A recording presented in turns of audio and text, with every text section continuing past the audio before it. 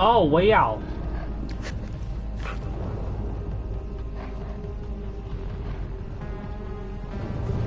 Oh, that we don't get to know who won that. Lame. Oh, that we didn't get to know who won that. Lame. Ow, my hair. Oh, I gotta type up my anti-scream spoiler message.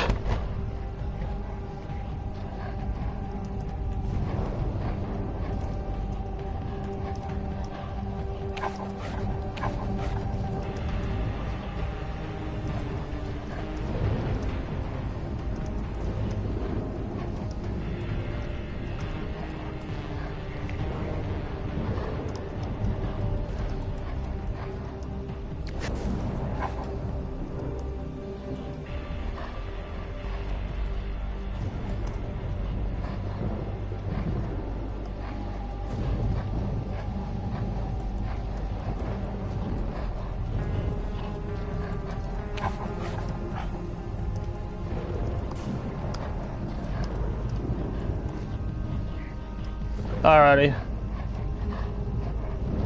Let's pin that. Alright, lads. Let's play the worst killer in Dead by Daylight all day. Yeah, they didn't look good. Here's, bruh, it's not gonna be worse than Ends. That's impossible.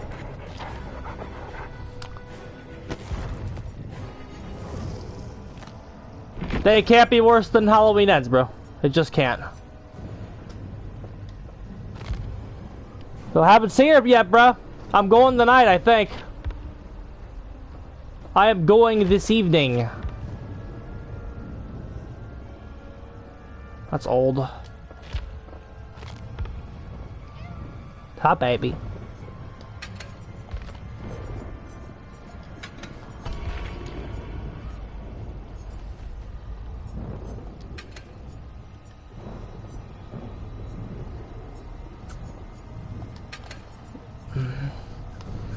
I'll do the 10% haste for 5 seconds. I mean, it's not very good, but like maybe it'll be okay.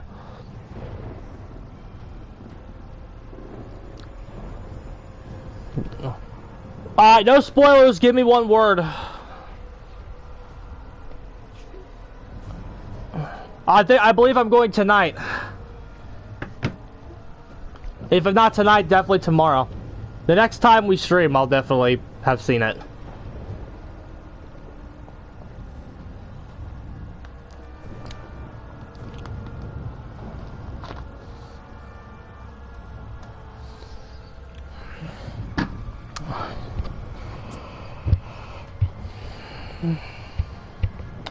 Just, how was it?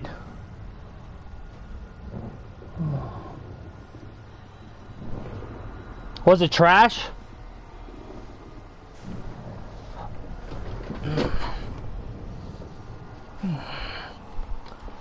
I just need a thumbs up or thumbs down. Like, what am I in for?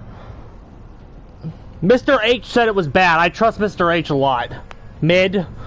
It's alright. Okay. But it can't be worse than Halloween Ends. It can't. It can't. It is actually not possible. 2v8's gotta fucking die, man. Get this shit out of the game.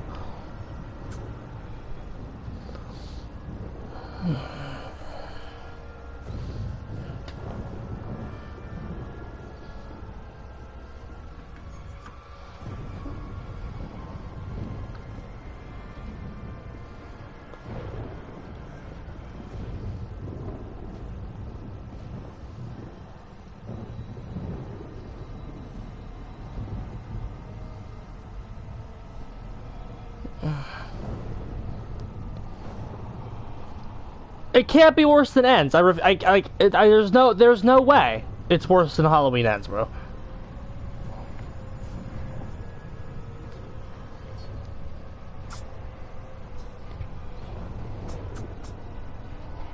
Because Halloween Ends is sucks shit from a straw. So there's no way. There's absolutely no fucking way it's worse than Ends is. It's 3 more days? Yeah, I mean, yeah, that's why we can't get any games. All the fucking casuals are getting a game. And as soon as we get a game, it's gonna be full of sweats. When we actually get a game, it's gonna be full of people we can't beat. Because the game's balance is too bad, and we're playing the worst killer in the game all day. Because I'm just saying, behavior now would have been they should have reworked Ghostface instead of Bitch Boy. They should have reworked Ghostface right now instead of Bitch Boy again for a 3rd time. Because of this, he's bad, and you know people are going to be playing him right now, people are going to want to be playing against him right now. Why not give him a little extra bump? Because now everybody who repicks him up that hasn't played him a little bit, because again, people are going to be playing him a little bit right now. Screams out! People are going to be playing him a little bit, and the survivors are going to want to know where he is. And so everybody that remembers Ghostface exists right now are going to go and reread the add-ons, and they're going to go, what the hell is wrong with this guy? They're going to play him, and they're going to get gen rushed and lose, and then the killer's going to go, what the hell is wrong with them? He sucks. You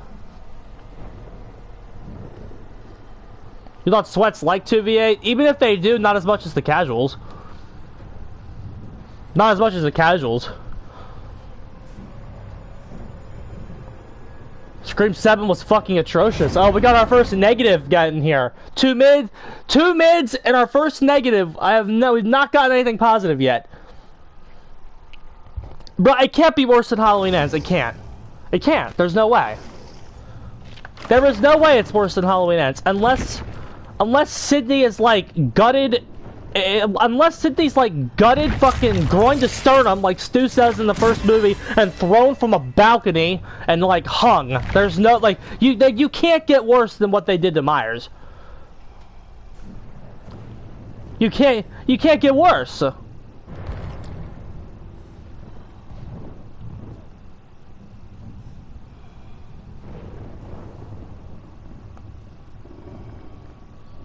They can't, unless Ghostface, like, rapes Sydney on screen, there's, like, it can't be worse than Halloween Ends, bro. The only thing that can make it in that conversation is if Ghostface actually rapes her on screen. Like, bro, I'm dead serious. That's how bad Ends was. And Joker 2. I think Joker 2, actually, like, you have to use rape to be worse than Ends. Because Joker 2 was worse than Ends. And Joker 2 had raped the Joker. Like, you have to go to some pretty sick, depraved places to be worse than Ends. Because again, at least Corey didn't rape Michael Myers when he took the mask from him. I can't believe that's a phrase I have to even say. That's something that has to come out of my mouth because Joker 2 exists. At least they didn't rape him.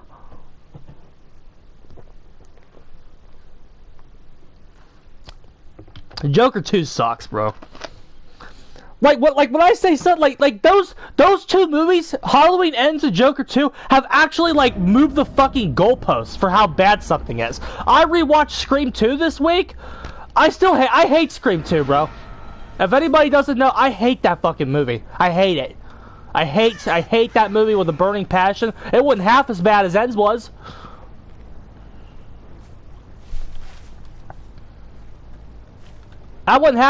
Scream 2 was not half as bad as Halloween Ends was. I hate Scream 2.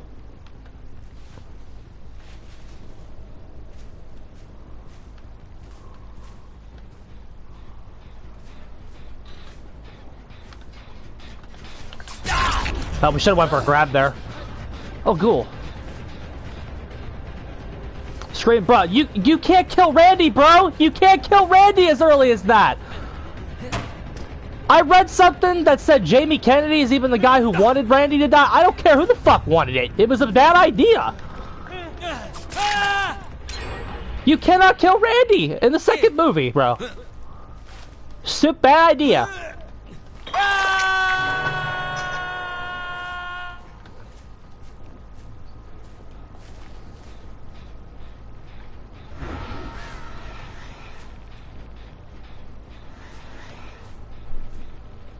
Then we just see the tunnel all day.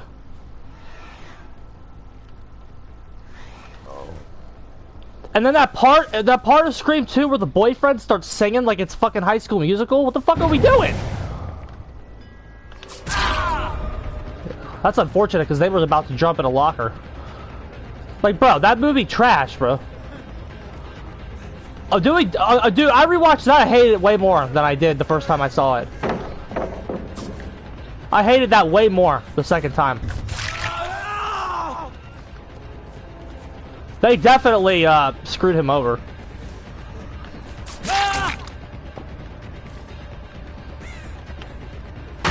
The way he dies is bad.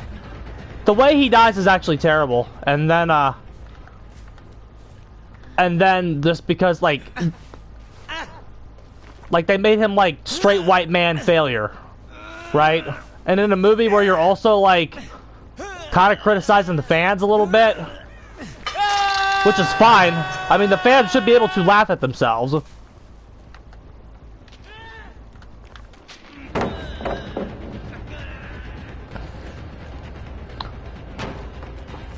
Like, I'm okay with the fans being mocked and laughed at a little bit.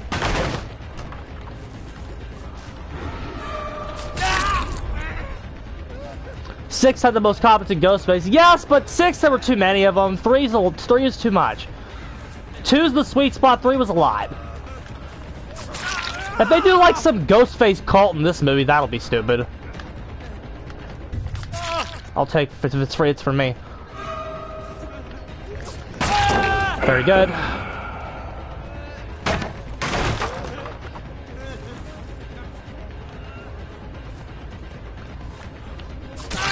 Very nice.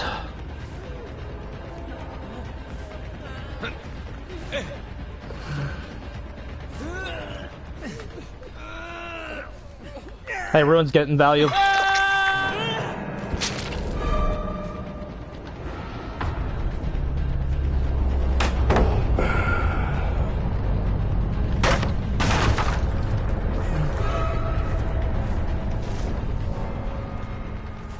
I'm not saying I'm gonna love it. I criticize my media with a sharper razor. Notice we haven't used his power like at all. And guess what? This has been our best game as him in a long time because we haven't used his power. Okay, that's it. Okay, that might not be an injured person.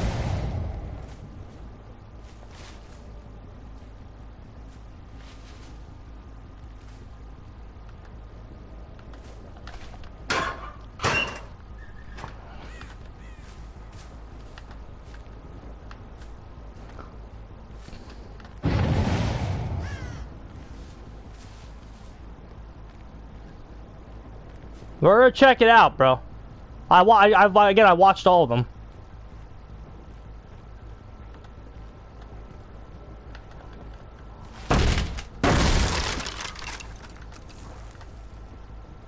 Not much over here to care about. All of our gens are over here.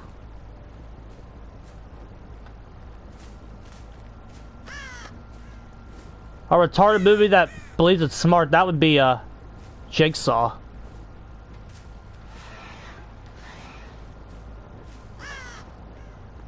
Halloween Resurrection. It's kind of like that as well. God, they're not touching anything. Halloween Resurrection really thought it was the smartest fucking thing in the room.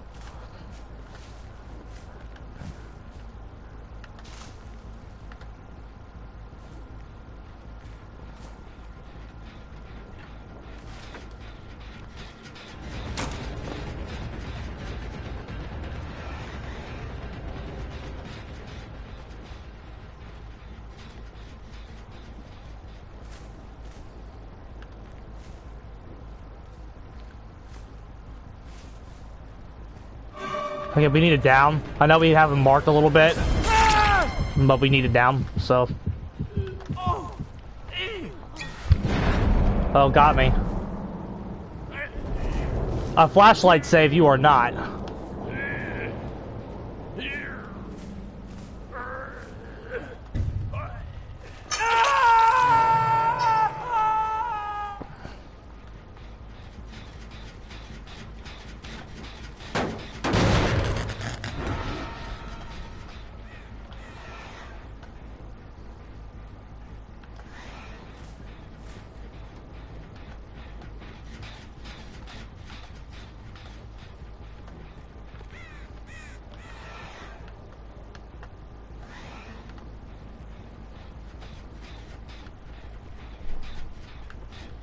Okay.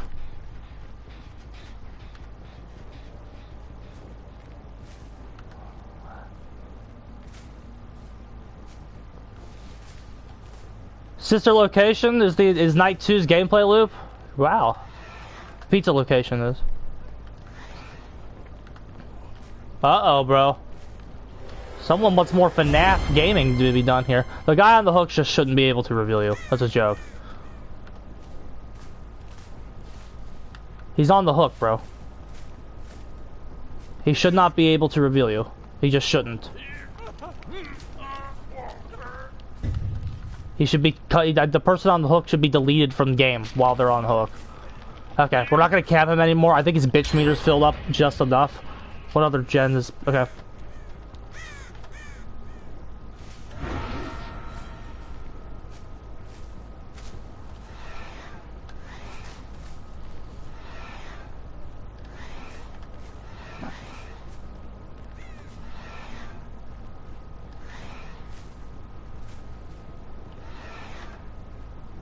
We just got him. He's over this way.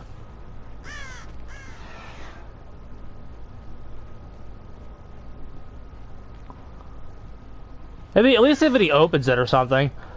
Like, I think the way to buff him is to like give him an extra Ghostface. Like maybe teleporting would kind of have the same effect, but you should feel like there's more than one around the map. They give him a partner, a legion kind of thing.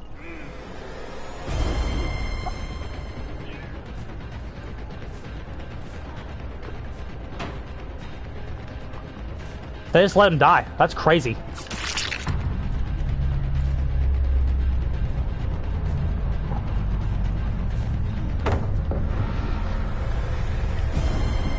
Ah.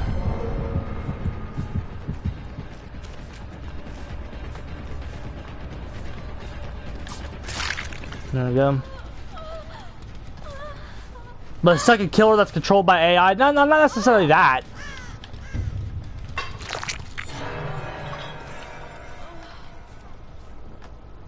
Just turning it into a 2v4 would be, I mean, like something to at least make it feel like there's more than one or something. You can only control one at a time or something. The other one, like the entity, like, and of course you could just shitball it in terms of lore. Like the entity is okay with there being more than one Ghostface on the board, but they can't be on the board at the same time. Like whenever you could swap to the other one, there's an orb of cloud, or like a dust cloud, so the survivors knows where it is. I'd be all right with that. But just two, and they retain their, and you keep the same exact power, except you add a mechanic to where you can turn into a second one. I think that would be the shit, bro, if you could do that. And again, I'm okay with them getting as many things as they would want to, like, have that. Like a global queue that you've switched, I'm alright with that. I like whatever it takes to kind of get it in the game. Because again, then you don't have to really you don't have to tweak the power very much if you do that.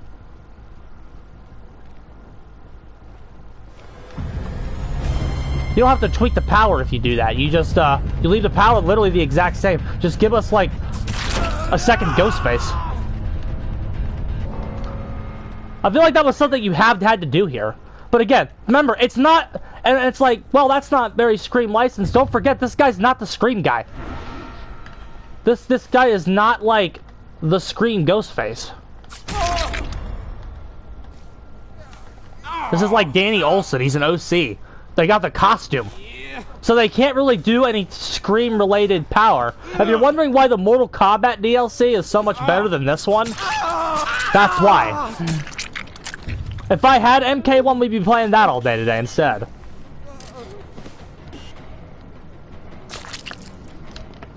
Would it be for map traversal? That's what it could be for. No, it's literally... Here's my idea is literally no changes to anything.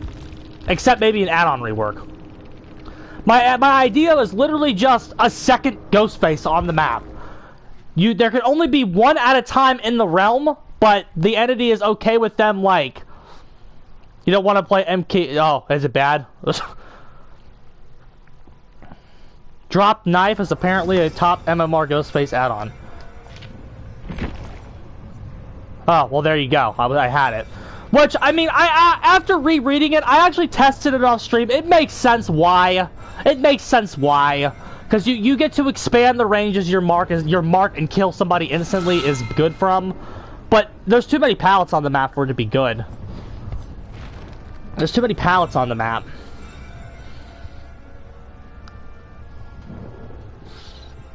I see why. As I read it again, 10% haste for 5 seconds is good.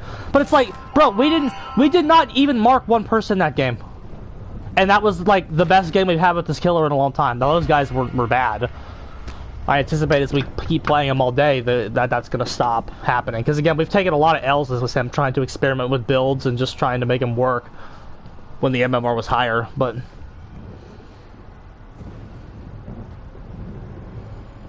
assist gimmick is ass. Yeah, bro, I hate assist gimmicks. I don't like assist gimmicks in fighting games. It makes them almost too complex. Because it's like, well, like, which combination is meta? You're not looking for your own character's meta, you're finding which combination is meta. That just feels like it takes too long. Now, yes, Sonic Fox will do all the work for you, but it's just like, we're not really finding the true meta, almost. You're waiting for Sonic Fox to find it for you. And also, if Sonic Fox is wrong, no one's gonna know it, because nobody's gonna even bother to check it. All the pros are just gonna emulate what each other are doing. That's how it happens all the time. No, like no one's going to actually challenge their ethos. It feels like.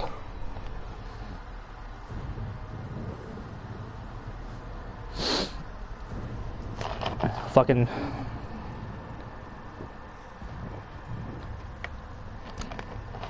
But like, okay, but yeah, my idea is again. This is a far-fetched idea. They're never gonna actually do this. They're never gonna actually give him a rework like this. But you get a set. My idea is literally a second Ghostface.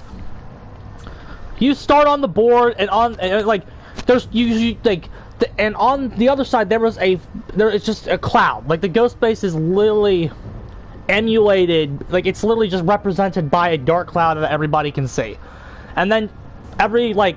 With a 60-second cooldown, you can swap your position with that position, and it's like a second guy. He has a slightly different skin, maybe some different attributes. Like maybe you make it so that one can only deep wound people or something, but he moves at like 140. Again, if you were creative, there's a lot of things you could do, but nobody wants to go in that direction. But again, I think it'd be better if like he just could keep the power gauge. Like the two would have the same power. You don't listen to Sonic Fox, bruh. Listen, he's a furry. I know he's a furry, but like he wins everything. You almost have to listen to him. Like if you're gonna seriously play MK, Mortal Kombat or Injustice for money, you have to listen to him. He's the god of the game. He's just the god of the game. The buttons being pressed, the controller that he picks up, the buttons that he presses, and the characters he plays do not care that he's a furry. They want to win. He wanted a Justice 2 major with Joker, bro. That's amazing because Joker is not good in that game, and he won a Injustice 2 major. I think he had to switch off of Joker one time, so it wasn't a 100% Joker run to the top because he had to switch off the character once because he was gonna lose if he didn't. There's no furry in the comp scene. Yeah, they're old games though.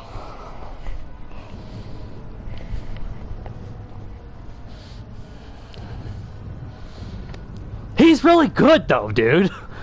And I also like he won. I remember he won with Alien. He won with Jason. He's a big DLC guy too, which might make the people inside the scene hate him because he always wins with the DLC characters as well. Like he beats you with Jason and Alien.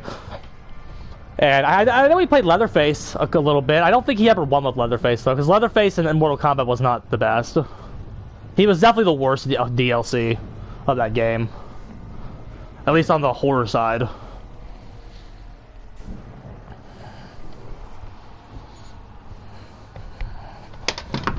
Well, Jason was, and then they buffed him because everybody laughed at him.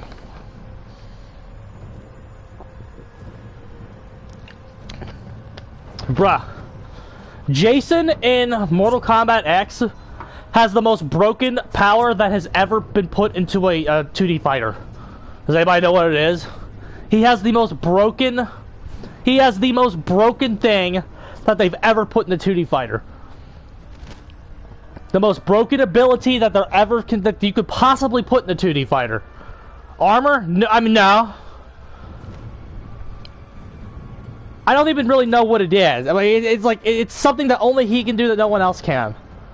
It's the most broken thing that's ever been put on a character in a 2D fighter. Resurrect, yes sir! The ability to lose your life bar and then just get back up is broken. It's inherently broken. Because it's like, no, you didn't actually beat me. You beat me? No, you didn't. I'm Jason. Resurrect. That's why the multiverse's version of it was so toned down. Because they saw what MKX did.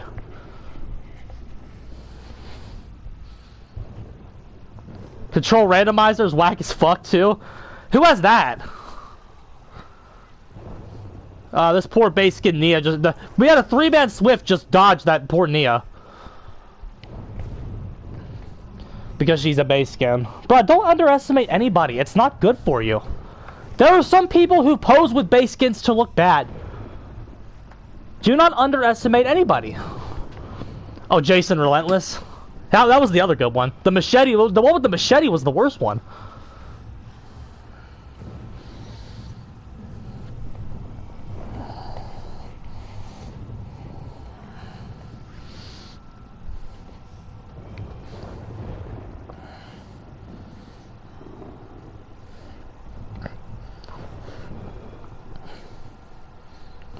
Oh, we like Jason here, bro. What's the 10th anniversary gonna be for this game? I feel like it's time to put Jason in, bro. I don't think there's any other chapter that you could do for 10-year anniversary. I think it has to be Jason. Doesn't the time feel right? Like it has to be Jason. There's nothing else that makes sense for 10th anniversary. You have to do Jason.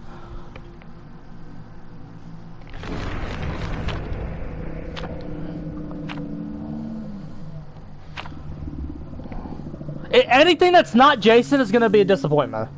You have to do Jason. Okay, if Pennywise gets in, that would be acceptable. Pennywise for 10 years, I wouldn't, but again, you have to do Jason, bro. We're all sitting here, everybody who plays this game wants Jason in it. You gotta get him. He is the last big thing everybody in the player base wants. So you have to get him. The game does not feel complete until Jason is there. He's the one guy we're missing. Like, you got Pennywise isn't in it. Pennywise isn't in it. Neither is Art the Clown, who is working his way towards deserving a spot. Art the Clown, honestly, should get in. Oh, no, we don't need another stalking killer. Jason should be like brute force. I think you gotta do something with expose, and I think you have to let him break pallets somehow. Which, again, those aren't the two most... That's like the worst ruined spawn at this map. This map sucks. Oh, I didn't even see him there. Drop it. Hell yes, sir. Okay. This is so cancer. We get him here, I think.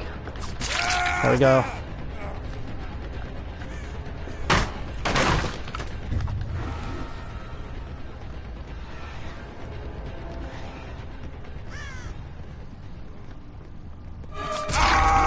Hey guys, I don't ever want to hear that I'm bad at this game. I hate when people tell me I'm bad at this game.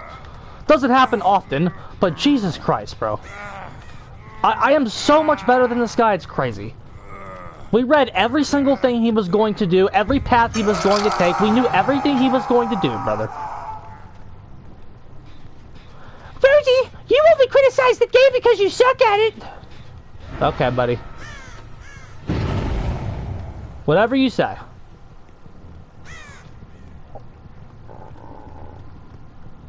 Okay.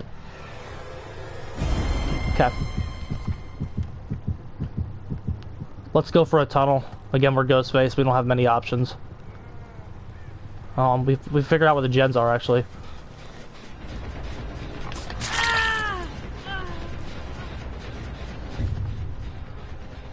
It doesn't happen often, but every now and again we get that stubborn motherfucker. Okay, 10% haste. Can we use it? Not really. Oh, bullshit. We had her. Well, maybe I am actually bad at this game, guys.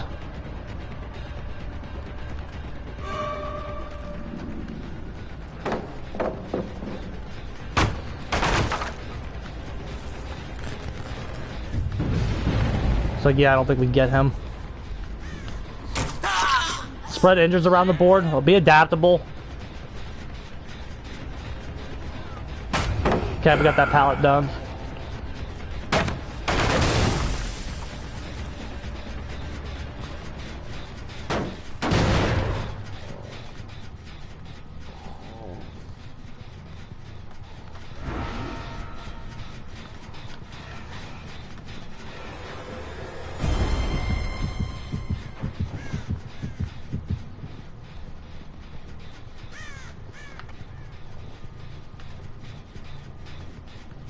Let's go get back over here and get the Cheryl. Probably should have did that earlier. VII and come over here.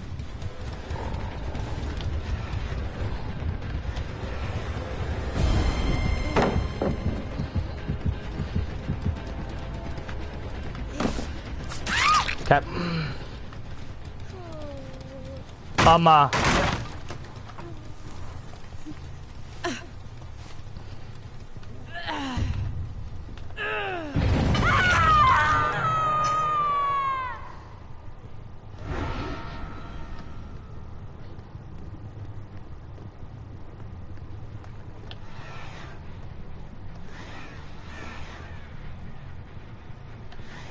Okay.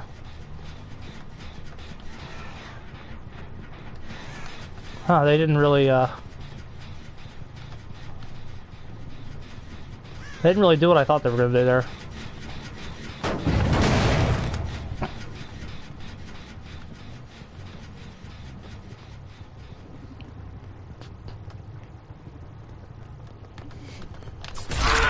There we go. Go ahead and take this hook. This isn't gonna be a tunnel game, it doesn't look like. Let's put him in the middle.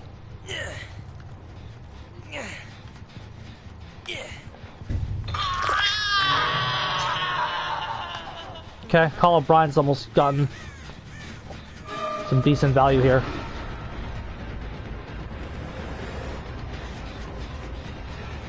Okay, good, very nice. He's not gonna be stupid and do it again, is he? Or is he still here?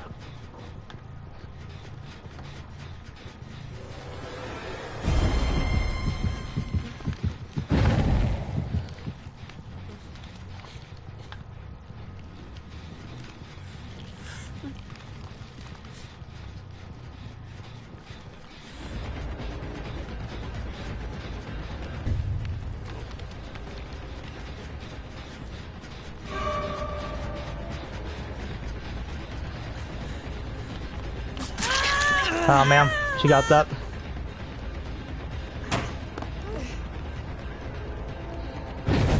Nah, we don't get her. We get pallet smacked, even with Q. 2 marks.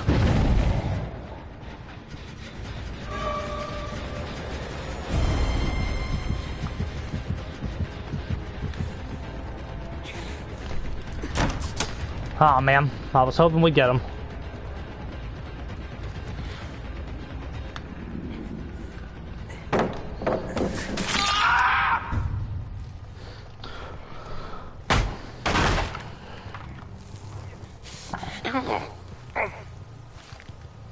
break windows. That'd be cool.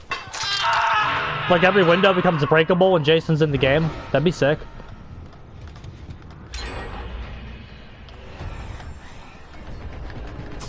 Very nice. We don't have a hook stage on him though, so he is not that important at all.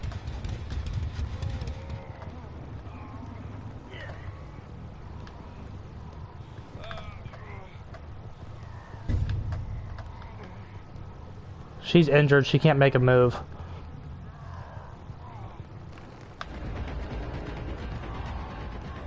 David, we have 99.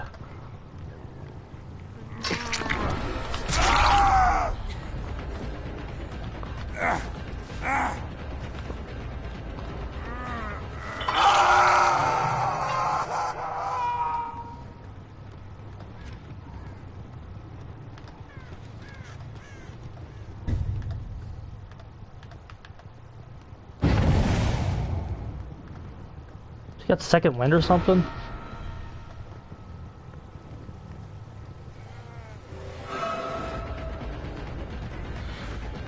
Second wind DS. Oh, it's a god pallet.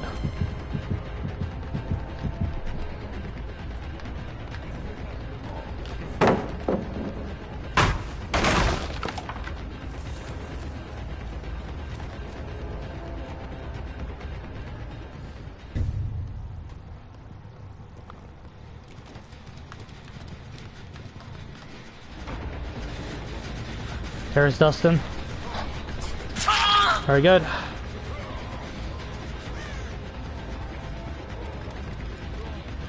Force him over here. He's got the flashlight. Call blindness.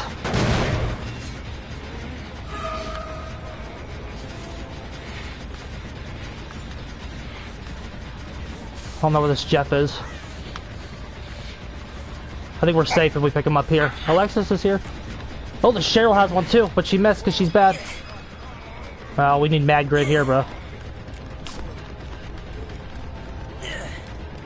Go for a different hook. Oh no, we don't have it. That twist killed us.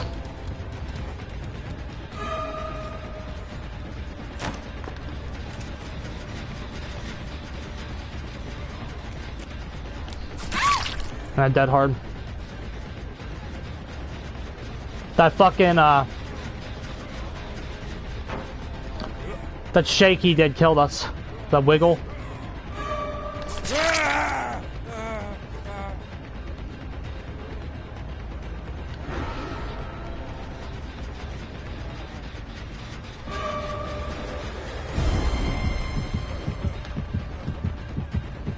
He did a wiggle that murdered us there, bro.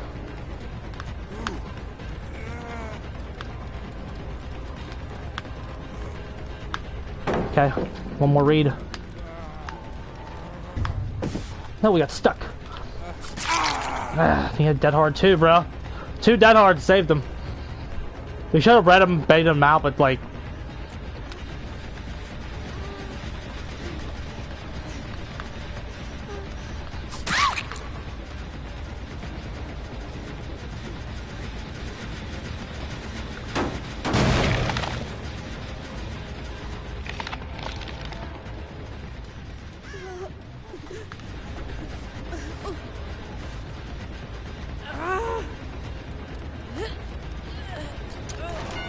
You are definitely excited Pop Goes the Weasel's coming back. Oh, we couldn't get him anyway. There's only one hook there, bro! The hook was in the other room. Or was it over here? No, that hook's way further away. We shouldn't get that to Hook's aura. We should not get that Hook's aura at all.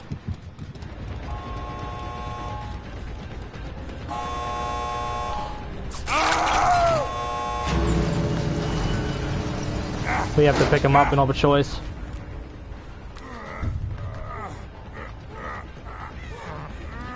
Bro, that hook's... Oh, we have one up there. That's still really bad hook spacing, though. We have one Cootie left, we could still get him.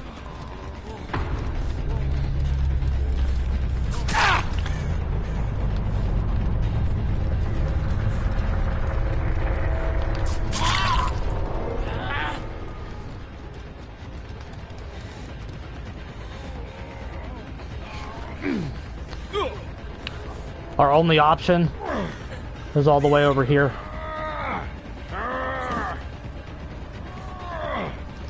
Put him down. Dustin's trapped. Ah, we had him.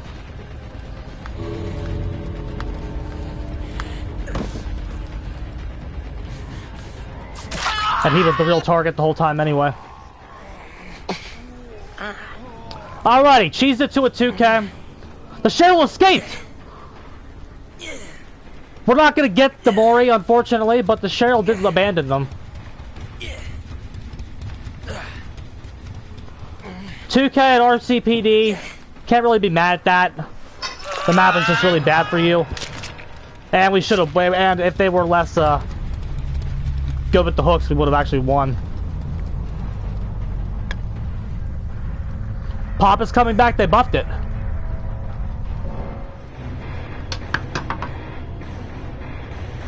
Pop, the pop change is a buff, everybody.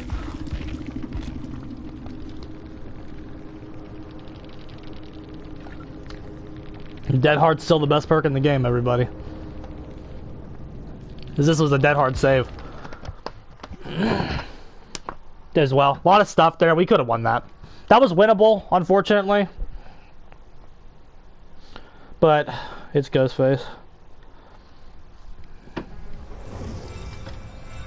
The pop change is a buff, everybody.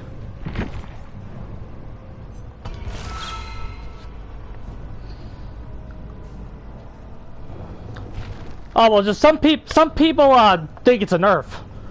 They changed pop to 15% of total gem. Right now it's 15, and then right now it's 20% of what they have.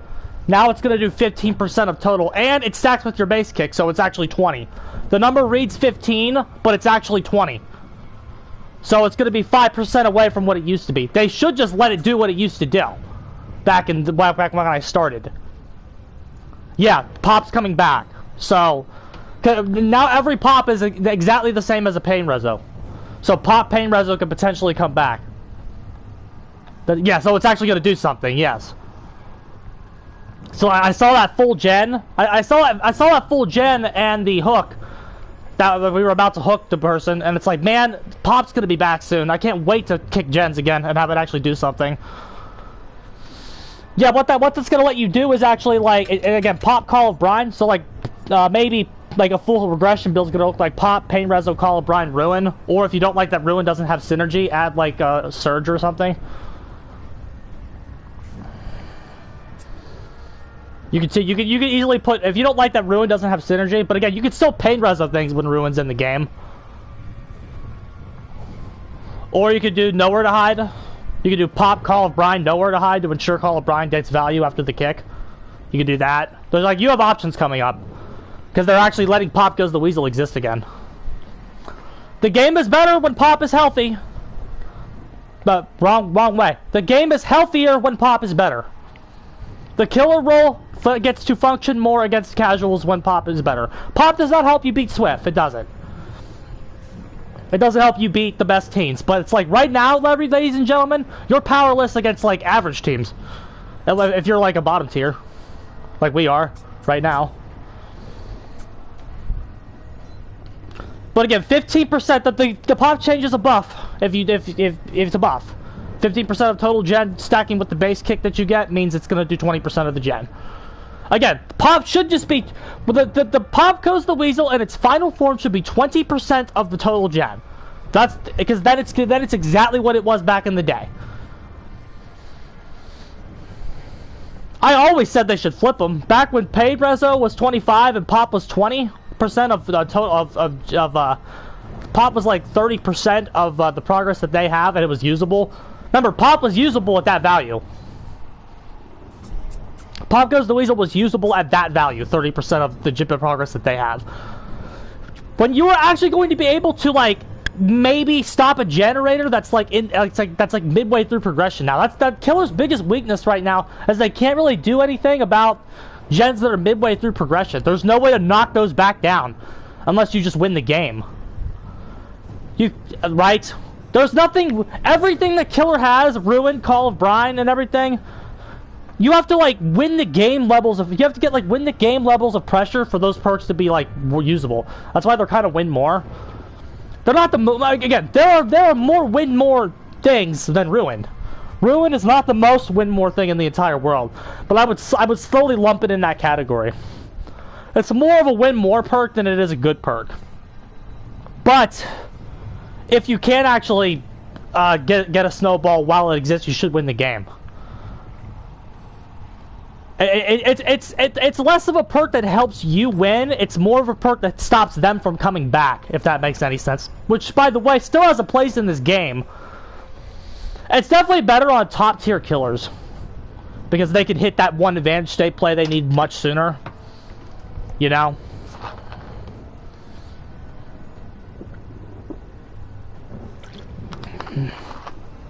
You know, gamers, 6-minute queues, bro.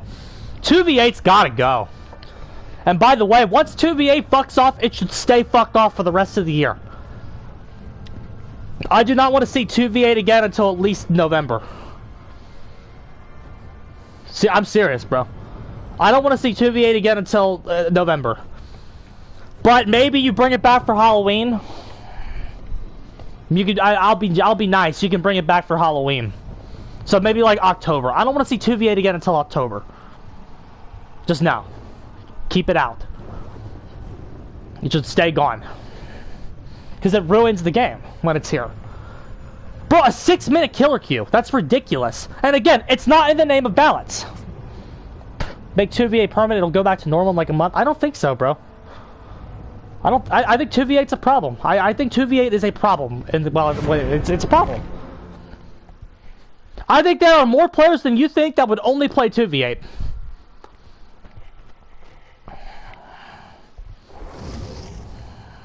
They would only play 2v8.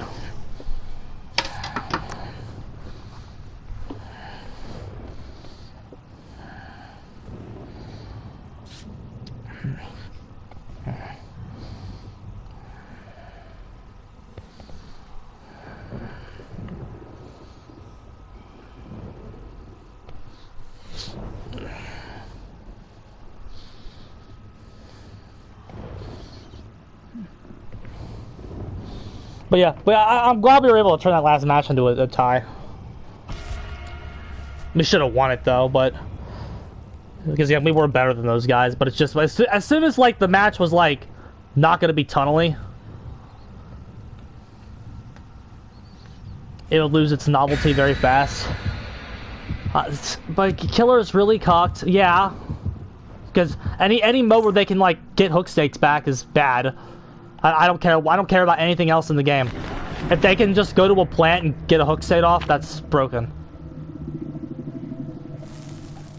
I don't want 2v8 permanent. I don't even want to take the risk.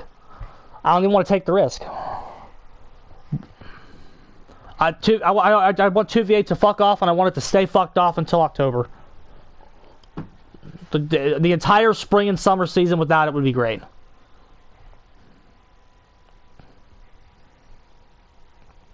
Because these long queues are not in the name of making the game better. Make it a separate game. They're not going to do that. Because they can't let this game die. Because it's a live service. And they would have to renegotiate all their contracts with the licenses, which they don't want to do. So they have to keep this game alive. We got another very bad map.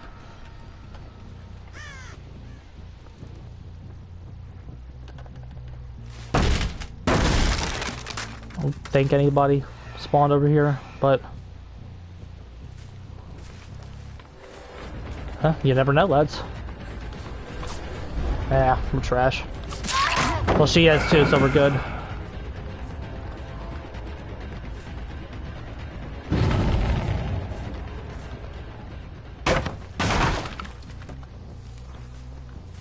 Permanent and customs. I still think that just hurts the game.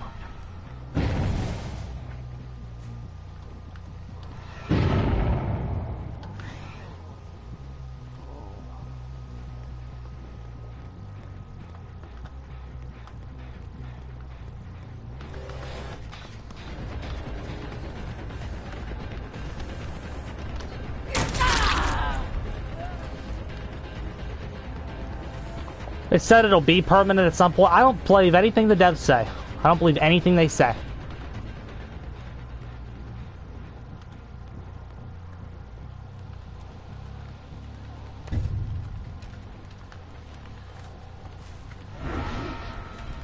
I don't believe anything the devs say, because they've said a lot of things, and they literally told you in their stream on Thursday that bitch boy is only losing 4 blades. He's not losing 4, he's losing 8. And they straight up lied to your face, or are just bad enough to not even know what they're doing. Like, they straight up either just lied to you, or they don't even know. Both options are equally unacceptable.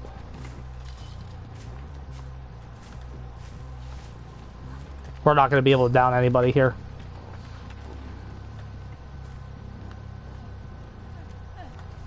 Okay, good.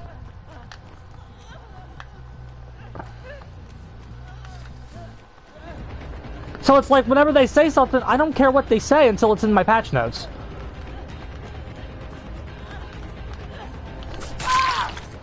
I don't respect you. You play Survivor. Why would I respect you? What have you done to earn my respect? You play Survivor. The role is wimpy as fuck. I don't respect survivors. Okay.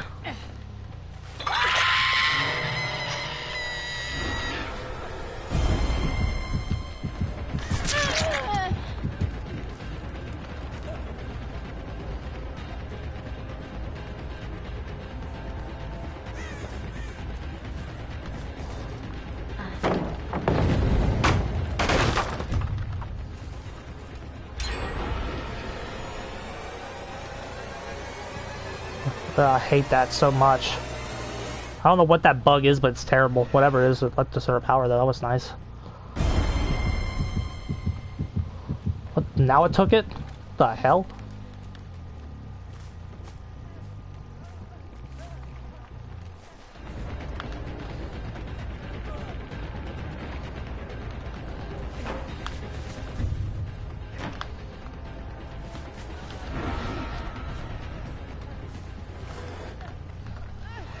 Oh, we had her.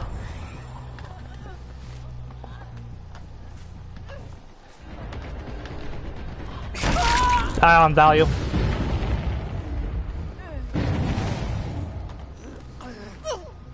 I don't think she has fucking DS.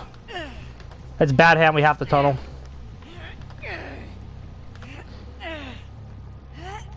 Don't tunnel, you don't win. It's that simple at this map.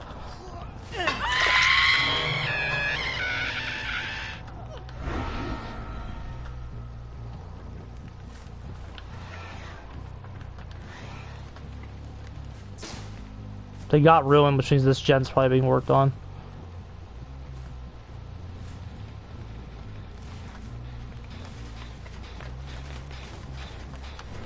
Oh, it was. I didn't even see her. Because she has Iron Will, lads.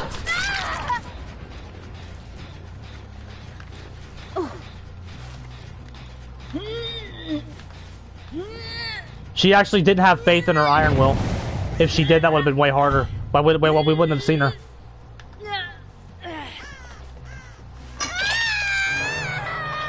Setting ourselves up with the next play for after the tunnel's over.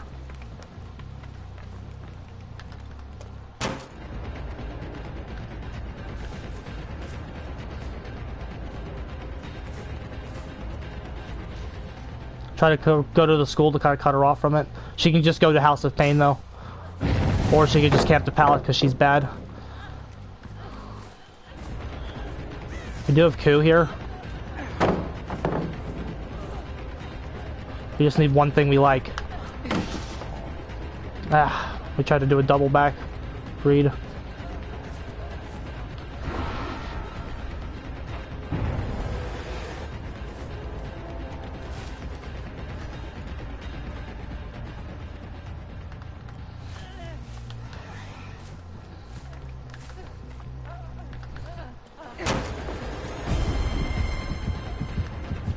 Shack is solved. I don't really try to mind game it anymore because it's solved.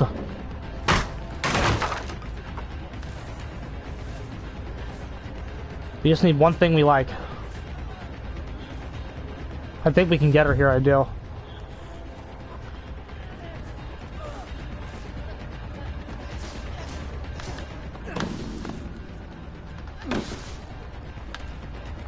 So we have bloodlust with the coup.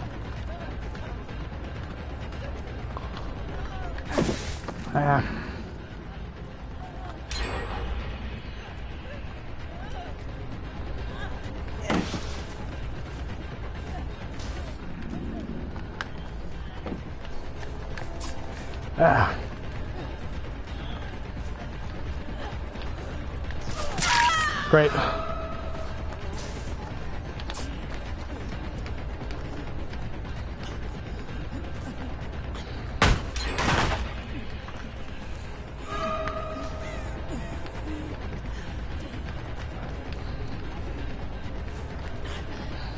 Big ball stack. Okay, there's one right here. We should be good.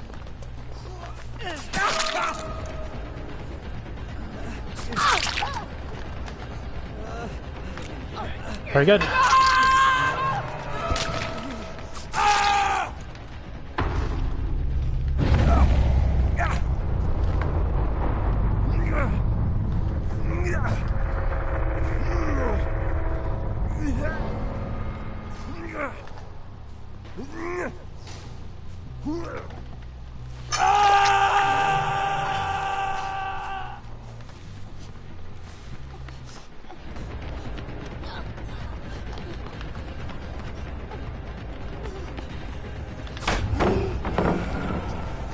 I don't know where the other gen is. It's right here.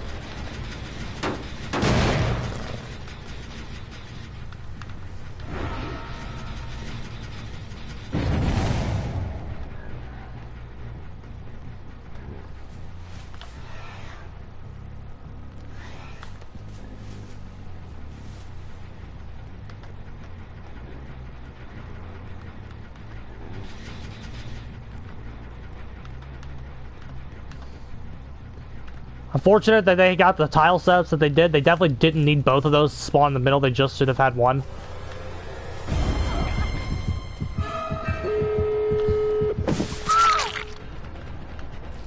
They definitely just should have had one there.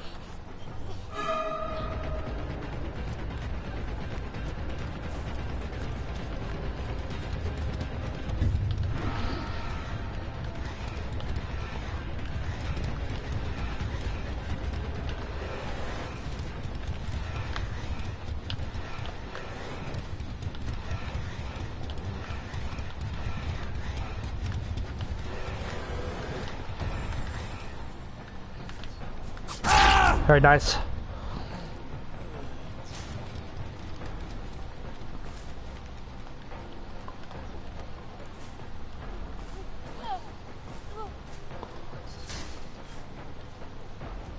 If she's at the gate, we can push her out and get the win.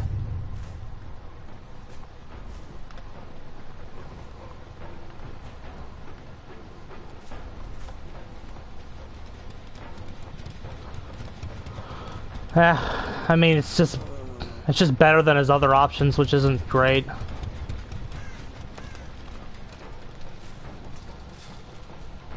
Okay, let's play more padded defensive now. We're getting we got a shit map with bad ham.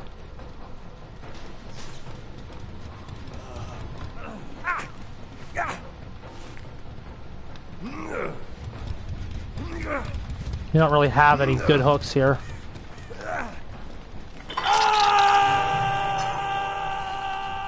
But they haven't gotten that gate yet, so this is a good hook as long as that gate stays closed.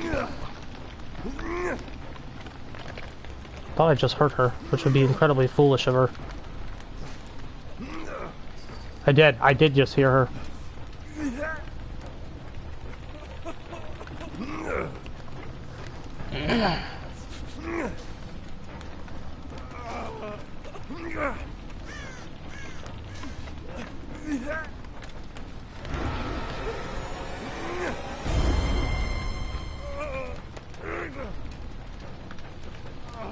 They have another way to come out and get us through the school right there. They're not, they should be healing.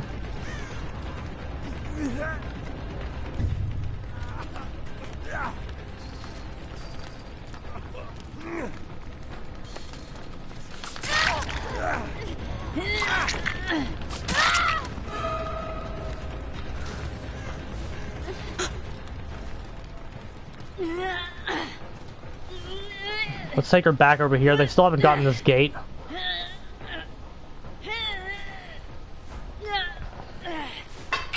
And with 60 seconds, I don't... Oh, sorry, 70. 70 seconds, I don't think they can. It's not like it's like halfway done or anything.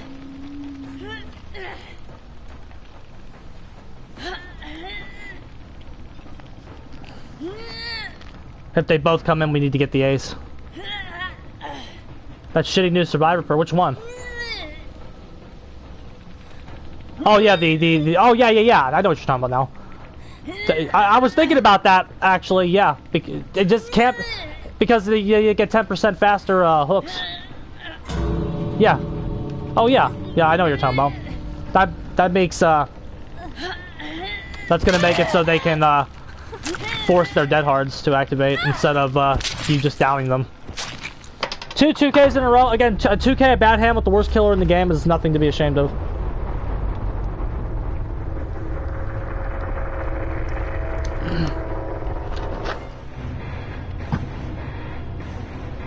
Right. But it's like, I don't know if do they the only response I have random is, do they really need that? I don't think Swift's gonna give up that perk slot. Again, maybe one guy with it, but like I don't see that being a 4 of in Swift. They've been beating you without that perk for years. I don't see them just giving up their precious bloatouts to use it.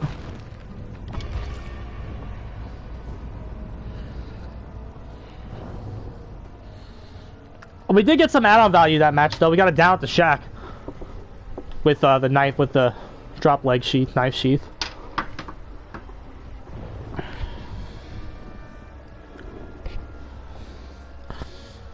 Especially random because like, okay, let's say they try it with one guy. They try that new perk that lets them heal, do the 10% faster unhooks on one guy. Okay, well if that guy's the guy on the hook, that doesn't help you. And so once that guy starts beating the guy on the hook, they're gonna remember that they don't need their speed to do that. Because remember, Swift wants to be beating you, right? That Swift wants to be beating you, and part of the reason that they want to be beating you is because at the end of the game they can do double rescues instead of having one guy having to do a hook trade. You know what I'm talking about? They send 2 people in. One person tanks the first hit, the other one tanks the other one. So like they don't need that perk to beat you. And so once they realize that they have that strat, they're like, well, we want to be getting advantage anyway. So at the end of the game, unless he's playing like Leatherface, we can do that. So they're gonna just remember they can beat you without it and then not use it. Because again, a lot of the perks in this game for survivors, they solve non-existent situations for Survive with Friends. A lot of the things that they survive, Swift doesn't. They say solve. Swift doesn't. Swift can just beat you with the base mechanics of the game. The problem with the game is another problem with the game. There's so many problems with the game. Is that because fucking survivors are so much stronger in the base kit than you are, they have solutions to so many in-game issues that they could face with their base kit. And so, I mean, yes, they could run the perk that gets them 10% faster on hooks at the end of the game, but if they're at a situation where that perk would be useful, likely the game has already fallen apart for them. They'd rather bring stuff that stops the game from falling apart for them, like Dead Hard and Sprint Burst, and just the same shit they've been running for the last 10 years, bro. They don't need they would rather use their base kit to solve that issue. They would rather just tank with 2 guys because they don't need a perk slot to do that. They need good teammates. That's the issue with designing perks for Survivor, because it's like, oh yeah, that could be good, because again, that perk you're talking about, it's gonna do what it's designed to do, which is stop endgame camping. It's going to be very good at doing that.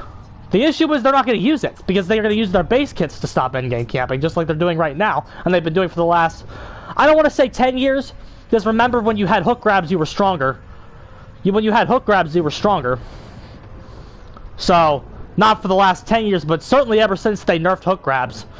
Thanks, Otts. Herman's in the building, bro. How are we doing?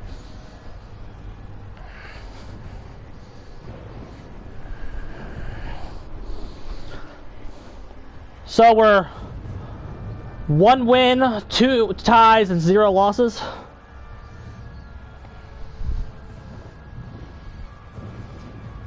Well, another reason Hit and Run is dead right now is because the pallet density is too high.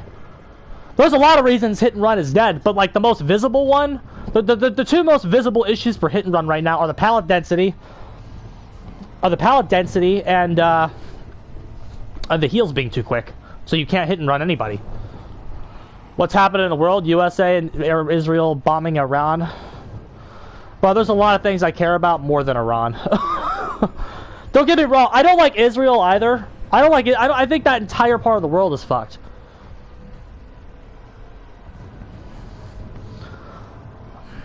I think that whole part of the world is fucked, bro. Israel is not even the size of New Jersey. Like, no, I don't love Israel either, but there's a lot of things I love more than Iran. You know what I'm saying?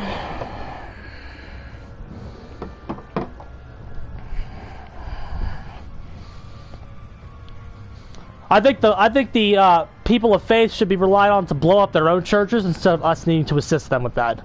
They've been blowing up their own churches for the last fucking 3,000 years. I am keen to let them continue.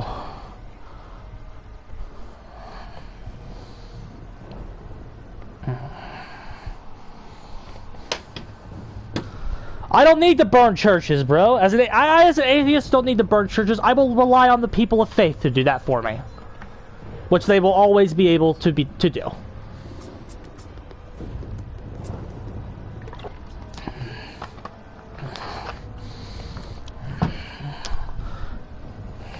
I don't like sand. It's coarse, rough, and irritating, and it gets everywhere.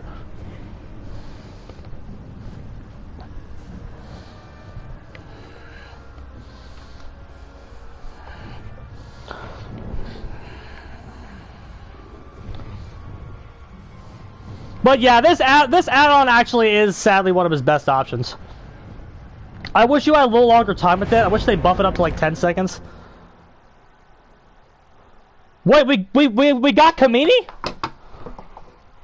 Did we? We actually got Kamini? Fuck that guy.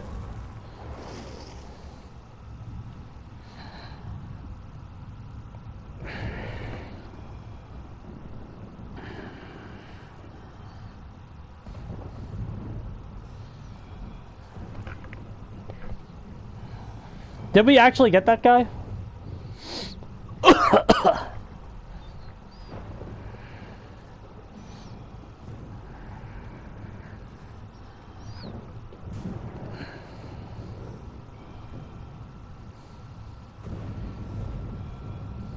Yeah, photo of the body showed 10 minutes ago.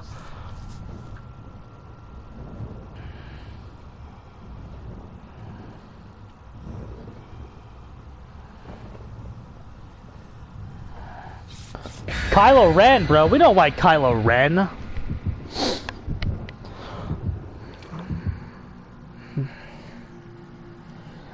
Alright. That man isn't a fun guy, so.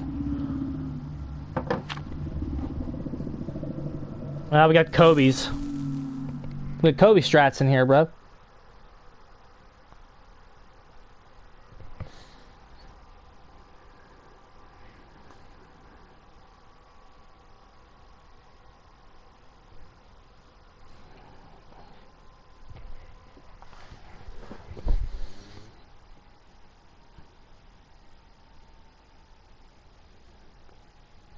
And being dead doesn't matter, we just install our own dickheads and wait 15 years for it to fall apart again. That whole area of the world is just a mess.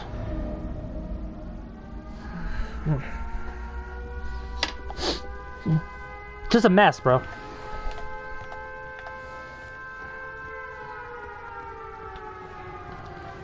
Oh, we got somebody.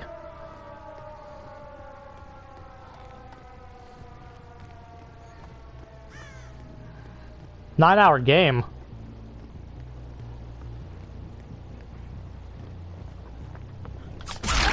Yep, I read everything she was going to do, gamers.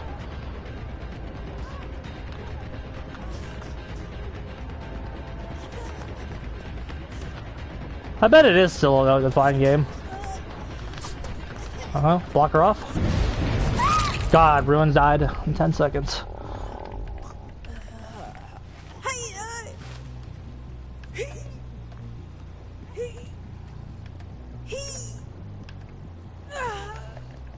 Bruh, the issue is, I don't care. I'm black and white, bro.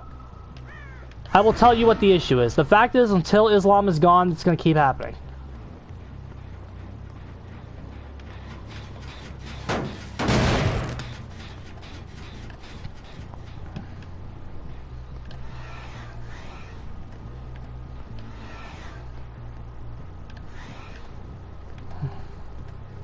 It's religion, bro.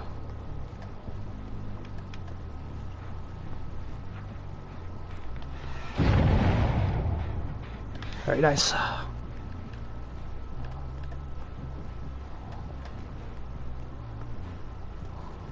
I've identified the key issue with this planet since I was fucking 15 years old, bro. It's religion.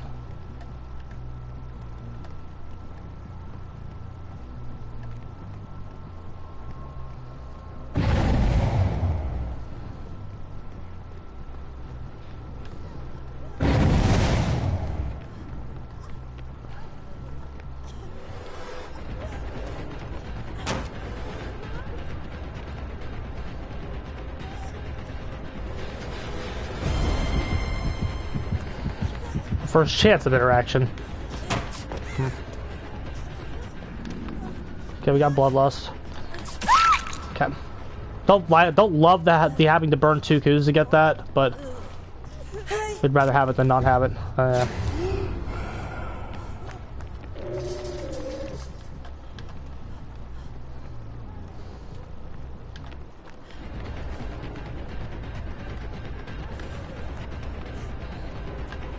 That's why we don't love having to burn both coups to get that.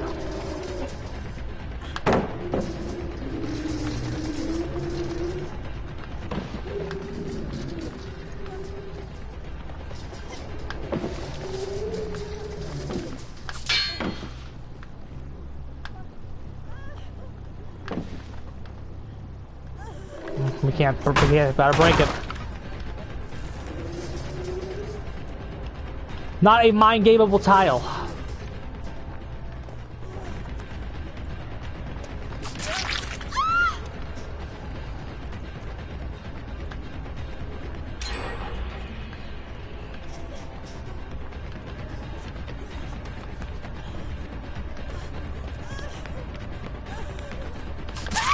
Okay.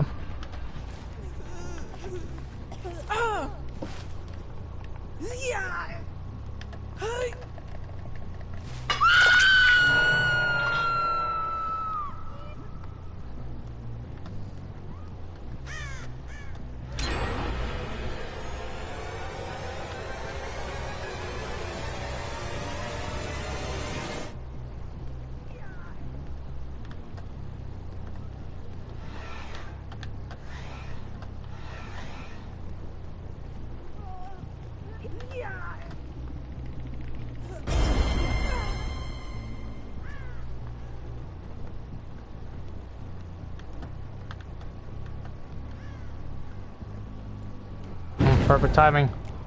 Swift timing as well. If we got 4 coups, we can get her.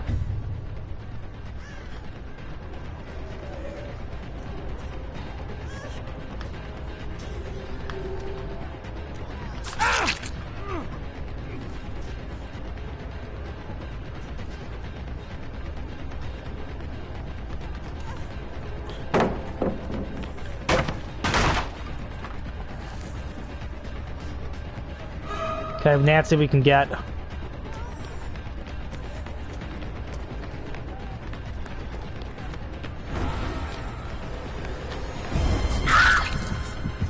that's good value.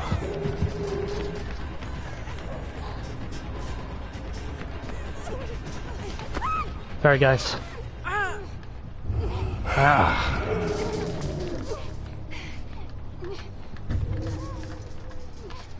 Every second chance perk in the book, bruh. She's got it.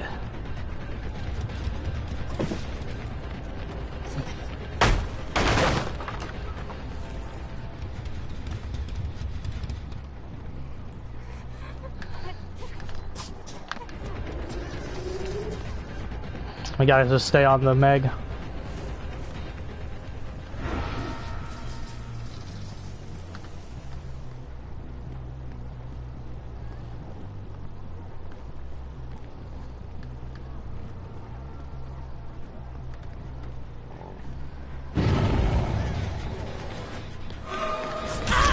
Not that hard. We're just trying to burn through all of her shit, bro.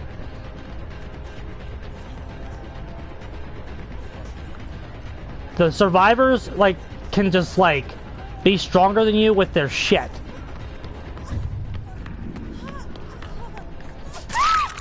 We finally burned through all of her shit. Finally burned through it all.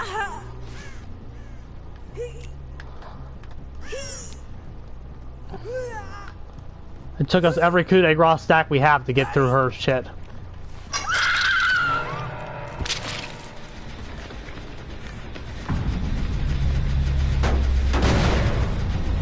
Let's see, when Pop is back, you're gonna be able to just be able to have a chance to save that gem.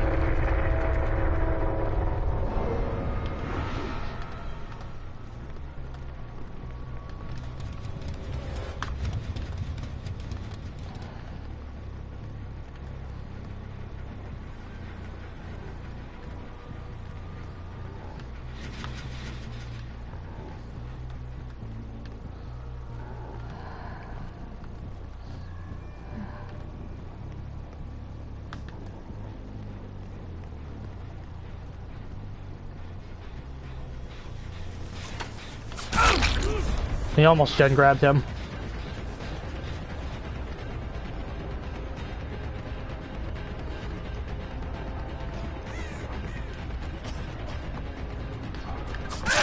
Very good.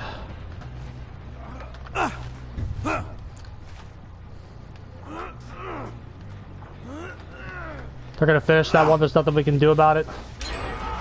Oh my god, the hooks, bro.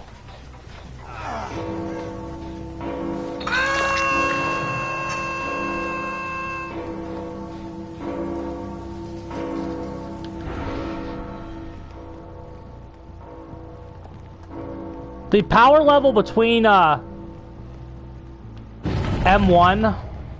and basic M1 trash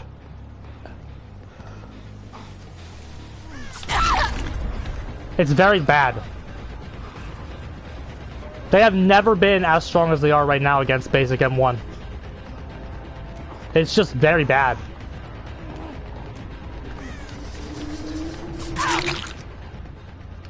If he has it, he has it.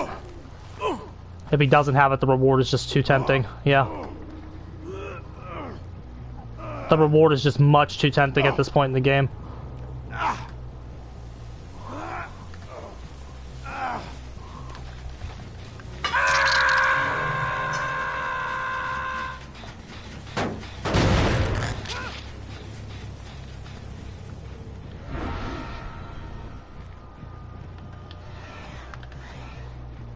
Okay, we read the Nancy pretty good.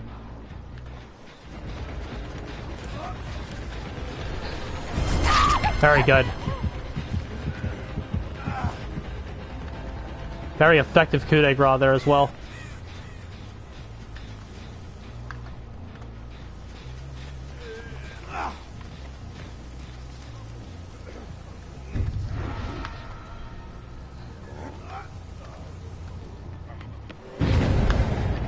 Okay, we gotta go get him.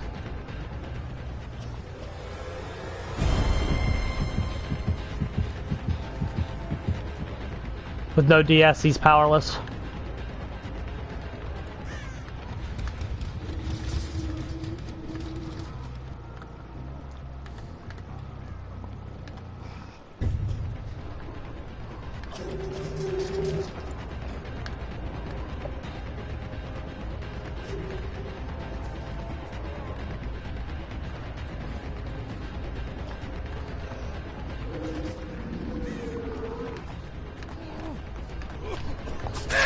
Very nice. Not anywhere as near. This guy's not anywhere near as good as he thinks he is.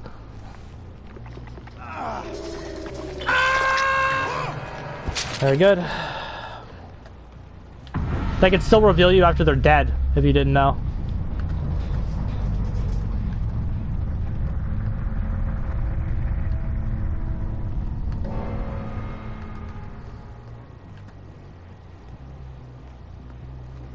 She's complaining about tunneling. Bro, she had 4-second chance perks. If the game was fair, that fucking Meg died way sooner, because she wasn't good.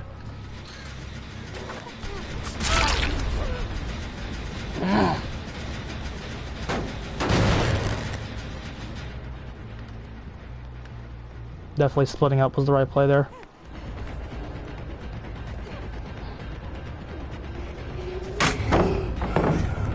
Yeah, we're trash. Well, you're losing to it, so... Hi.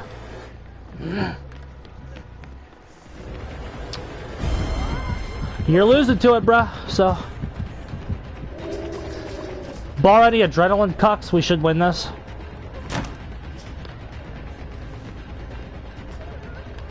Okay.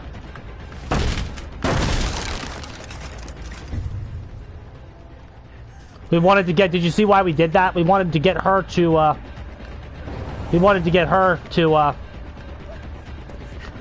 Potato teammates. The Meg lasted way longer than he did. The Potato teammate, he was the easiest out of the game. He should have played like his Potato teammates.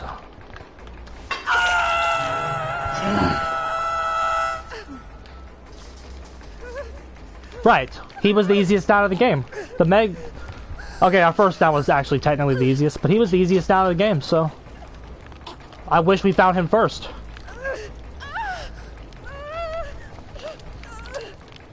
So, yeah.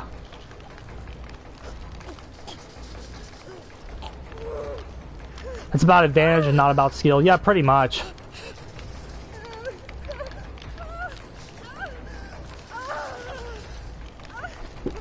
We're also the worst killer in the game. Is that her right there? Is she just sitting there? Are you just sitting there? What the fuck are you doing? I was like, I see that charm, bro. That better be fucking done. It's not done? What the hell is this person's fucking, She just handed me a 4K. She just handed me a 4K.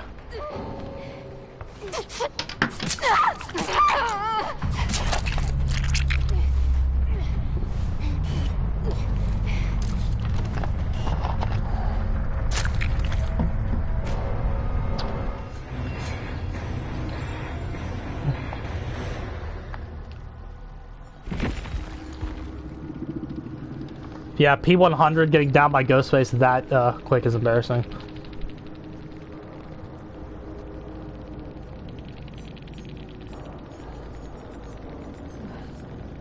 The person who lasted the longest and had the most game sense was the person we killed first. They had the base skin Meg. She knew how to use Dead Hard. That's all you need to beat M1.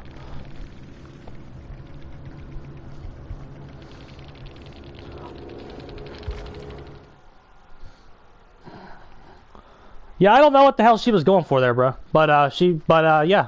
Jeezy.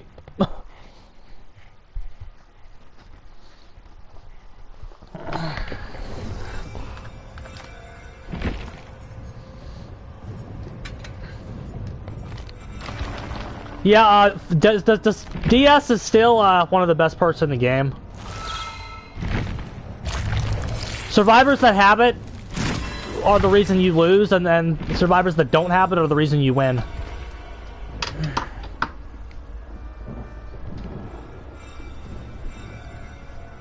Because again, if that Twitchy had DS, we would have lost.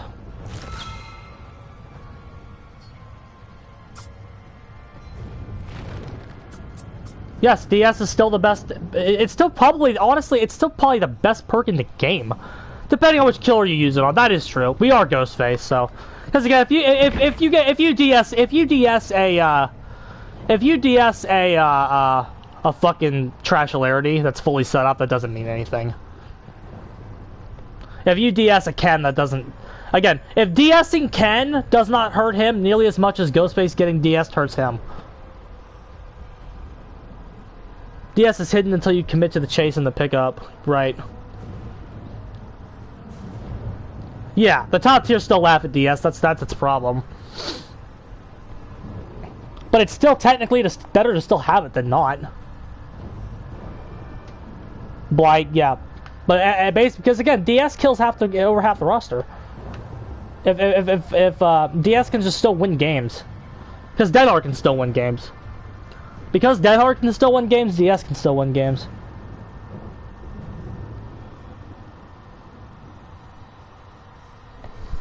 I think you're right about that, Random. Well, they gutted Wesker in the new update. Bro, I've always said Wesker was bad. The only reason that Wesker ever worked was if it was exploits. You take away if you take away the exploits, he's nothing. Because his power's not good. His power is not good, bro. Now everybody has to play Wesker like me. And you can't hit survivors with that power. Because all that killer had was exploits. Wesker's pretty mid. Well, he had exploits. That's why he was good. You can do things that were never intended.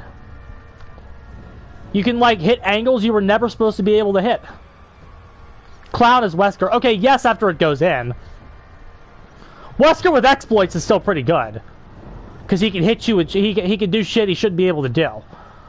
That he shouldn't be able is a strong word. He can do things he wasn't designed to do. He can, and again, behavior sucks, so they're never going to find that. And a power designed around going into straight when every tile is a circle. Correct. That's why every exploit makes you able to go around in circles with it. Every exploit he has is designed around trying to add circular motion to his power. Power designed in a straight line when the game revolves around in circles. Yeah. You need to have speed and be able to rotate around shit, aka clown. That's why Dracula's wolf is bad without hug tech. Everything that's linear in this game, and think about it, everything that's linear in this game has required exploits to ever be good. Did Blight get hit?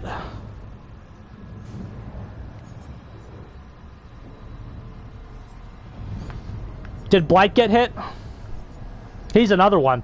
Although the good Blights, if you actually watch a guide produced by a good Blight, you will see that every Blight says not to rely on hug tech because it can be patched any day. Yeah, good Blights use bump logic to get you. Every Blight I've ever seen says every Blight guide I've ever watched say don't rely on hug tech because the guide I watched was from not too long ago. I think they can still do it. Because every Blight that I saw... I watched the Blight guy from a couple months ago. Bitch boy's dog shit? Oh yeah, he's terrible. We already went over that though. Yeah, good Blights just use bump logic. The better Blights in the game have always just used the mechanics to get you. And to get you with transitions. Hug tech's for losers, yeah. Hug tech is for losers because it takes 12 hours to learn and the devs can patch it out whenever they want. So why learn it? So it's stupid. Every Wesker that learned it is now experiencing that. All those hours you put in, time wasted. Because your character was never supposed to be able to do that. And so the devs get rid of it, and now you're saying that they killed your character. Your character was never supposed to be able to do that. Now again, I don't think it was a problem. Yes, 110 in modern DBD is a death sentence for any killer. Being M1 trash is a death sentence. That's why Ghostface will never be good unless they give him a chase power. Even if they did my idea of adding 2 Ghostfaces with the same power, he would still be M1 trash. So he wouldn't be that good. Except if you transformed into the other Ghostface at a tile. But then your 1v4 game would be hurt though. But yeah, 110 is a death sentence.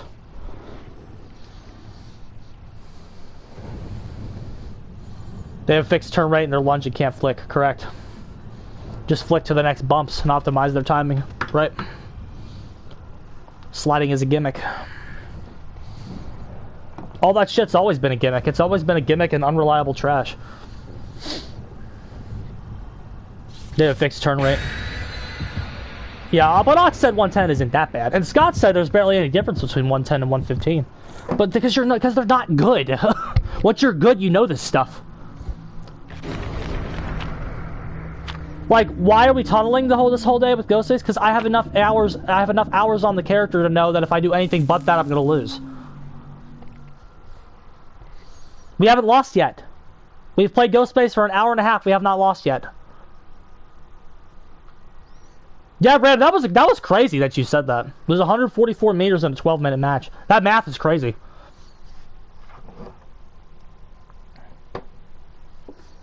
.110 is bad, but bro, they should let you try a 115 variant on Bitch Boy with 6 dagger hits. Let me try it. How bad? This would be the place to put it in because you want him to see some play. Because you're reworking him. You want him to see some play. Let him go. These devs really need to just let killers go, bro. Let us go. Stop with the leash. Let us show you what your characters could do if they were designed a little bit better. Because again, you give us a tool, we'll use it. The problem is these killers aren't tools. We have to work with their limitations.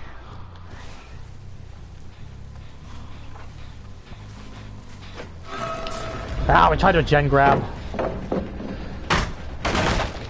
I wanted to get a grab. Gamers.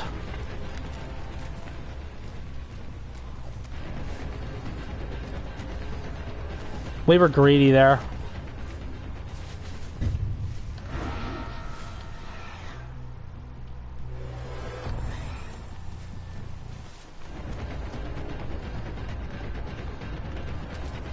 Yeah, no add-on value. Too far. We're still learning the distances with this stupid thing. There goes Ruin in 10 seconds. Yeah, GG. That's the game.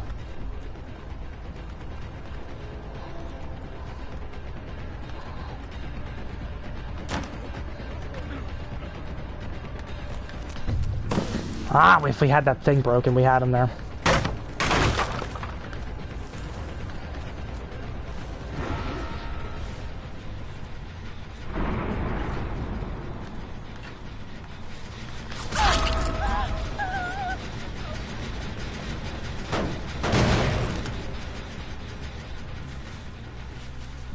Ruin's not cutting it. That's why I'm excited for Pop to come back, bro. I'm very excited for Pop to come back.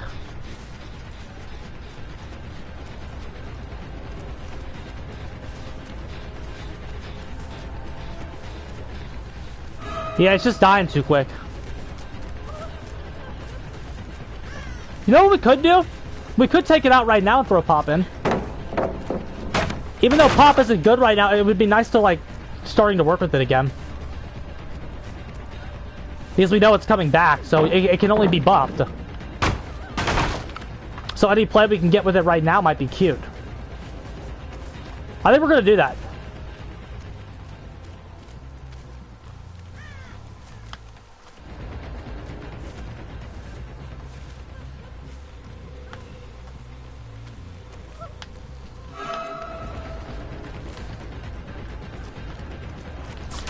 Okay, so we'll take that other option to be opened up. Like, look at this. She knows that the tree's in our way. God, look at that. There's an invisible barrier on that tree.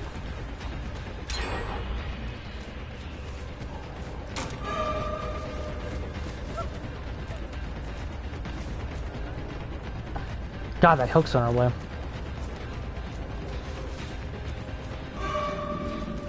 Okay, we got bloodlust.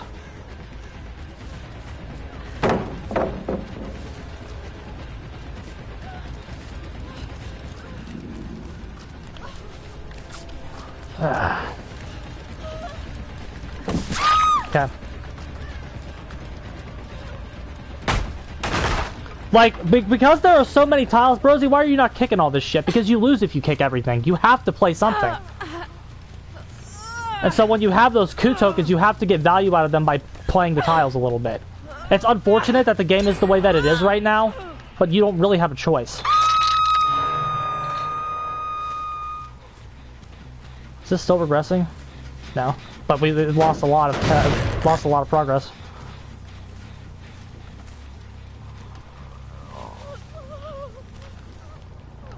We know where two people are.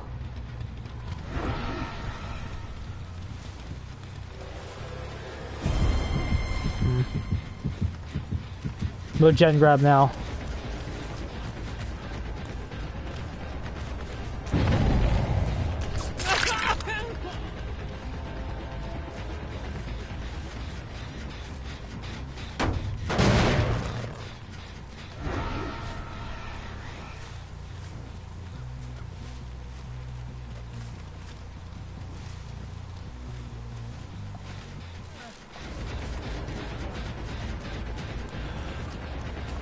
Did we get him? Yeah, yes we do, yes we do.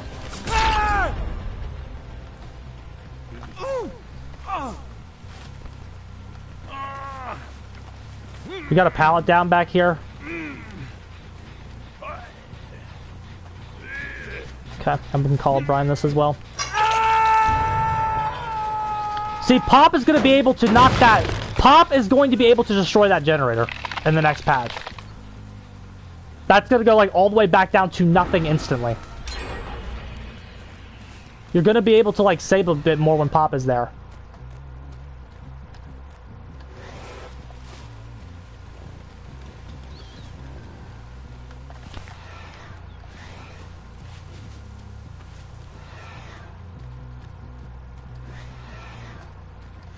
It's too far out, we really can't do anything about that.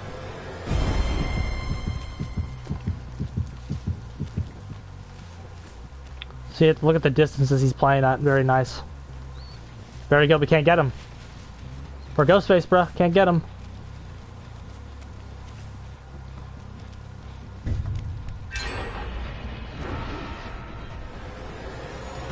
But yeah, that's why there's like barely any grounds for anybody to call someone when they're playing M1 trash, because there's no gameplay. You cannot be trash at an M1 killer. You can be bad at killer in general, but you can't be trash at an M1 killer. There's just we don't have enough stuff. There's not enough gameplay. There's nothing to be bad at. There is straight up nothing to be bad at when you play M1. There's nothing. What are you bad at? You don't have any gameplay.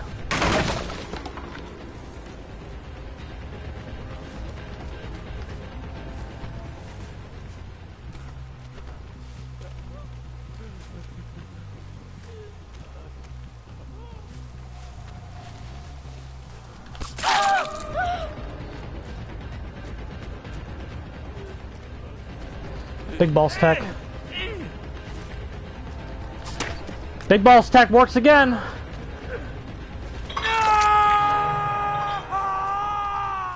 Bruh, Big Balls Tech is something else. We have a mark on him if we can get him.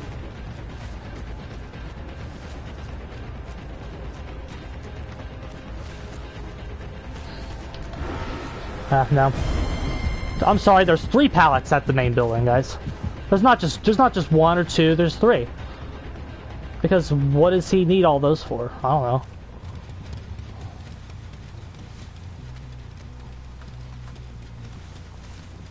But he's just gonna hug main, because there's no reason for him not to do that. I'm trying to bait him in. I need to get his ass away from main. He's just not buying it. Oh, okay, there he is.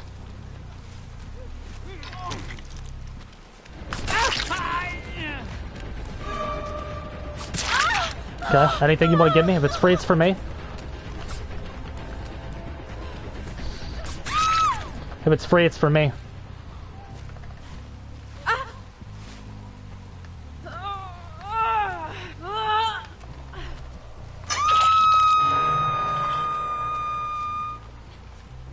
We need to kind of see if we can expand outward just a little bit. Nothing here.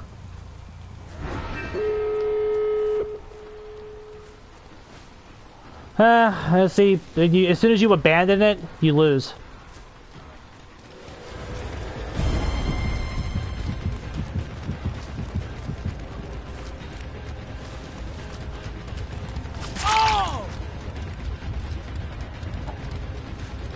And we had 5 coup stacks. That means we never had control of the game. Is what that means. We had no opportunities to use them. Map is too big. Tiles are too good. Tile spacing is just unbelievably shit here. So this will be the first loss of the day. But again, first loss an hour and 42 minutes into the stream playing the worst killer in the game. That's good.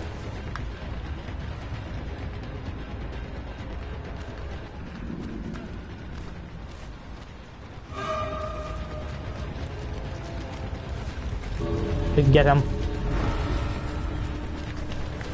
I don't think she can get us. And we can get basement.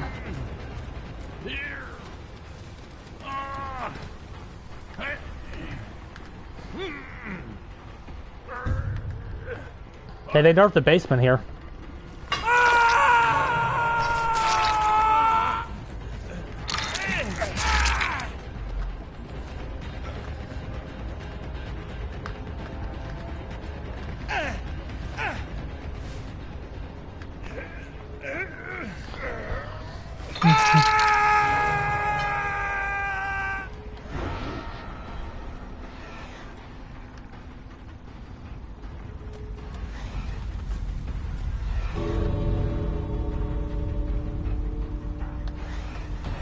Oh, fuck. Not what we wanted to do there. Oh, shit. Ah, look at that skin. Not what we wanted to do there, lads.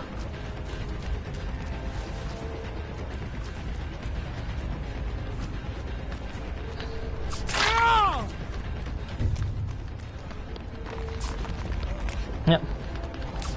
Again, when you're playing Ghostface, first loss 2 hours into the stream, basically. That's good. We'll take that. Yeah, we'll no beating these guys. Not with this build. We would need endgame. But yeah, let's actually throw Pop back in. Ruin keeps dying, so yeah, let's go ahead and let's throw Pop back in, even though it's not good. We can at least see it again and start to like work with the flow state of it.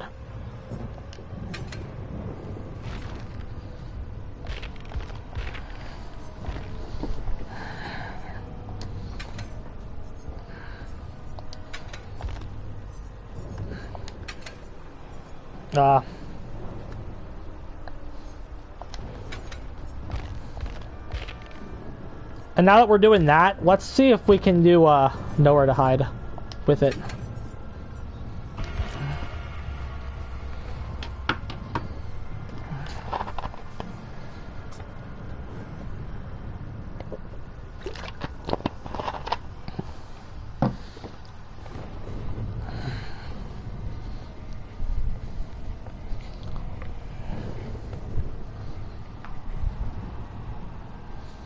Yeah, nowhere to hide's cool.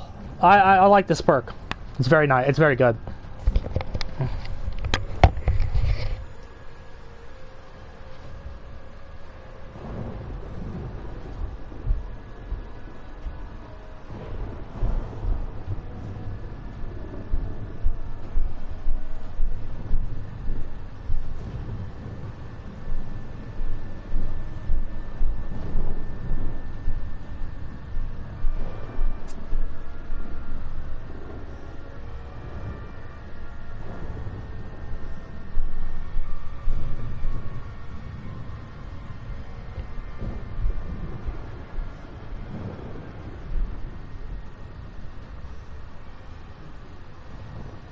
Nowhere to hide is cool, gamers.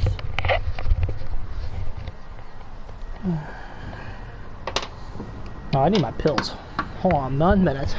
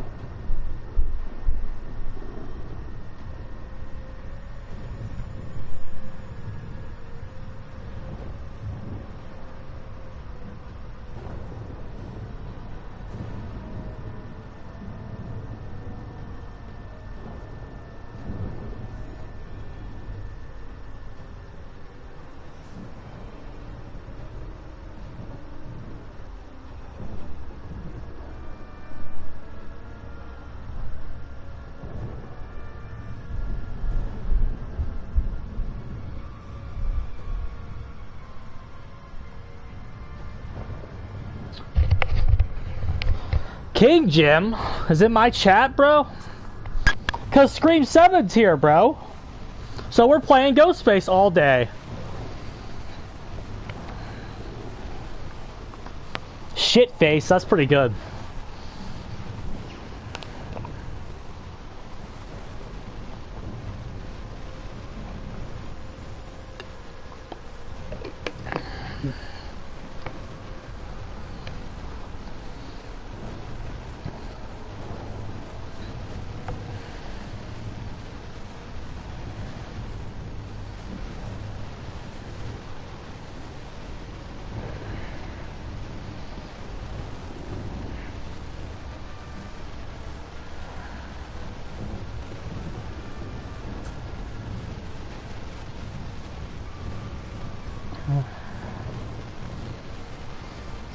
Shit face.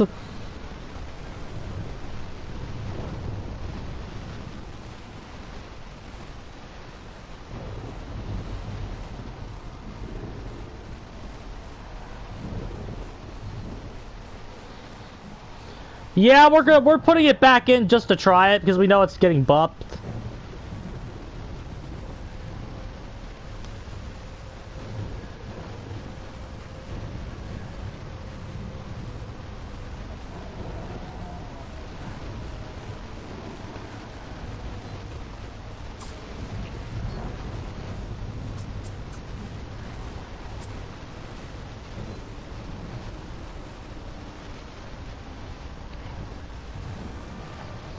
You don't think Call O'Brien's worth it?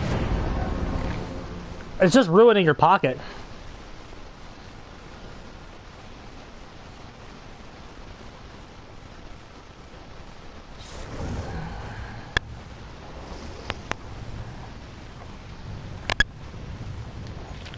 I'll bite though. What would you put in for it? At that point, bring actual ruin. But it dies too quick. And no, it's just nowhere to hide. It's sure to give value.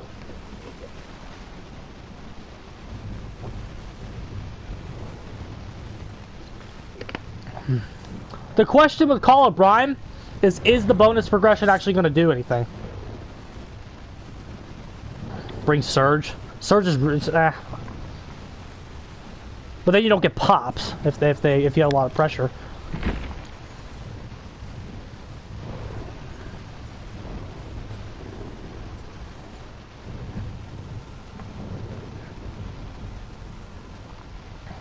I would rather bring Blood Favor if we're gonna swap it out, or Pain Rezo.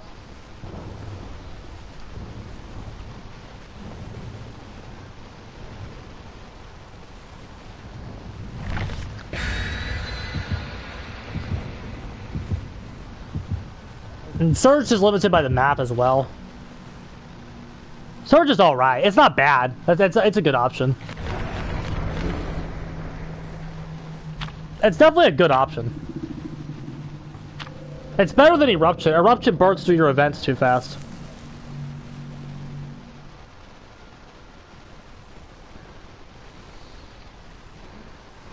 I wish Eruption, they would buff it to where it doesn't blow up the jet. Like, the second blow up is a, like, special event that doesn't take away from your 8 kicks. Because it's a perk. It's a perk. Right. Eruption, 2 events for like 10%. You either need to buff its value to like 20. I'm serious. Like that's what you need for that to be worth it. You need like 20 or at least 15%. What is it at like now? Like 10 or 8? Like what's that shit at right now?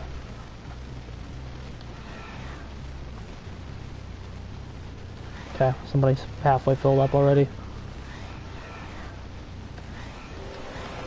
Okay. We want her more outflanked.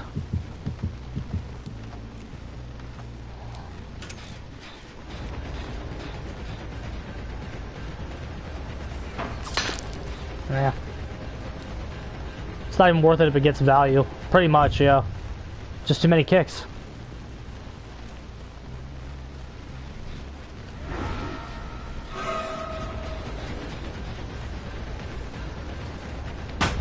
Yeah, wow. The Yui, but the Elisa blinded us, and she wasn't even within our sight. But do you see what the Lisa's doing? She's being obnoxious because she knows she's 99. And she knows what we're trying to do to her. Which is get her more outflanked, so she's like constantly up our ass so that doesn't happen. We just have to like get some of these pallets dropped. There's too many on the map.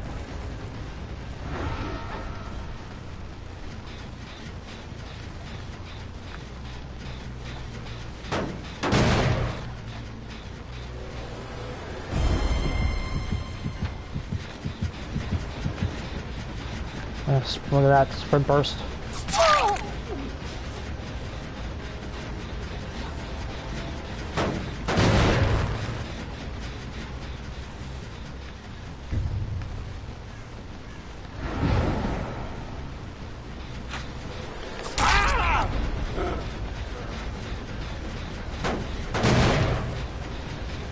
You can just chain No Way Out and tell her to hide into itself continuously. That's actually really cool.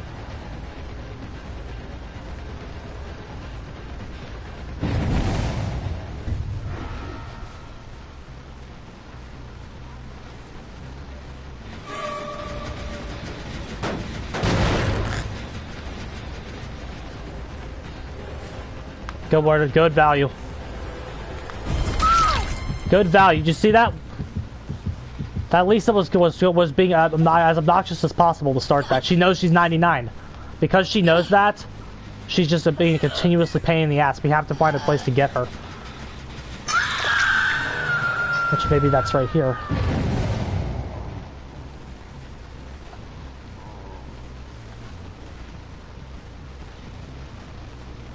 Oh, that wasn't the Lisa at all, was it? Okay. I found him.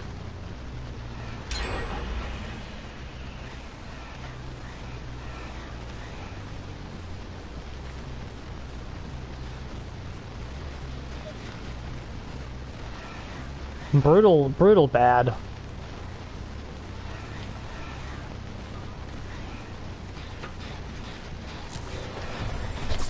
Ah, we had her. We had her, we fucked that up. Now she's at Shack. We fucked that up, so we have to tunnel now.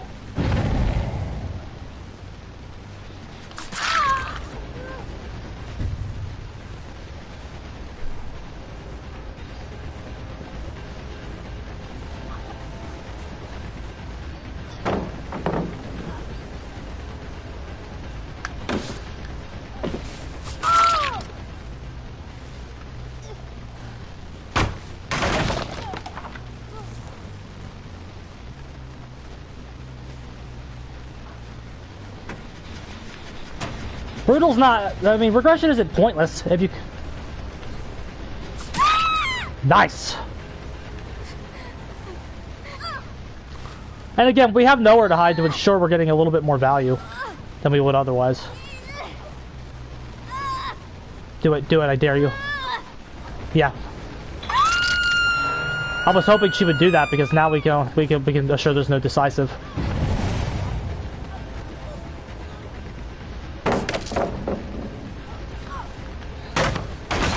Keep knocking them down.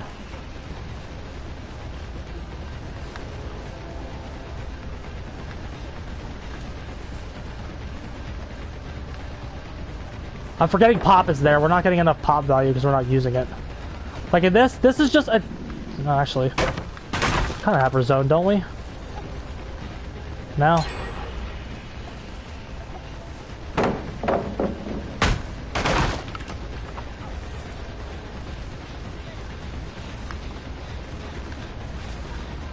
But it's like, I don't want to do No Way Out, because if you're doing No Way Out, just run the whole fucking build. There's no reason to do No Way Out. Unless you have to just do the entire build. Why just run a random No Way Out by itself? That's pointless.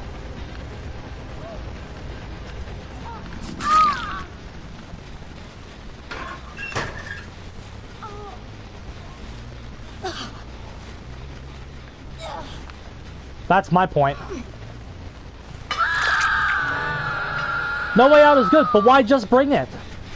Because any build that you have with no way out is not good if the end game is not being done to its fullest.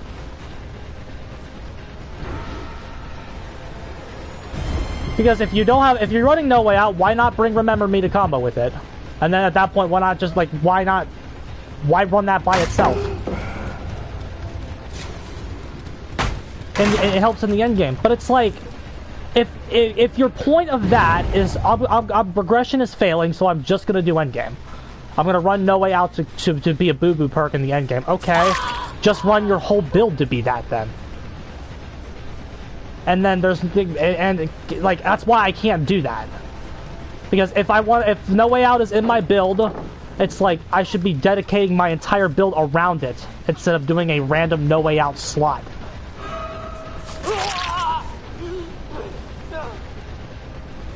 A random no way out in your build is not doing anything. Because it only synergizes with the one build in the game.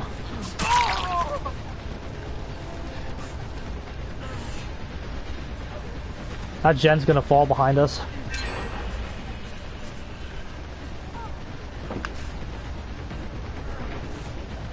That's no pressure during the mid early. Exactly. So it's like, that's better overall than just having a random, than being a jack of all trades. Being a jack of all trades does not design a build to help you beat them.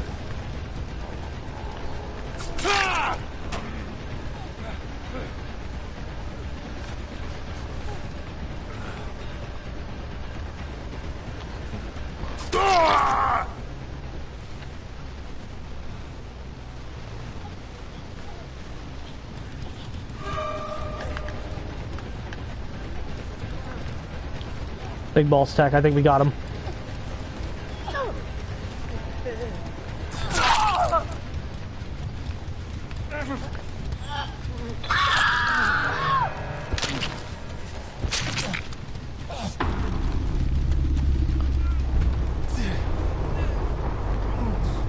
Like your build construction, and you're not falling into any archetype. You're just running 4 random perks that don't go together.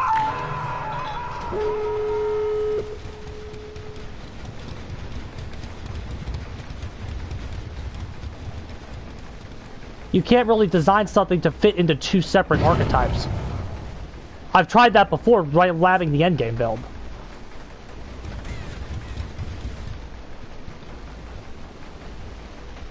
Because I want you to realistically tell yourself, in this situation, what does having no way out do for you? If you just slapping on, like taking out one of the perks you don't like and throwing in no way out, what does it do? They're going to burn through it and it's going to do nothing. You have to have more pressure. So you either need to get no way out to fucking have a build that can give you more pressure with it, like the endgame build, or you need to actually commit to actually having more pressure in that mid game. Having 2 archetypes in one slot and like in one build, it doesn't work. And I'm not touching the gates, but like, what does that do? It doesn't do anything. Because they're just going to wait 45 seconds, and you can't kill anybody here in less than 45 seconds. So it's not actually doing anything for you. It's a placebo. A free pressure? No. Slugging. But then they're just going to outlast you anyway, unless you just slug the team, in which case you can't be on Ghostface if you're trying to slug the team, because that's not going to work. They have too many pallets. They have too many resources. You're just delaying the inevitable instead of designing something to help you win.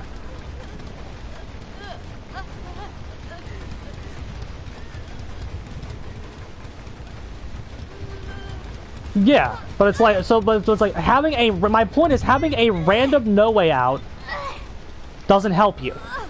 If you want to run no way out, you need to design your whole build around it. Which is fine, by the way, that's meta. I'm not shitting on that idea, because that's meta. Designing the build designed around no way out is the meta build of the game right now. If you are going in there and your intention is to win every single game, that's the build you need to run.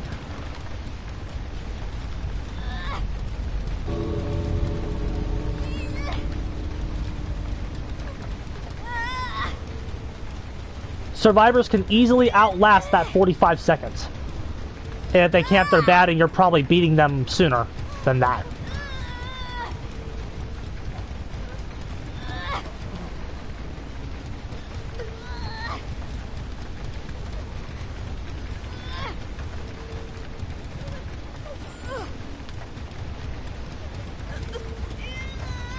I will bite though. I will do it. I will delete a perk. We'll do Call of Brine, and we'll do random No Way Out and see if it does anything.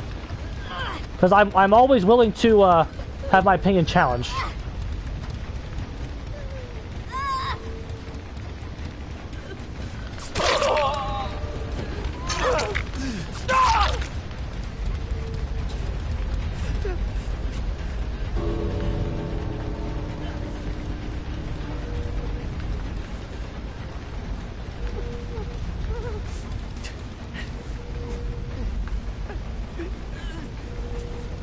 It's still free camp time, but it's like, if they're gonna beat, they can get you. They can just save their friend anyway. Unless it's like at the very end of the game, but they're not gonna...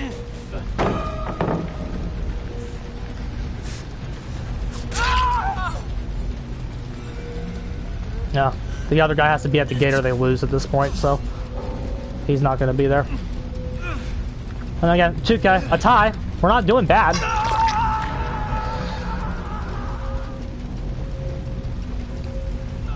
He didn't have any options.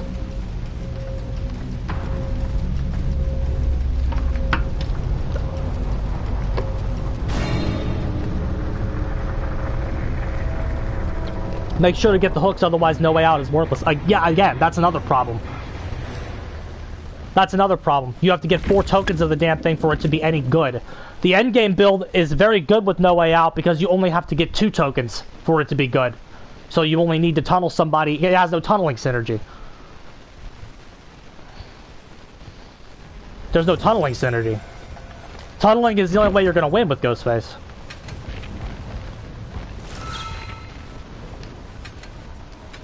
So like your strats to go in there and kind of tunnel. Now we have pop in there as we're trying to, because we're going to bring it. It's going to be brought back. But you're already playing a failing game. Because you're going in there going, I'm Ghostface and I'm not going to tunnel you. So you have to, like, they have to be significantly worse than you. Isn't the keystone of the build. But Endgame's No Way Out isn't the keystone of the builds. And every perk in the, that's the thing about the endgame build. In the endgame build, every perk is significantly important. You can't take off any of them. You can't do 3 endgame perks and then a coup de grace or whatever. If you lose, because you need Rancor to get the kills. You need Rancor to get the kills. You need Game of Foot to swap the obsession over. Those are absolutely mandatory. They can't come out. They can't come out. So, you either have to take out Remember Me or No Way Out. Okay, if you take out either one of those, they're doing the same thing. They're doing the exact same thing. So you lose your end of the gate speed. So like you have a smaller window to execute it, but you need as long of a window as possible in the endgame build. You have to have as long of a window as possible to get it,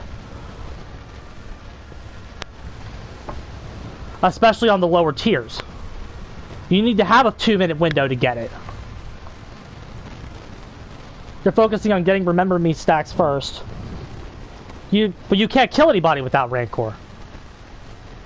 If you're not if you take out Rancor, you can't Mori anybody. So that means you don't need Game of Foot. Did I vote for the new killer? No. Because Game of Foot is swapping the obsession over for easy Rancor kills in the end game. That's what you're doing.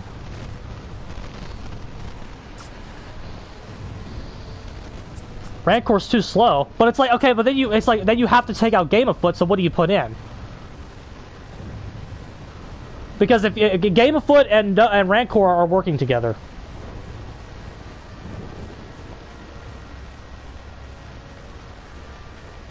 It does, like, Rancor's never going to be too slow for you if you go in and you tunnel the obsession out, which Game of Foot will always ensure that the first person you're chasing becomes the obsession. So, like, you're always going to be tunneling the obsession. Haywire. Is that stupid Springtrap perk? It ignores health states, yes. No way, it's gonna get cleansed. They can see the hex.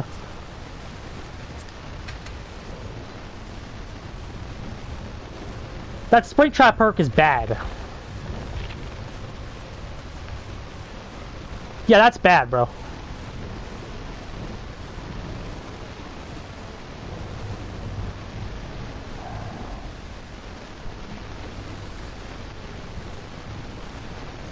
I'm trying to see why random no way out is the way to go. That's just not any good. Because it doesn't do anything. The three other perks are kind of work together. You'd rather have like a deadlock there to help coup.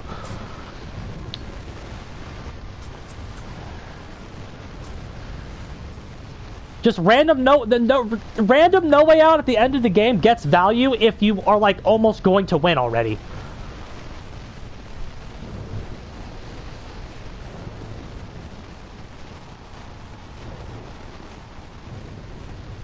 Like, yeah, it doesn't, but like, I don't see why random no way out helps anybody.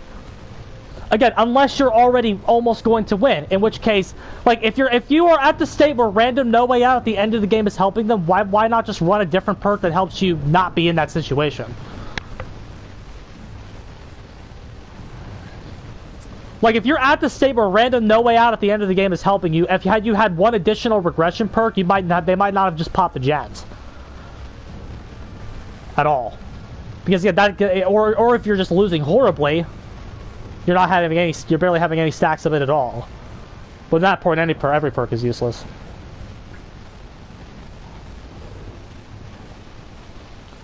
Well, I just don't get it. It's not, my brain doesn't compute. Now again, if your entire build is designed around it, then there's only one inevitable conclusion you get. Because it's either... Because what you have here are two competing archetypes. They don't work together. You can't really do one or two endgame perks with two regression perks. The build is just way less optimal than it could be on both sides. And you're doing a jack-of-all-trades, master-of-nothing strat. What you got, Ghostface sucks. Like, I see that, I do see that argument too, Ghostface is bad. So he can't execute any build to its potential because Ghostface sucks.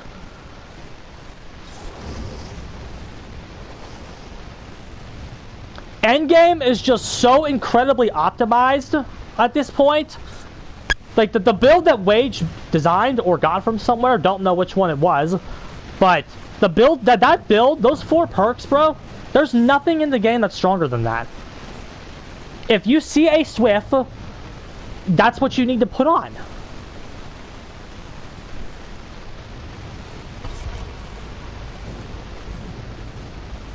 If you want to defeat Survive with Friends, that is the build that you need to run, or you have no chance with anybody. I've kind of labbed this before, where I've tried to like do this, but it doesn't. It's never made any sense to me. Random, are you still here?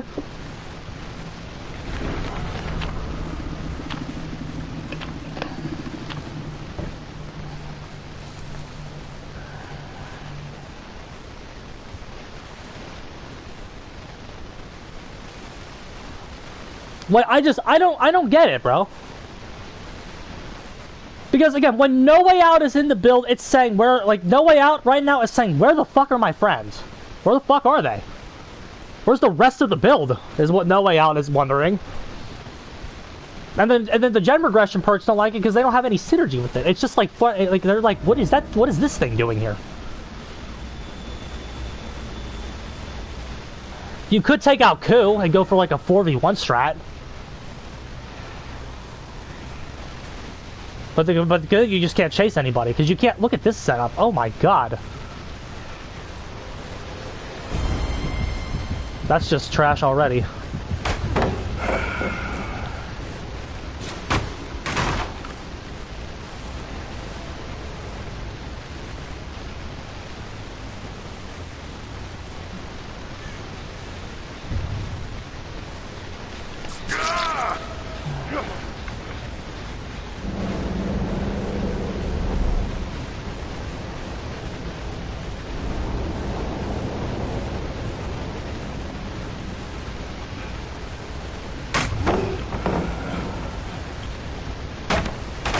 Okay, we've kicked away the shit that, like, shouldn't be there.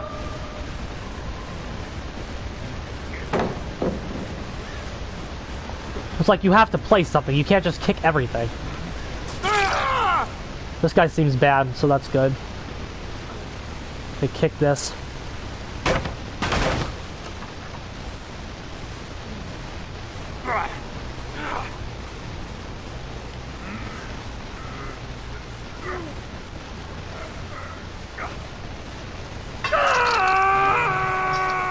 So now it's like, okay.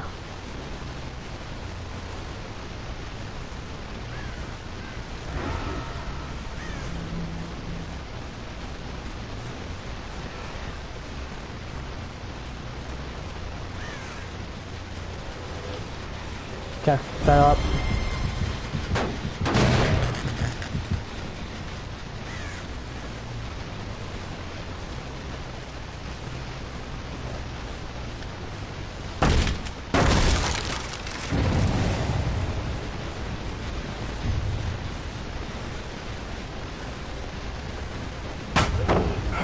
Oh, we just have to clear the shit out that shouldn't be there.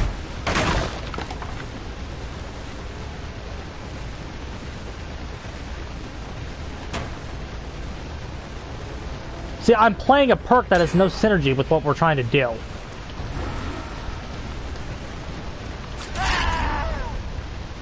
The perk has absolutely no synergy with anything we're trying to do right now. But we're trying to play it anyway. It doesn't make any sense to me. And 2 tokens of it. And again, if we win this game, with anything other than a random no way out at the end of the game, the perk did nothing for you the entire match. That's the other weird thing.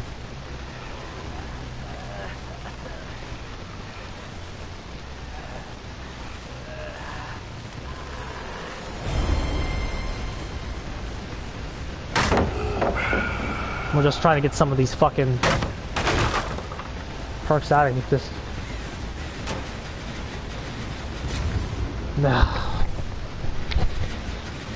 Such autism.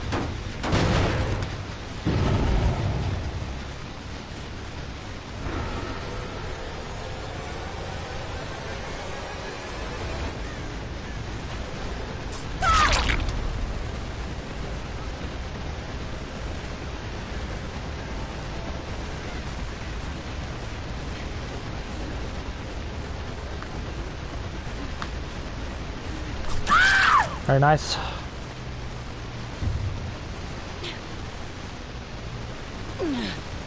We're starting to get into a little bit of Mr. Nice Guy momentum. Like again, you would rather have Pain Reso right now. With what we're doing, we would rather have Pain Resonance.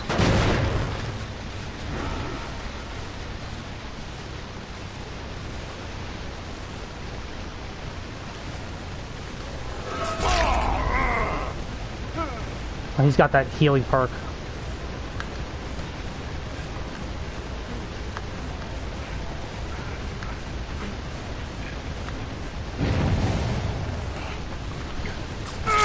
Okay. Couldn't last though. Like, do you see how No Way Out's doing nothing right now? It's a wasted slot being here. We would rather have Pain Resonance or something that synergizes with what we're doing. The perk isn't helping us win.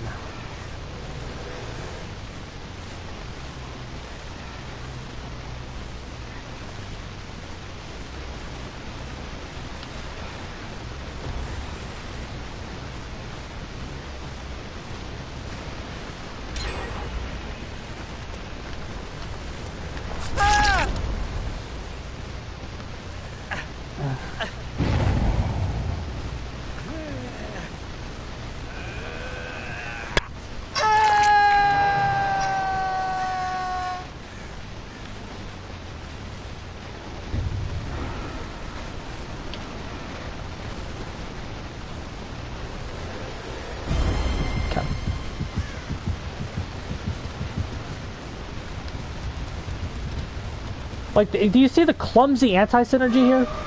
What the fuck? That pallet's gone.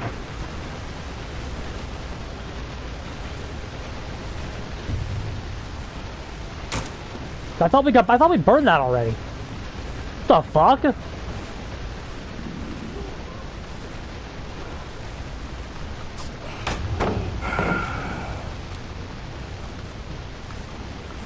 See, we have a coup, so we don't need to kick this. This is a situation where, like, you can't kick every pallet. We need to fucking make a gameplay of some kind happen here.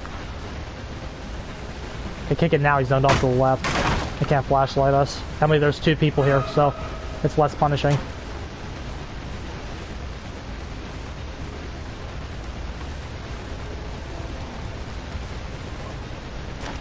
There's 3 people not doing anything, so that's fine.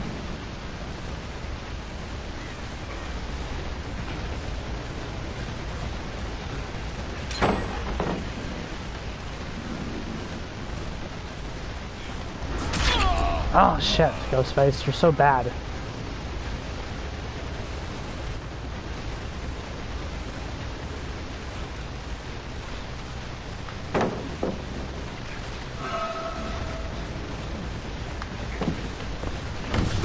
Very good.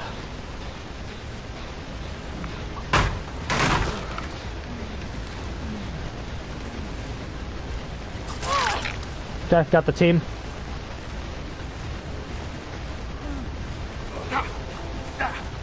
So this guy's dead.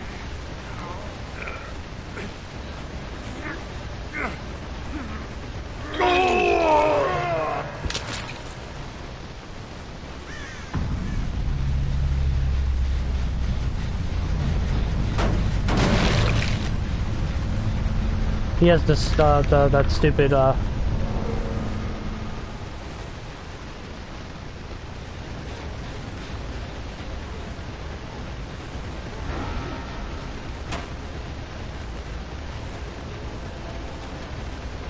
nowhere to hide. He just countered that with distortion.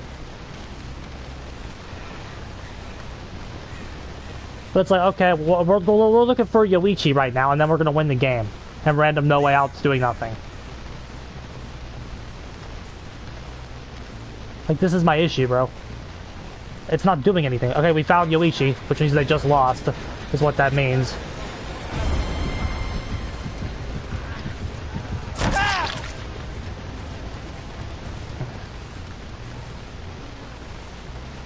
This pallet is dead. We got rid of it already. We already burned this, didn't we? Like, I'm very confused on what that pallet's doing here. What? Can someone explain to me what the hell that is? It was like a fake pallet or something.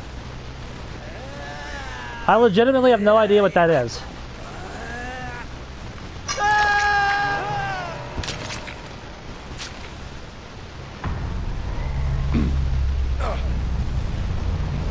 Is that like some glitch? Because I know in 2v8 you can rebuild pallets. Rick has a fake pallet perk? What does that do for them? I've never seen that before.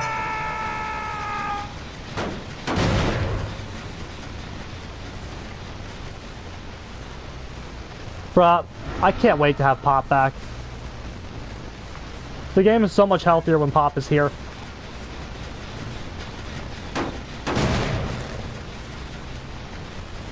We were actually able to, like, kind of hit the gens anyway. Despite it being so unbelievably trash. It still beats bad players alright.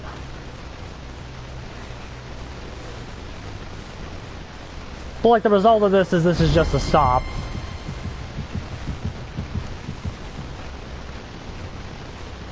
Okay, random, we're gonna try to get some add-on value here again. We actually hit a play with the add-on last time at the ship. Never mind. Don't need it. Okay, but like, okay, so... Do you see my point? Do you see my point? About why I don't think random No Way Out is any good. Because in this situation, the perk is a dead slot and does nothing. You would rather have any other perk in Dead by Daylight to help you right now. Because what did it do for you? It didn't do anything. We would have rather had a Pain Rezo or a Pop or a Floods of Rage or an anything. It didn't do anything for us. Deerstalker. We would have rather had Deerstalker in this match to try to get some of those distortion tokens knocked off. No Way Out just sitting there in the build randomly is not helping you. The best thing it is like a fallback for when you've lost already. Because it doesn't have any synergy. There's nothing that the perk brings to the table to kill you with. It can't kill you. Its friends aren't here to help it be usable. I want to read that Rick fake palette perk. I didn't even know that existed.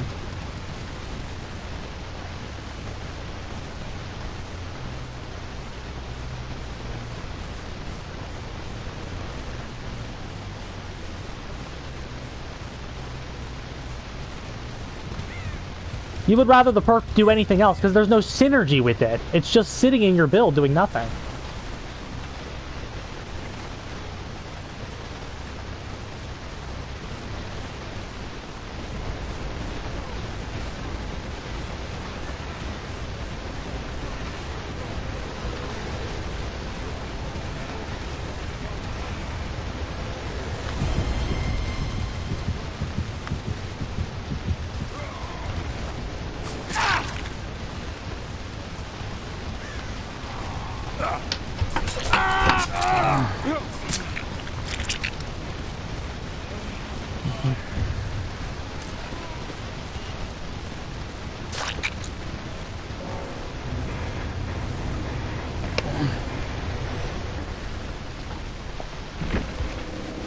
I'm assuming it's the Rick just has his own perk.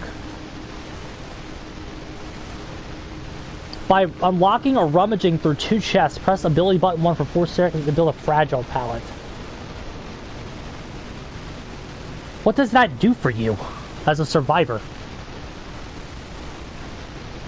That's one of the worst perks I've ever read in my life. What does that do for you as a survivor? Can they still stun the killer? Maybe that's it. Maybe they can still stun you. You have to actually get a stun for it to be usable. And he dropped it a little early. That's probably what they do. You have to just stun. But, low-key though, you want to know something actually interesting? That could fix the game. If that could help fix the game. That mechanic right there. The idea of a fragile palette can help fix this game. Honestly. Okay, how about you make 25% of their palettes on the map fragile palettes? Then you could keep some of your stupid setups, bro. Because they wouldn't be as good. Because the palette's bad. Because your spacing wouldn't be as horrendous if the palette was just fragile. Because then it's like, okay, that's a real one, but the one over there sucks. So that tile, even though the tile's designed to like kind of shit, they have to actually get a stun for that palette to be usable. That could actually help really fix this game. But you know, doing nothing works too, I guess. Doing nothing? That's an interesting idea. That's an alternative I didn't consider. Just not doing anything.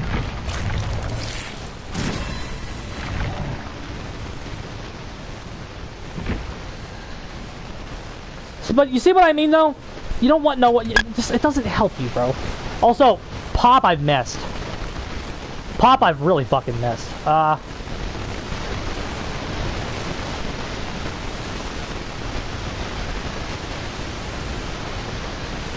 really miss building around Pop. Let's do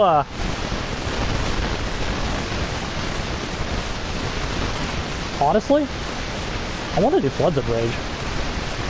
I know it's like not a good perk, but like Jesus, it's so much fun to run.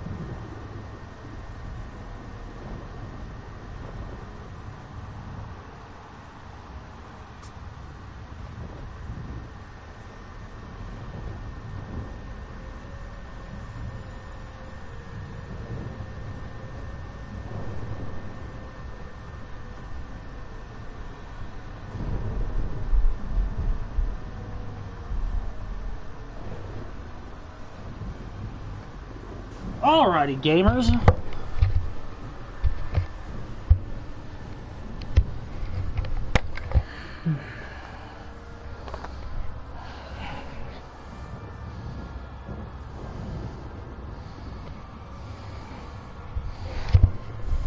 Let's go to King Jim. We got to stomp.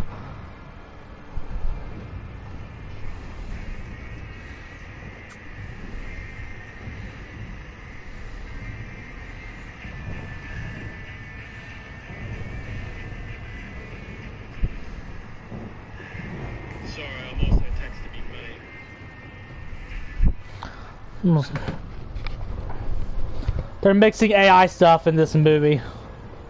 Still going. Yeah, we're still going on. Wait, we've only lost one time.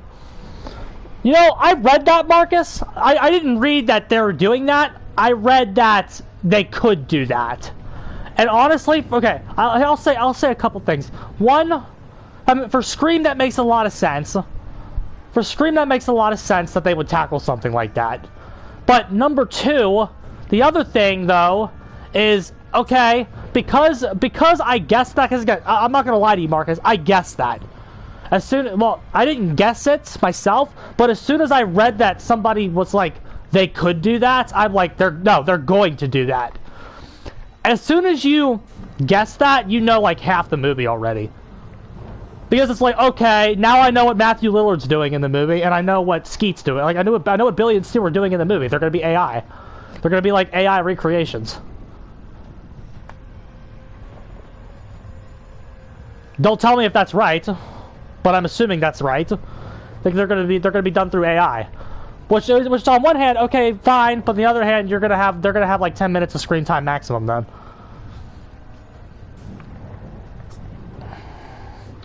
But again, did y'all just did y'all hear my fragile palette idea to fix the game?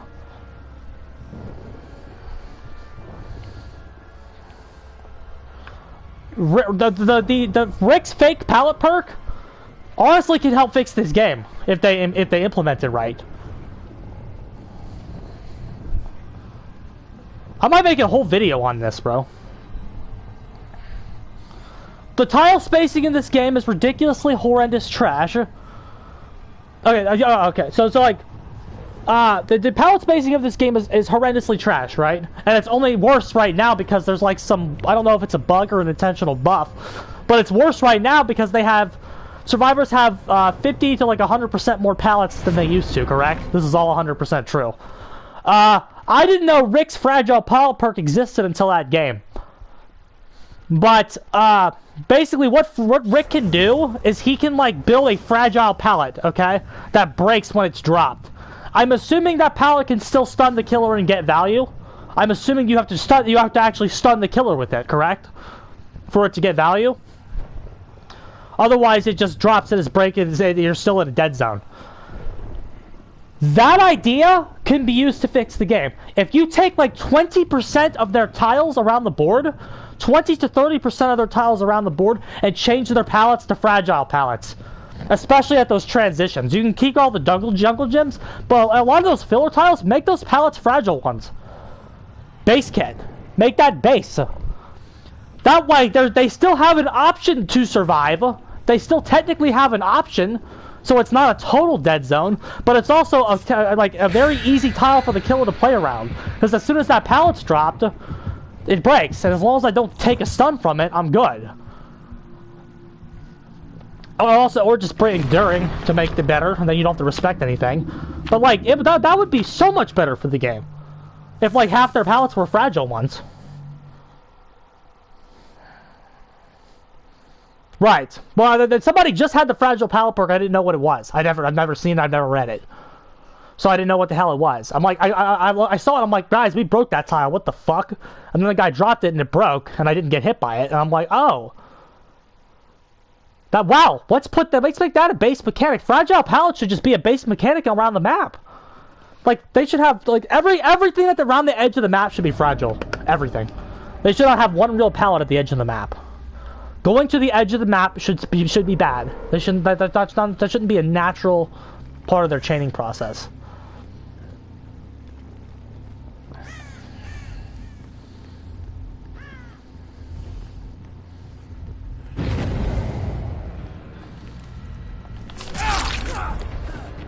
Okay, good start.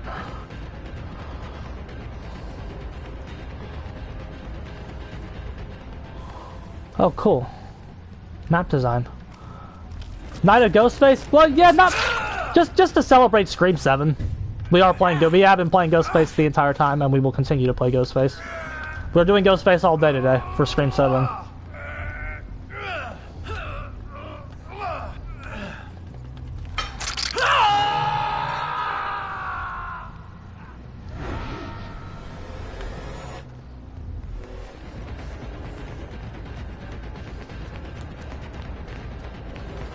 Give me something. Cool, cool.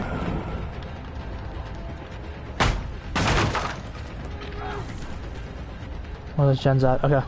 I see our pop play. Can we actually get over there though? Yes we can.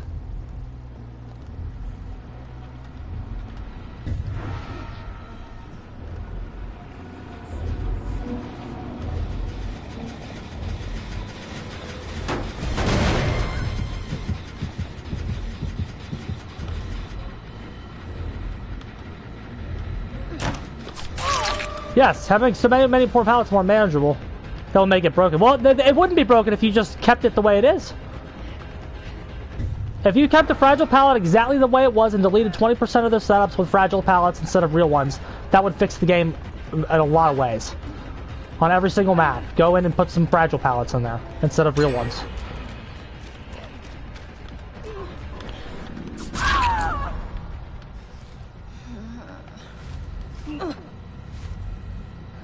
Also, that was good Floods of Rage value, because Floods of Rage help Pop get value there.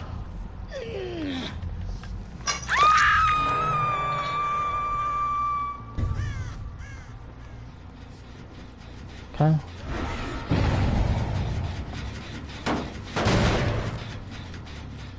I cannot wait for Pop to be back, bro. Just can't wait for it.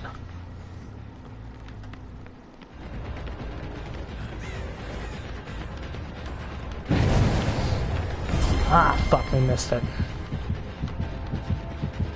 We got to shut up the stairs there.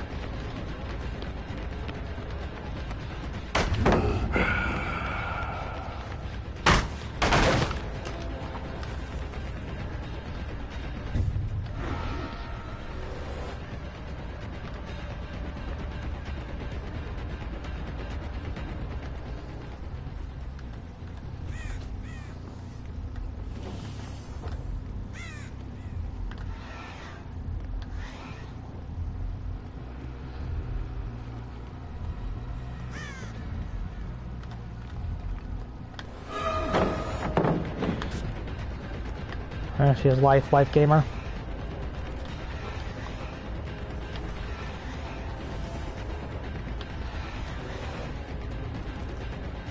Okay. Okay, she's in sit down, pretty much.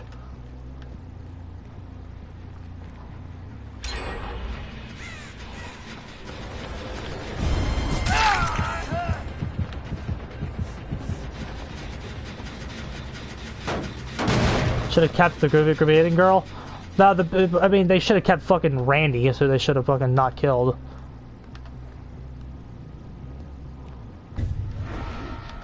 I'm curious, bro.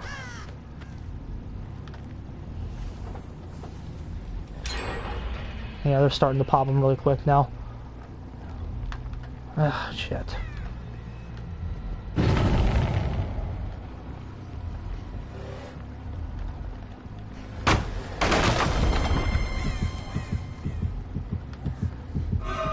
Bro, even this map is very limited to a base 115 killer.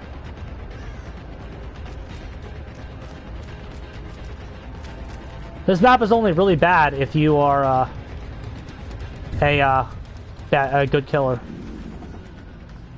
Good killer as in power-wise.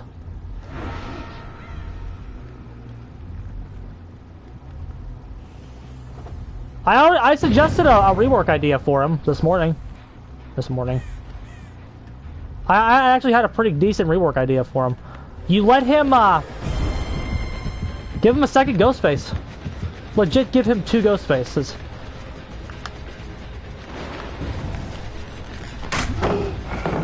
Yeah.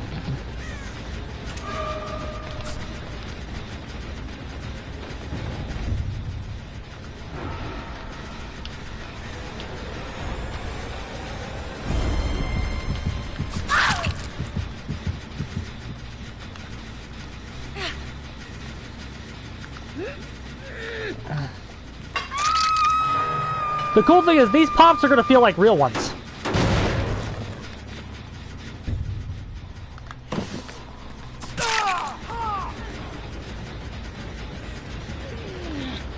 That was the right play to not do that.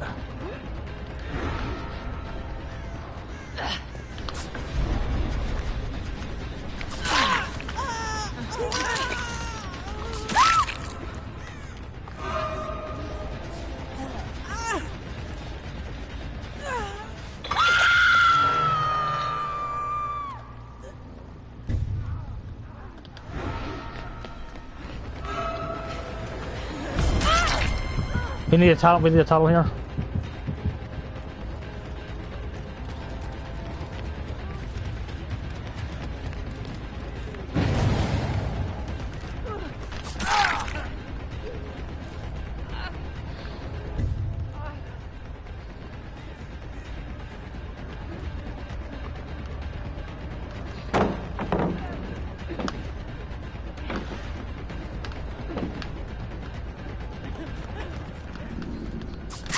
Very nice.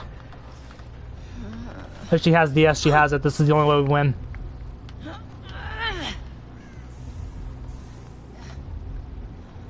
It's great she's not wiggling. That helps a lot.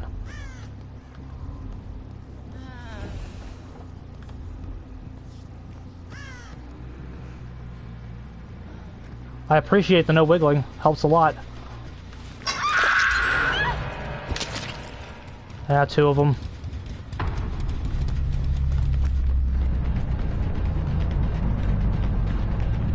The Nicolas Cage is a better player, but we need this any way we can get it. Very good.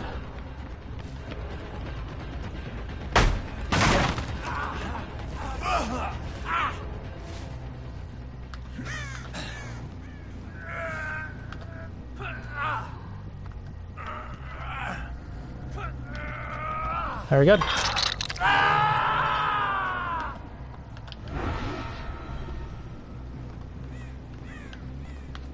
Okay, that gen's not being done.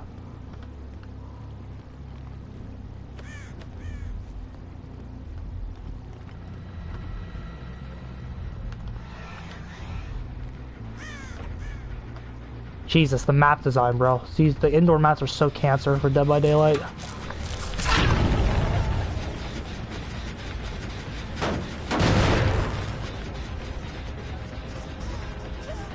We have kill.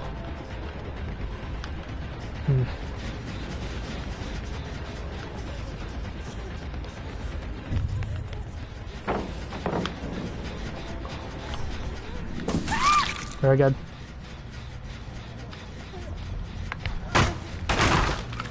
Nice, they healed. 2 death hook options. We need a scorch hook here if we can get it. Yes, sir.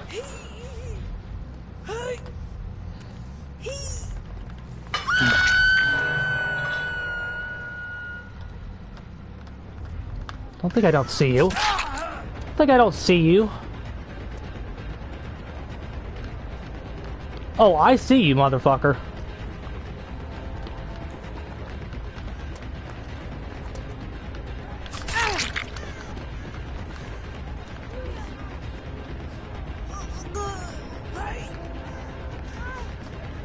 And that cage is still here. What a dolt. What a dolt. He just cost the team.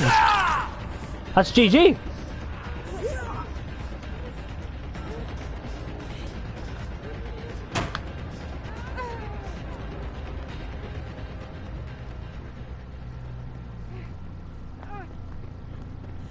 Unless he has Unbreakable, that was a shitty play.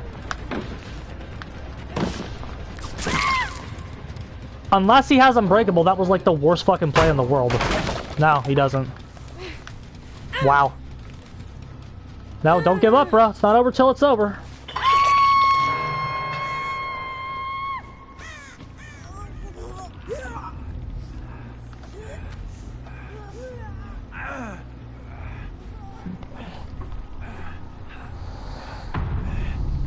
Yeah, I know. She left the project when they fired Melissa. This movie's all Sydney, which is, by the way, that's what we want anyway. That's what we want anyway.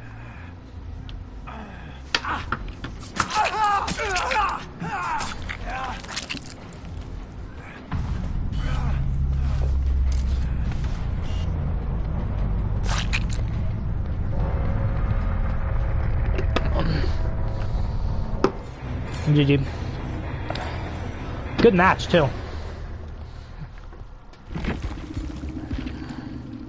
Bro, I'm telling you, even this baby pop is helping. Even this very nerfed pop is helping. It's helping you make the decisions you want to make.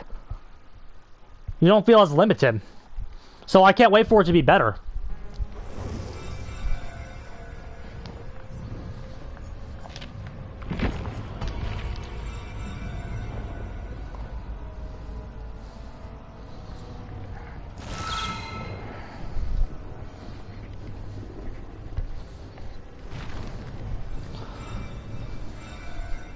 Yeah, pop, like, bro, baby pop is nice. It's not good, and they even like, but it's like once you like get a lobby of trash, your baby pop can just beat them. You're never like it's nice to have like the weight behind your actions being felt a little bit.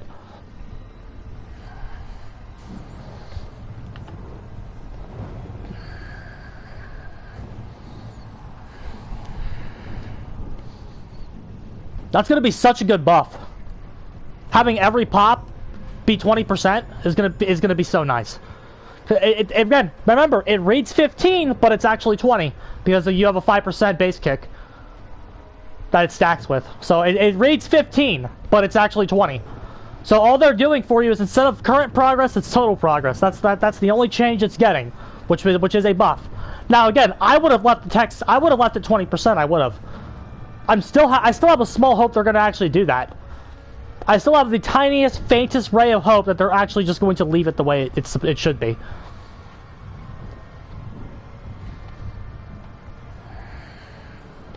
I don't. It's not going to happen, but I still hope for it.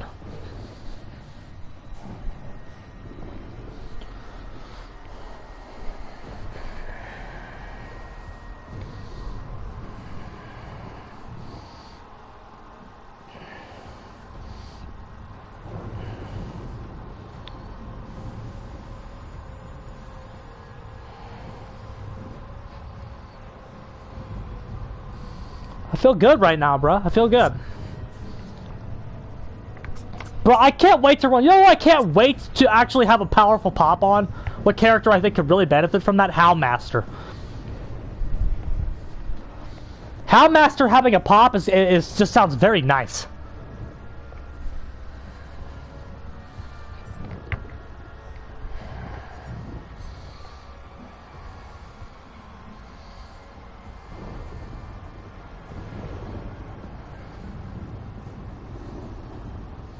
Look at that cringe dialogue. Gotta get ready like a scout without the stupid patches. What I get is much better. Bro, fucking come on. What kind of dialogue is that? As a writer, that makes me cringe. As a writer, that dialogue there makes me absolutely fucking cringe. Terrible, terrible writing.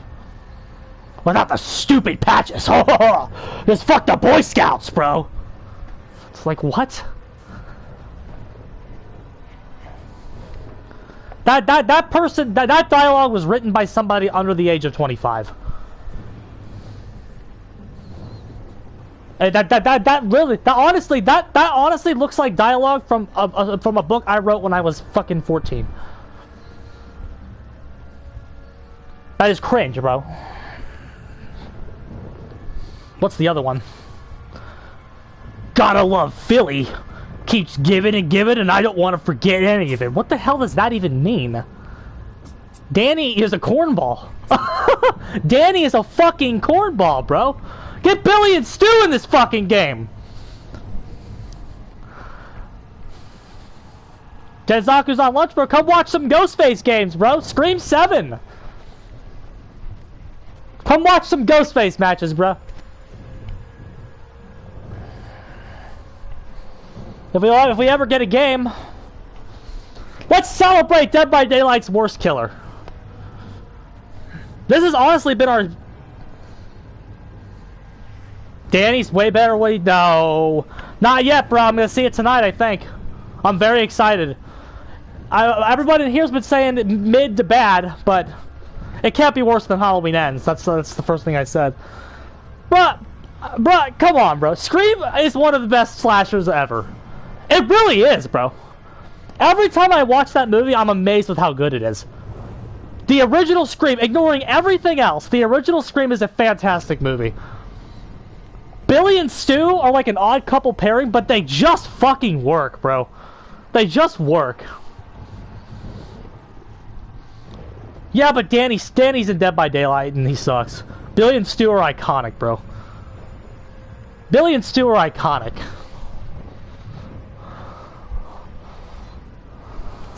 And never, ever, ever, under any circumstances do you say, I'll be right back. Because you won't be back. I'm getting another beer, you want one? Yeah, sure. I'll be right back! Oh! They all start freaking out. That scene is fucking gold, bro. Wes Craven's a genius. I'll be right back! Oh! What a great movie. What a great fucking movie.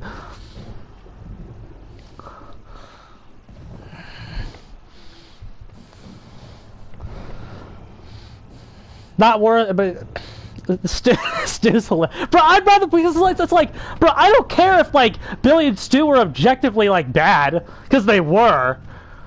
And I don't care that Danny Olsen's a better killer. I'd rather play a Stu Mocker than Danny Olsen, bro. With voice lines. Oh yeah, did you really call the police? You bet your sorry ass I did. Oh, my mom and dad are gonna be so mad at me. What a great movie, bro. Matthew Lillard is great. I'm honestly so glad that FNAF cast him as Springtrap. It's an odd casting choice, honestly, but it's like, God, man, the motherfucker deserved another role. Danny Johnson, Jen Olsen is his. Who fucking cares, bro? I'll be right back. And that part at the beginning, oh my god, there's so many parts of Scream that are just really funny. The part where like, okay, pretend you're like a fucking 17, 18-year-old girl, and your boyfriend climbs in through your window, and Billy's like, and he gets like, The Exorcist was on, and it made me think of you. What the fuck? What the fuck is that, Billy? I should try that on Tinder. I'm watching The Exorcist right now, and it makes me think about you. What? Have you seen The Exorcist, bro? I have. It's not really something I think a woman wants to hear, but what the hell do I know? What the hell do I know, Reamers?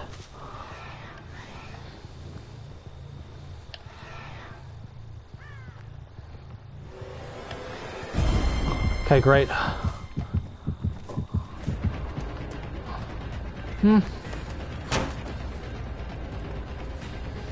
Yeah, the original Exorcist. That's the line in the movie. The Exorcist was on, and it made me think of you. What? Billy, what are you talking about?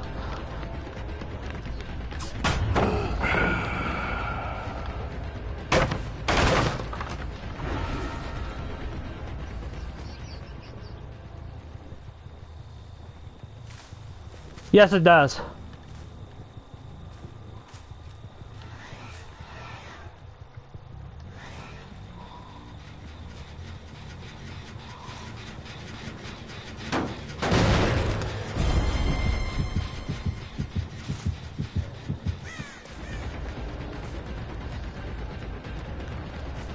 I don't really want to hit her. I want to mark her. Give me this. God, the power's so awkward.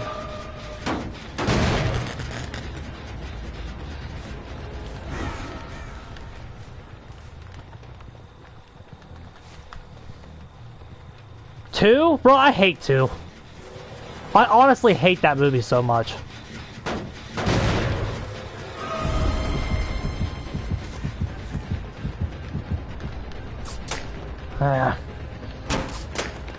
Yes, Nancy's good. That's highly unfortunate. Now we got good survivors, we lose.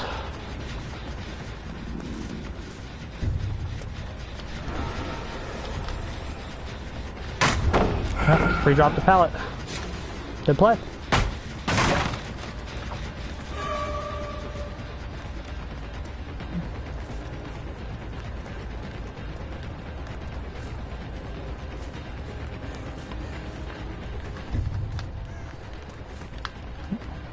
Good play.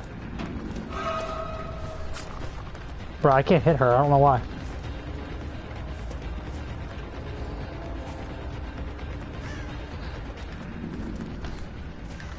Yeah. You're getting desperate. Yep. A very good body block.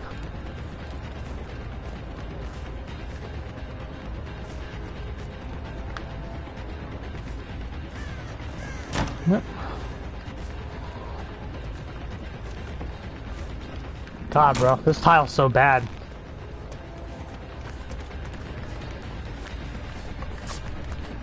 Yeah, these two are really good. We're winning too many games, bro! We're getting the sweats in our lobby! God, they healed that off so quick. This is a Swift.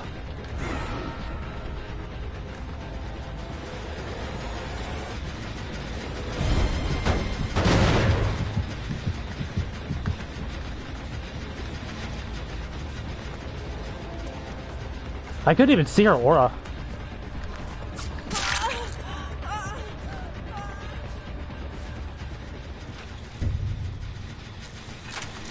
Why did she do that? She just let us have that.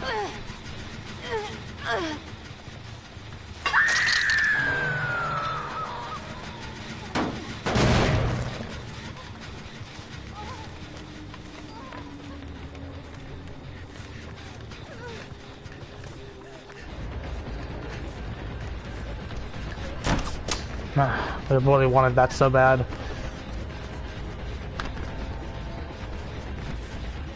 Let's get another aura.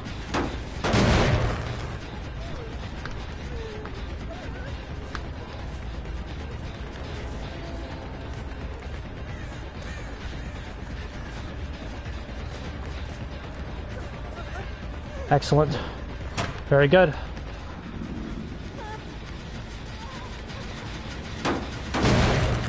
Jed's before friends.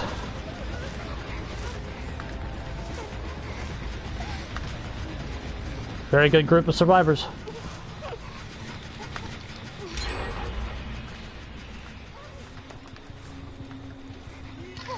Very good.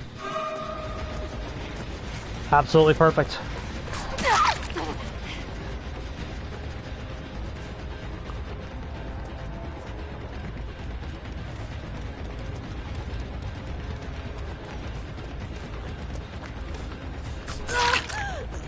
We don't have a choice, we have to tunnel.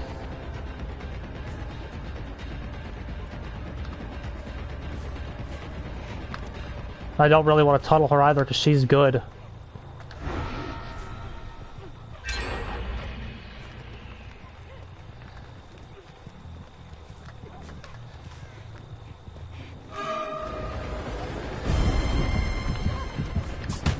Yep, she knew the pallet wasn't safe.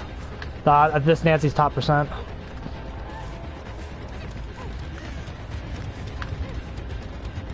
I don't know why she let us grab her. Yep.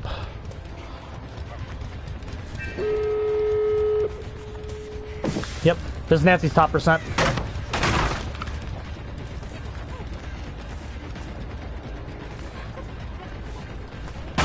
Yep. Every correct decision.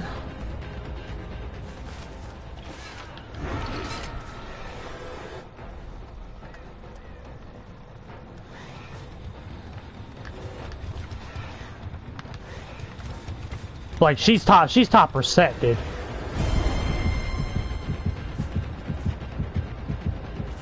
Like you can't down her unless she lets you. Which she did. The only down that we got, they let us get her.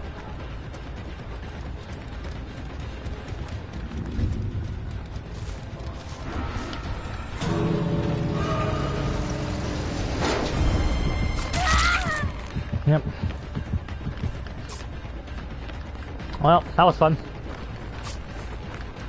God, my man needs some buffs, bro.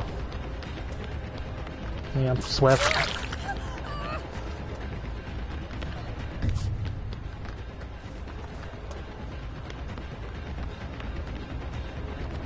Yep, Swift. Nothing you can do there.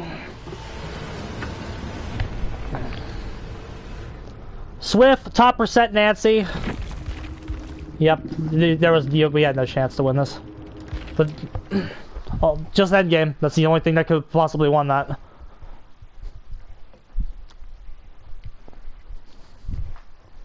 $2v8 is gone next Thursday. Thank God. King Jim, we got a hard stop in that game, but so No Way Out didn't do anything. I can't wait for Baby Pop. Baby Pop is decent. Okay, Floods of Rage doesn't help you against good teams.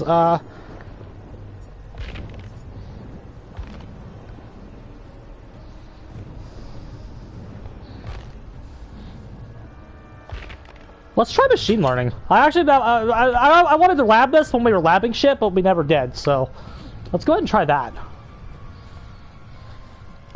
Machine learning and coup de grace could be interesting together. Also, machine learning for Bitch Boy. I want to lab this perk because machine learning on the new Bitch Boy might be something you need.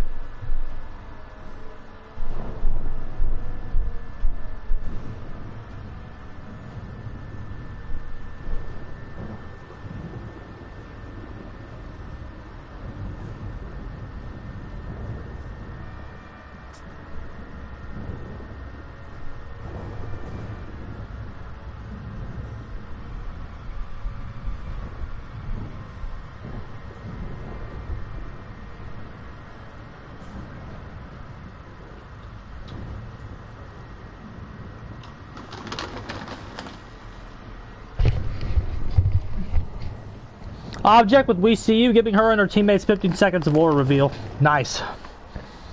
Yeah, we had no chance there. Yeah, machine learning, especially on Bitch Boy.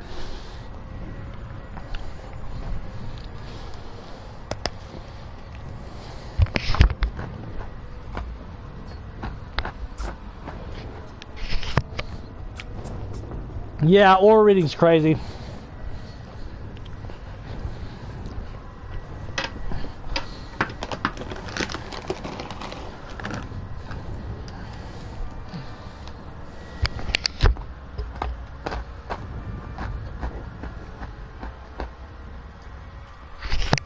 You get undetectable as well, which, by the way, everybody, machine learning on Bitch Boy.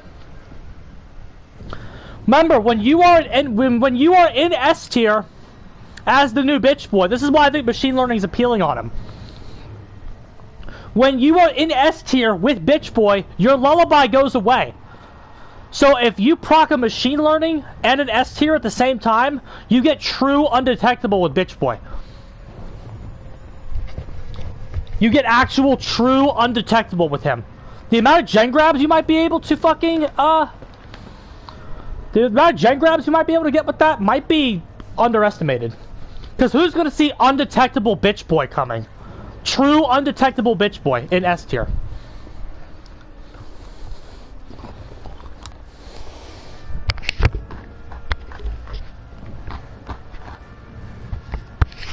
That only works in S tier because of Lullaby.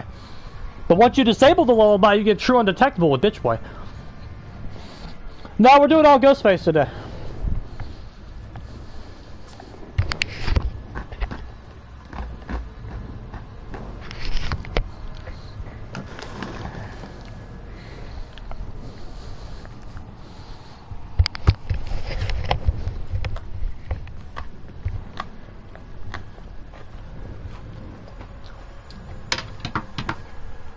I want to get some food, but I'm paying for the movie tonight, I bet, so I kind of can't.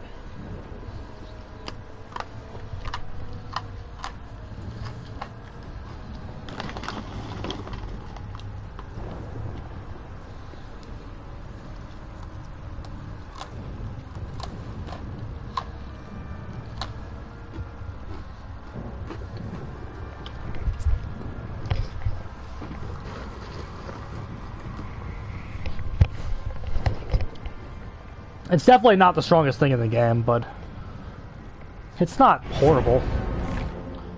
It's not horrible. There are worse things in the game than undetectable.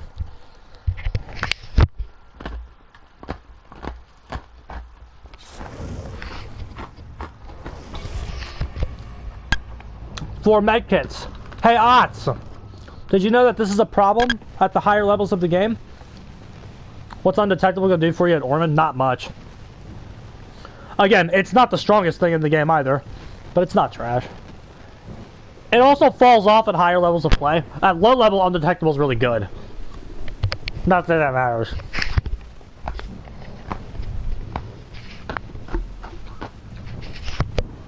But when you're Soy Boy Choi and you don't want a real MMR system in the game, and you like beating on low-level trash, I can see why you think undetectable is the strongest thing in the game. I mean, you'd rather have it than not have it. That's my point.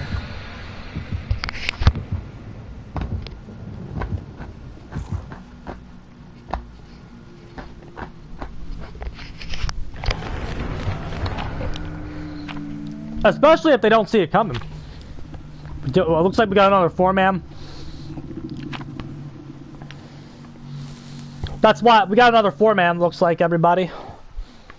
Again, but getting to the higher echelons of what this MMR system can do is not that hard. You hard focus one killer for even 3 hours, all the Swifts start showing up.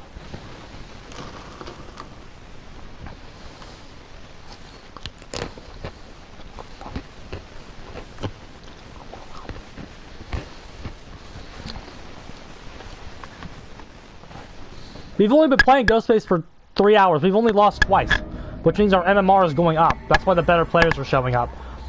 Because there's no garbage. The system can't give you garbage because of 2v8. All you gotta do is start winning some matches, and then you'll start getting the Swifts in the 2v8 MMR.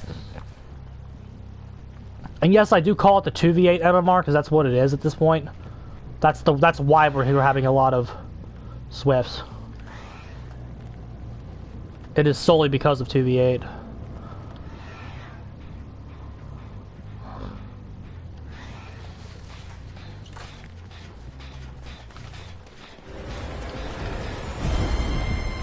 You see our 10% on.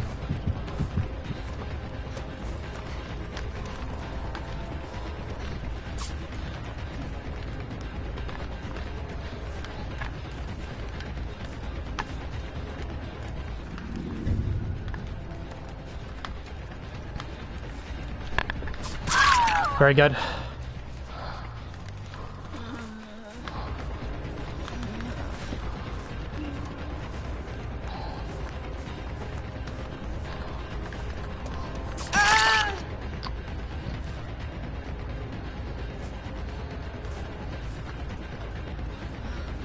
I don't think she makes it. Ah, she did. Oh no, somebody else did.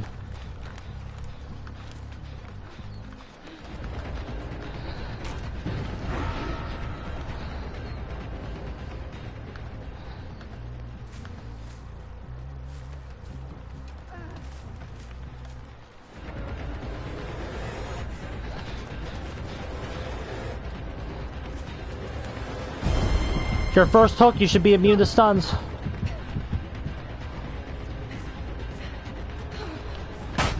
Because you have no counter to them, your first hook, not any other one, the first one. Because we had no play there.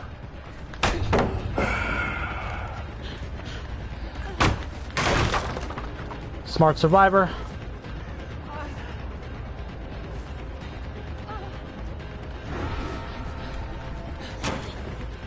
Knows the map.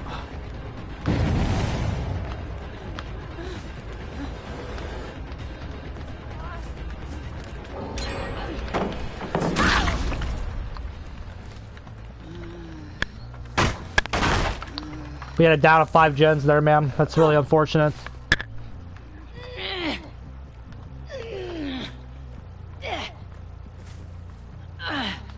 We kind of have to put her right here if that's the play at this point.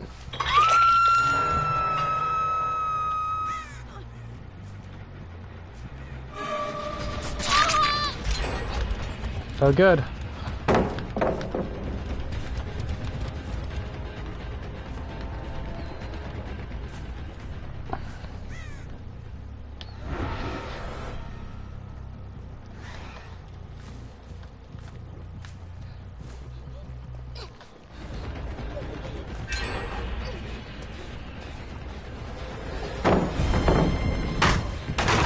I'm gonna cook by the map.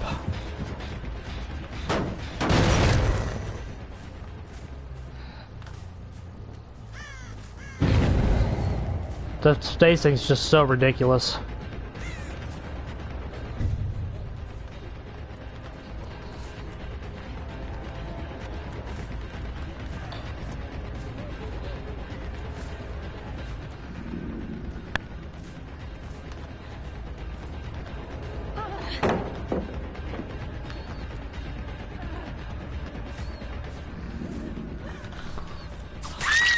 Okay.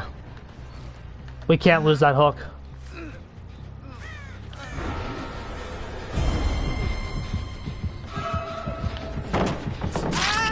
Very good.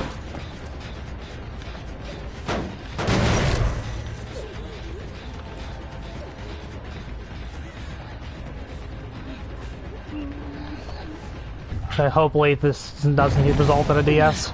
Great. That's a huge hook. Changes the game.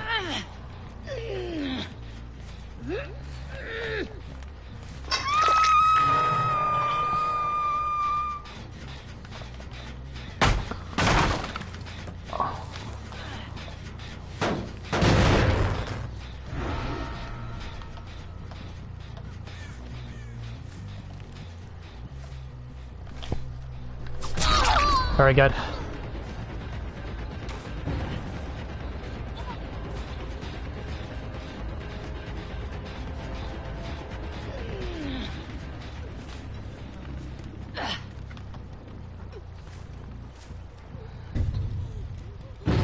Okay.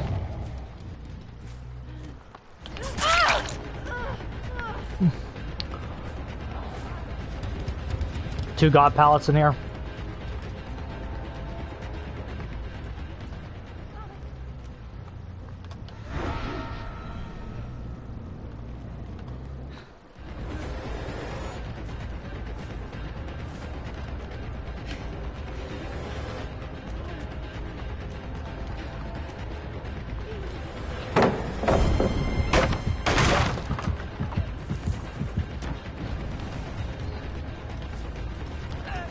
Good play.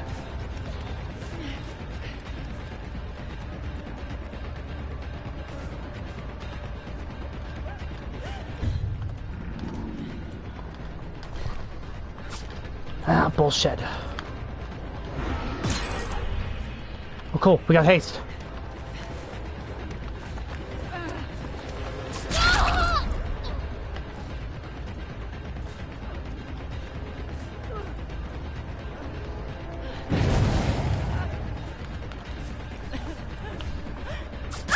Very nice. Okay, machine learning is actually pretty good. The problem is we didn't proc it enough.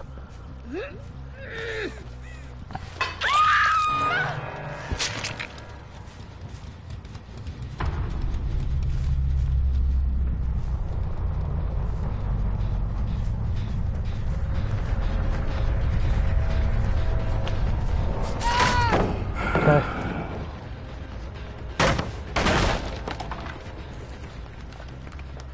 Look at that spacing on the tiles, bro. They gotta fix this shit.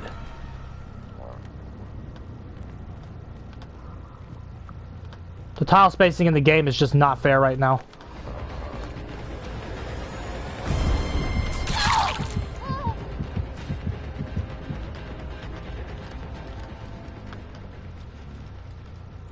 There's the bot.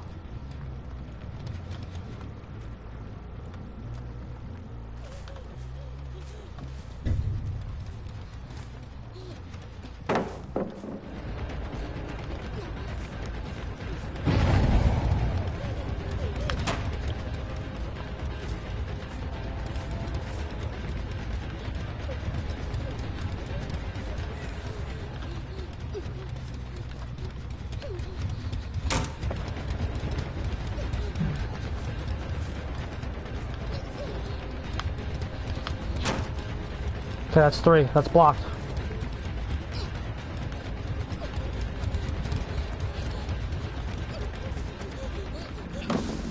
It's like chaining the shack like that is so unhealthy for the game. Unbelievable that that worked.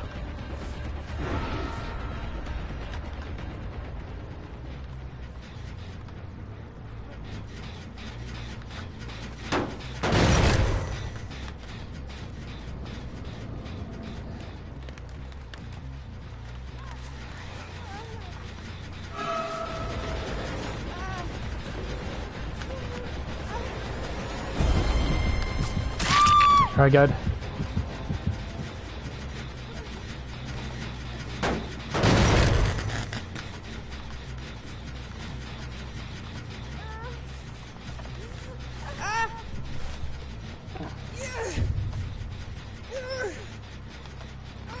Not having a hook by that gen is rough.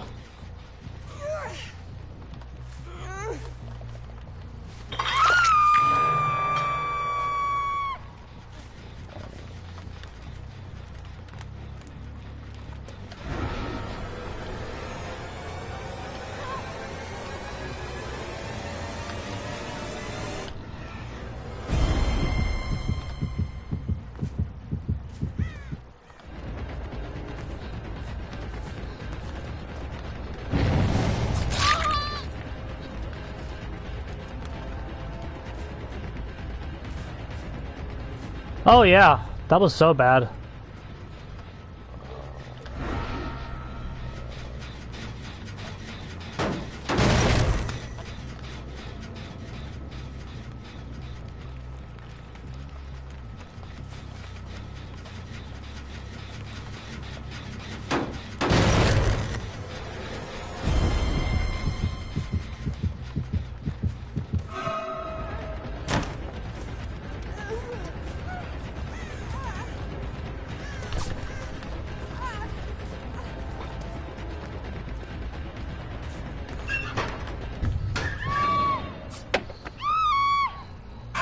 We just have to challenge it, we don't have a choice. Oh, nice. Doesn't have it. We need to go pop the middle.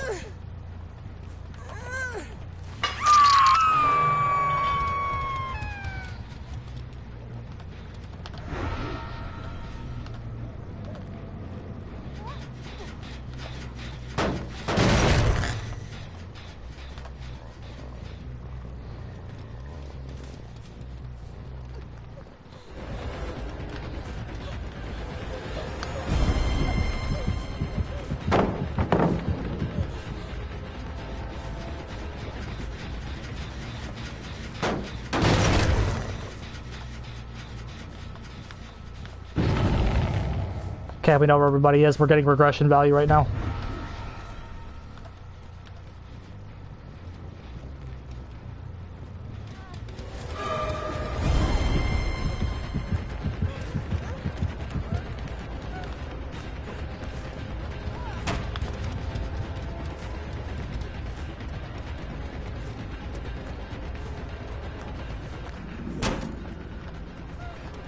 The bot being in this match is really saving us, because he's not doing any gens.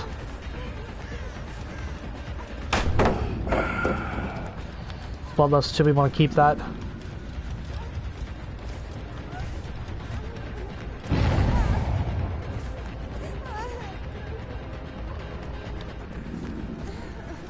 We got her, we got her. Very good.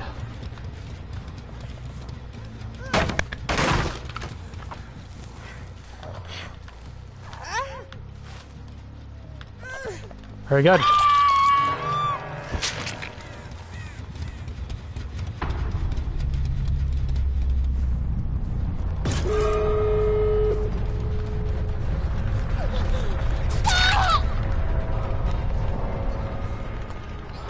Very nice. I would have liked to see more machine learning. That seems like a pretty decent perk. We only procced it like twice.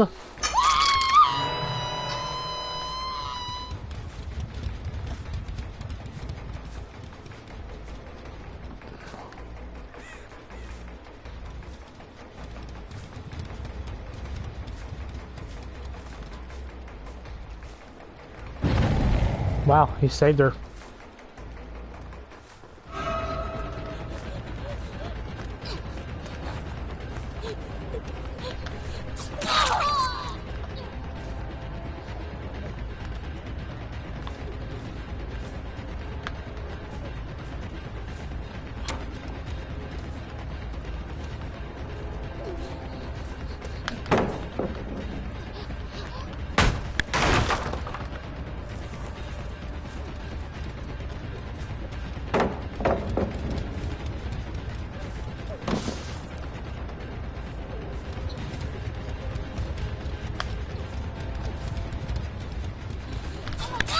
Very good.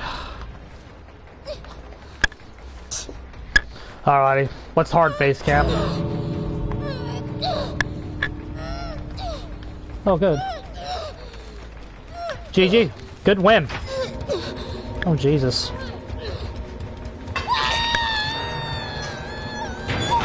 Good win. The ace being a bot certainly helped. I'm sure that hurt their gen efficiency, but still a nice win. I want to see more machine learning. We need to make sure we actively get that involved a little bit more. Kick some more gens early. We didn't really kick any gens early. We waited until we got some hooks, so that affected the amount of machine learnings we got. So we need to make sure we're doing that a little bit more with it. But this perk's solid, bro. Yeah, I figured. The all charge add-ons, because they want to keep their broken item in the game for as long as possible, everybody. The Nia tried to bait DS from, we just, again, when you don't have a choice, or you lose, you have to realize when it's either they have DS or lose, because, like, challenging DS, they actually won us that game. If we had just respected Decisive Strike there, we wouldn't have won. But we realized, okay, if she has DS, it doesn't matter, because we're going to lose anyway. If we don't challenge it, we're gonna lose anyway. So the only way we possibly win is if we challenge it. And that's why we did that.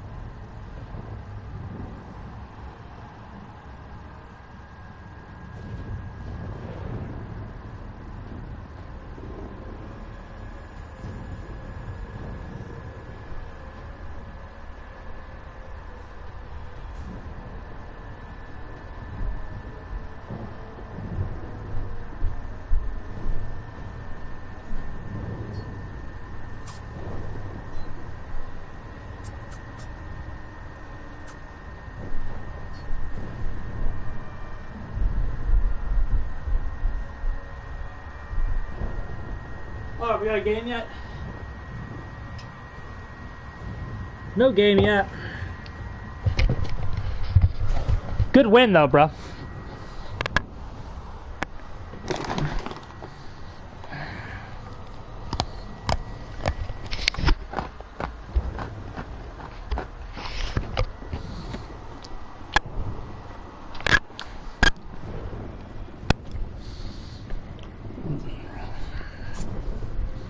Bruh, Pop?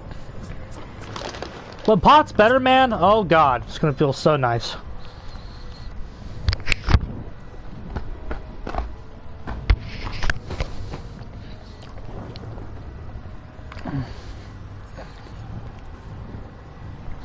Also, Nowhere to Hide is very good. Nowhere to Hide is solid. It's so good.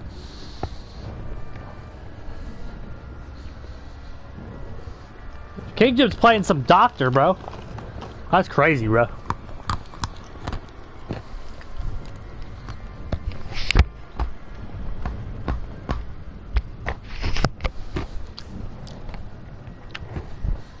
Your boy playing some Ghostface today, bro.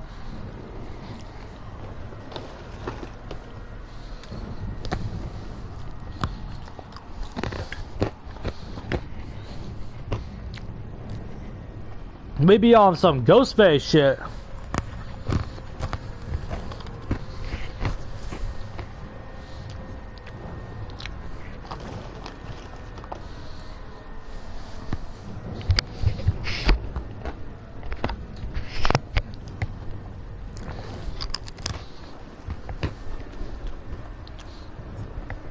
Machine learning's pretty good, bro. It's a pretty good perk.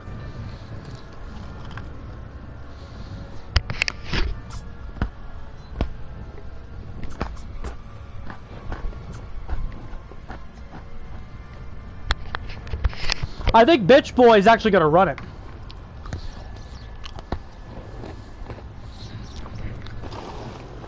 I think I'm actually going to run it on a Bitch Boy. I really do.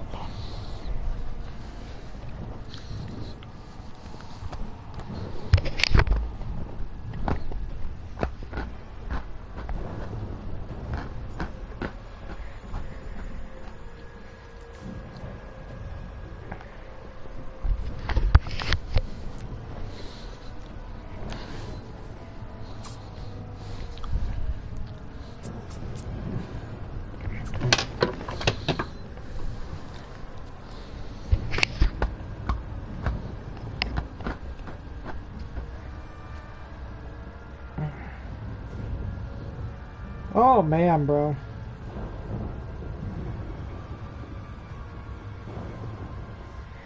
What a day.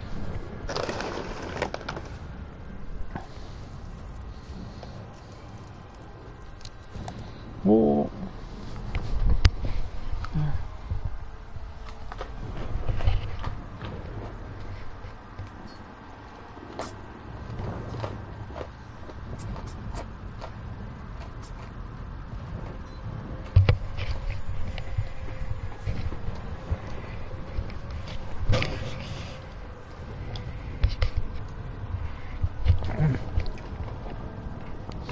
Oh, we labbing anything else? I mean, if it calls for it.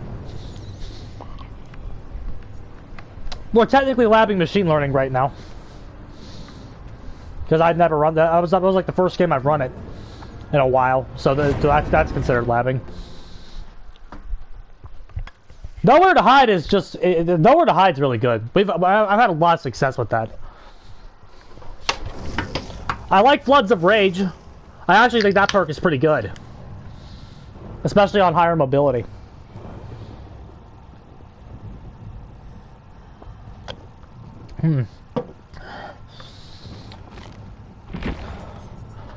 Oh, we might lab Lightborn right now. I see 3 flashlights. We're labbing machine learning. I would take that off over labbing it. So, there's 3 Lightborns though, so I want to make sure we're dealing with that.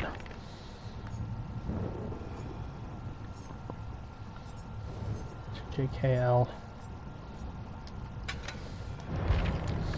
I'm aware taking out Coup de Grace is a terrible decision, but Lightborn.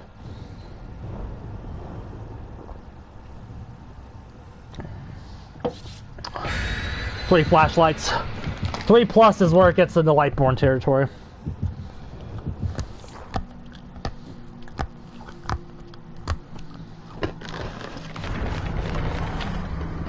That perk's going to give us a lot of value this game. It provided we actually get going and start downing.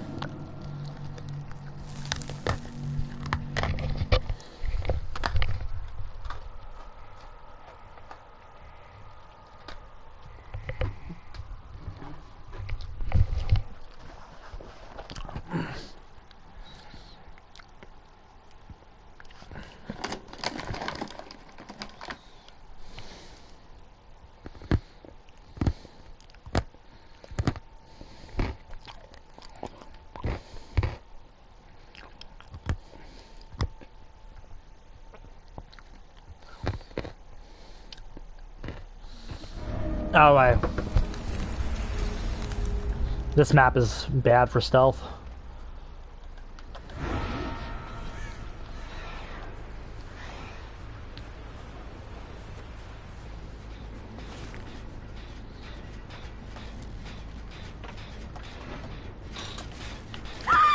Nice.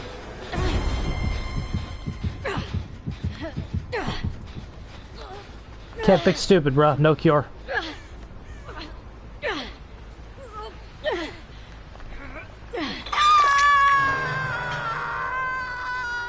I saw somebody come from this way.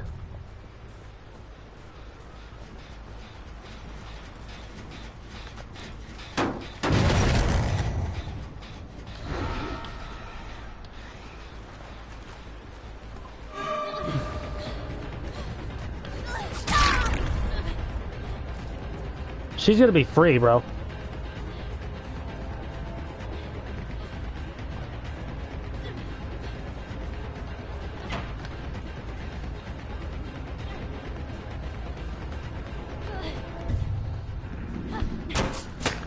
But cool, that's a down.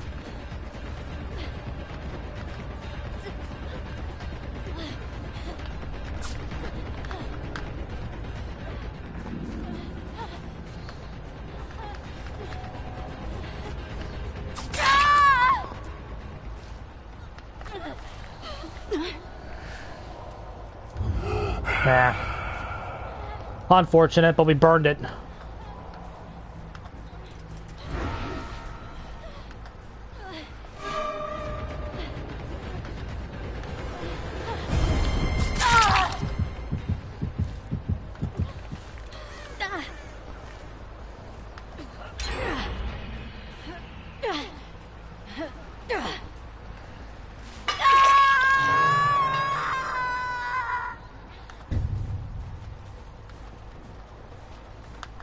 Yeah, I knew there was somebody there.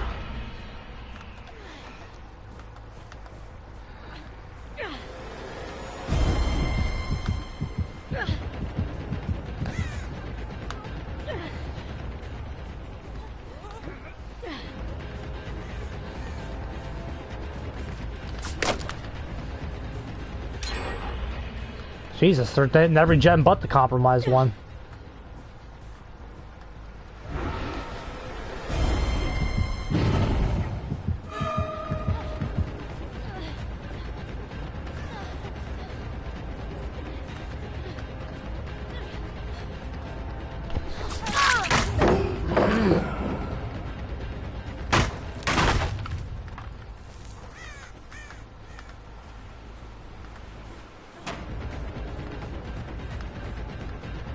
Where'd the Sable go, bro?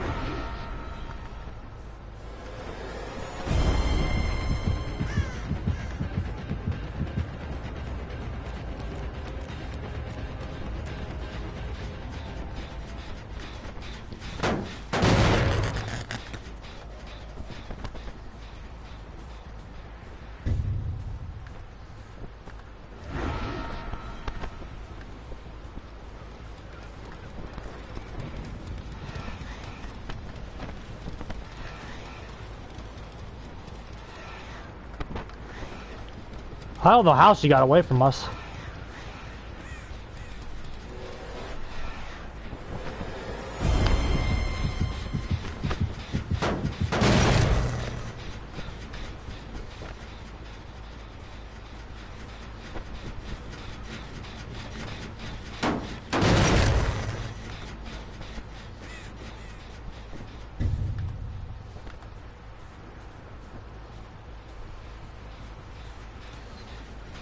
That's her.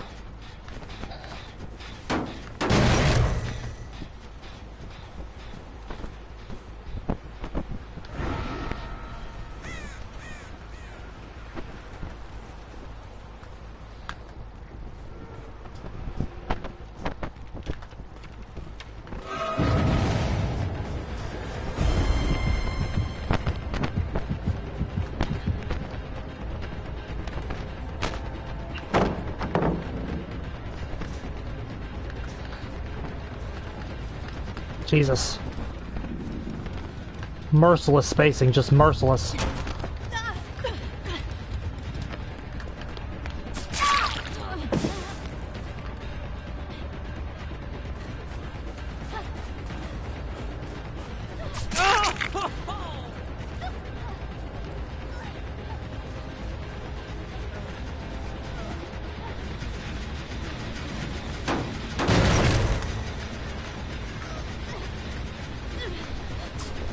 Oh, bullshit.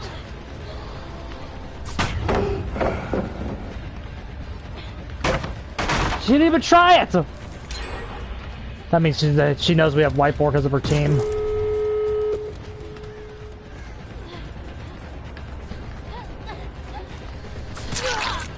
We should have took out machine learning instead of coup. With coup, they brought us an easy win.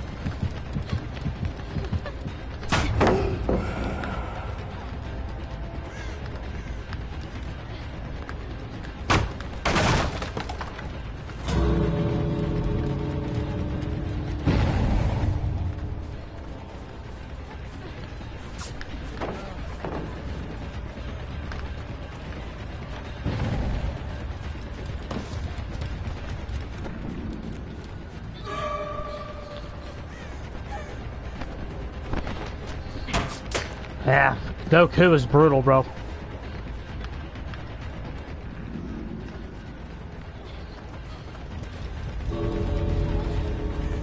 I'll tell you what, man, run coup without, go one game without coup, you will remember why it's like the best perk in the game. Because that, without, if we have coup there, that's a 4-fan kill. Just having no coup means you're horrendously limited. You can't chase anybody. That Sable wasn't good either. She just had enough tiles and the spacing was too bad. They all knew we had Lightborn though, that's why she didn't try it, because they were a 4-man. If they weren't a 4-man, we would have gotten way more Lightborn value. But they were telling each other we had it, so nobody was even trying to do anything. It's just as soon like that's how you correctly counterplay Lightborn, by the way. As soon as you see it, it's just like, okay, we don't have a flashlight, it's fine. We're still a 4-man Swift. Again, we should have took out machine learning. With machine learning there, without machine learning, we turned that into an easy win.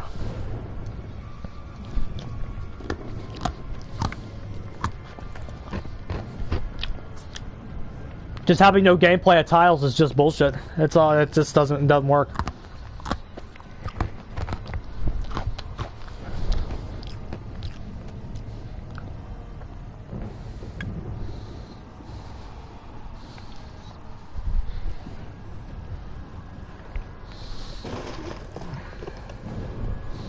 Oh man, I'm hungry, bro.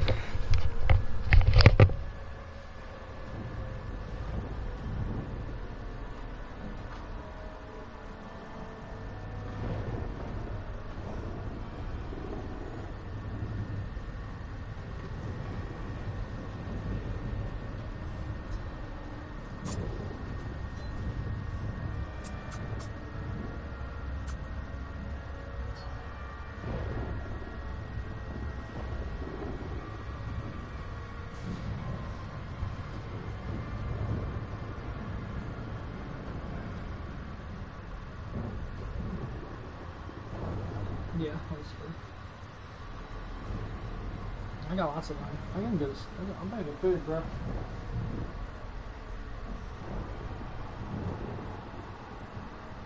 I'm gonna get some feed.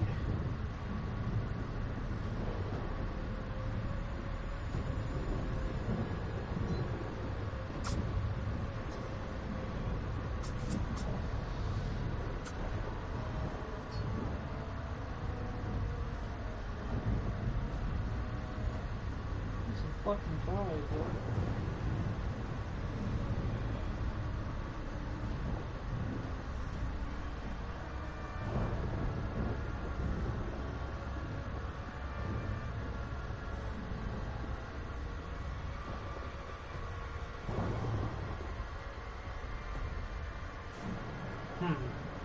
Uh-oh, that Zoc is leaving me, bro.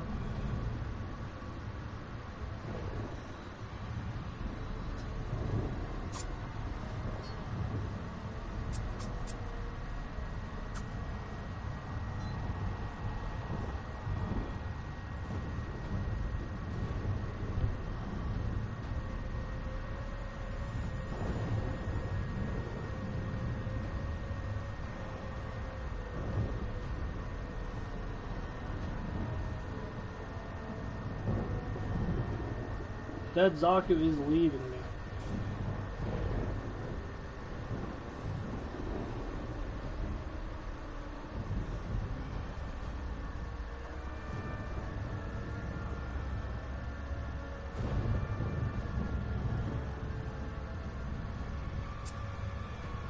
Alright, I'm ordering food, bro.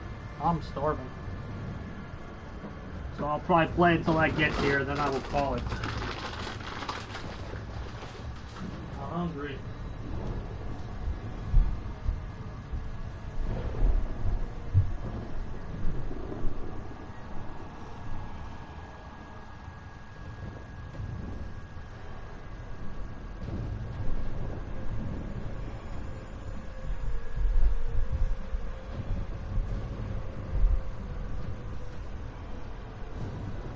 Get a chicken? I had some chicken on Thursday. I'm getting a steak tonight, bro.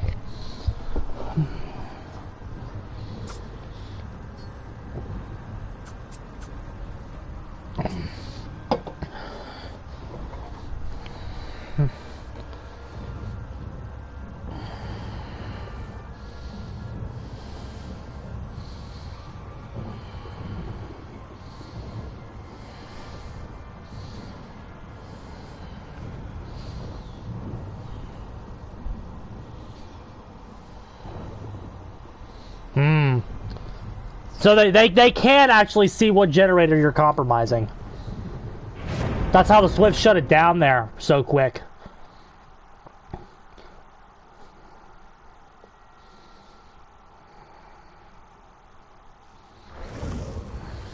It's very OP. Somehow I doubt that, my guy, but go right ahead.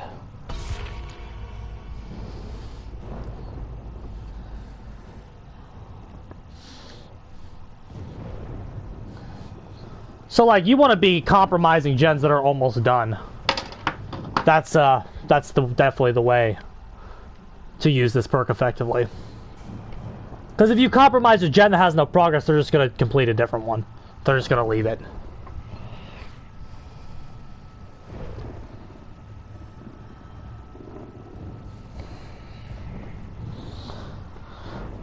I don't know.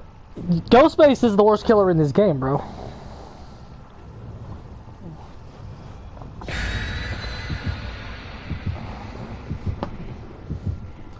So nothing on him is OP. I'm gift of pain guy like why Dying Light, not Thana? We got more Swifts, bro. But yeah, gross. At the level I'm at, it's hard to make something like that work. Because you have to have coup de grace to down anybody. Well, yeah, but the Dying Light gives the obsession that 33% healing buff. So it kind of flies in the face of what you're doing. But play can actually get them, so play is a decent coup substitute. It's not the worst thing in the world. I mean, there's certainly worse builds in the game. They give 25% to healing and repairs. Get here. Again, there's certainly worse builds in the game.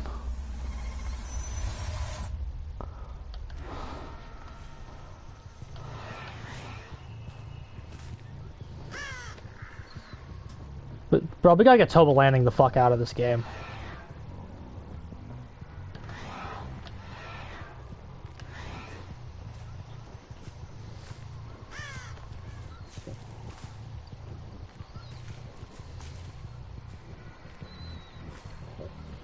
Play with your food, can't down them. I'll give you that.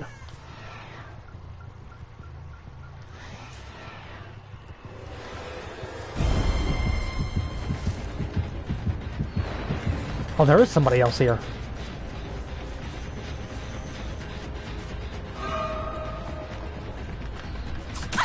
Good.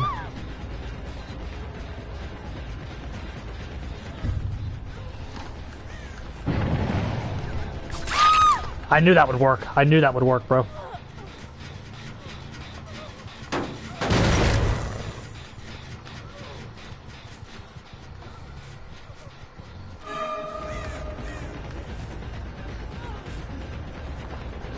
Perfect.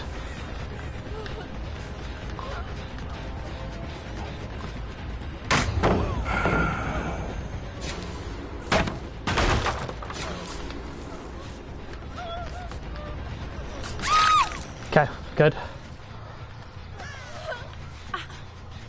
That's what you do, gamers.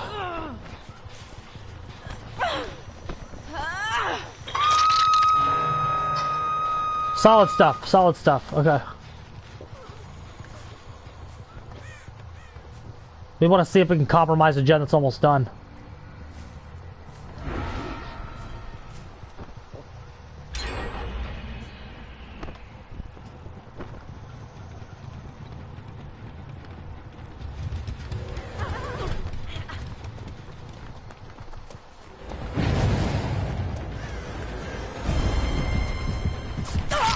Very good.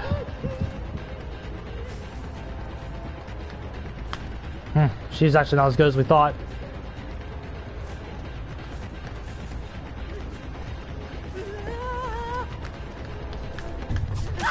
Okay, very good.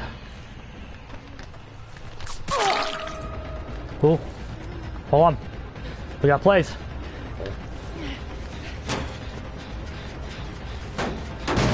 No, we don't. That's a terrible fucking window. I'm not getting enough pop value.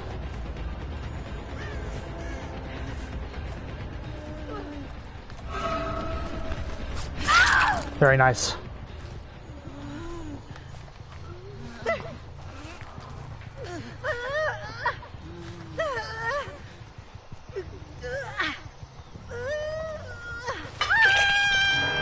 The driver's license is a gimmick. That doesn't really work if they're good.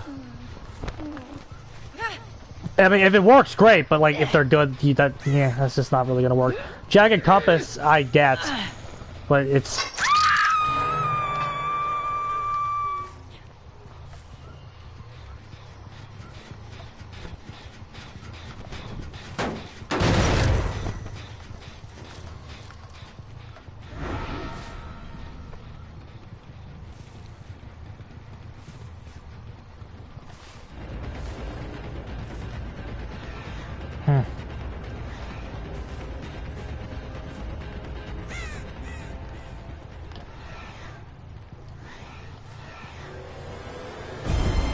Okay, awesome.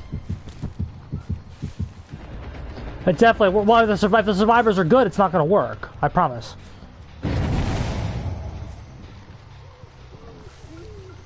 The survivors have to be a certain caliber for that to work. I've labbed it. I already know how to use it. If the survivors are like not trash, that doesn't really work.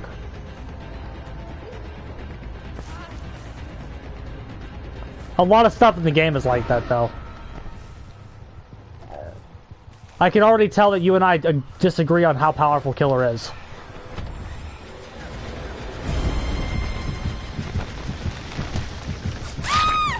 You think Killer is way stronger than I think Killer is. We found the gem we need, though.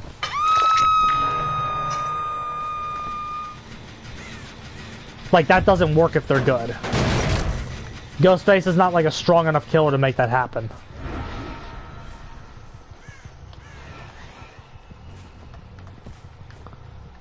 Okay, see, now we've compromised the right gen. But the problem with this is we can't kick another one.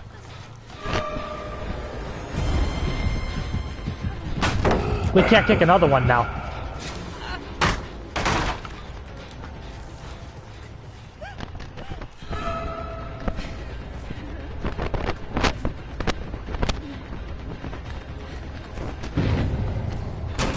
Very nice. Well, I mean, it's not a referendum on the Ghostface player. If you get bad survivors, you can do anything you want with anybody.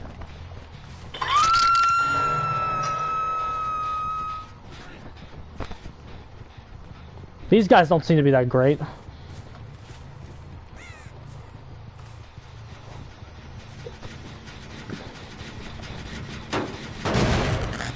See, there's two here.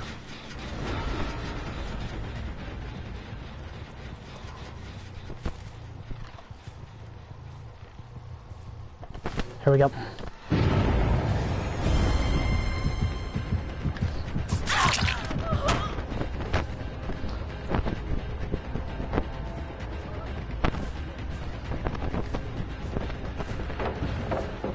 She dropped that way insanely early. She's very scared. That's what that tells you. She's very scared. And it's like being very scared of Ghostface tells you like the caliber of player we're dealing with. Because you should not be very scared of Ghostface. Because Ghostface is bad.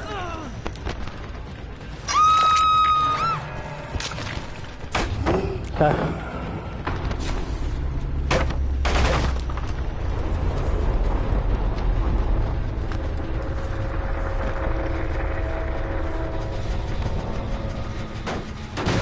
I can't wait for Pop to be back, bro. I just can't wait for it. Oh, there's somebody dancing at the edge of the map.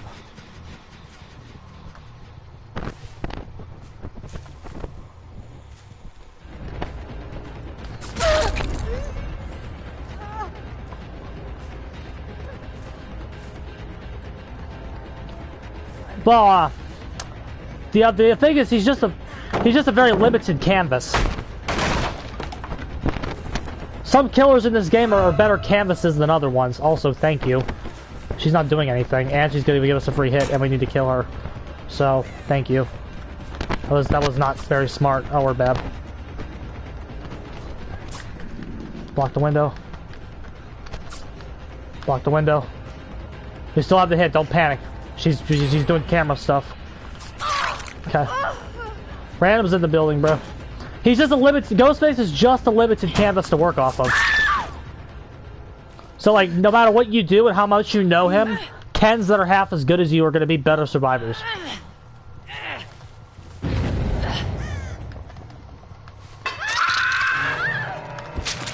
We're still having machine learning. Random survivors can see compromised generators, so you really have to make sure you pick the right one.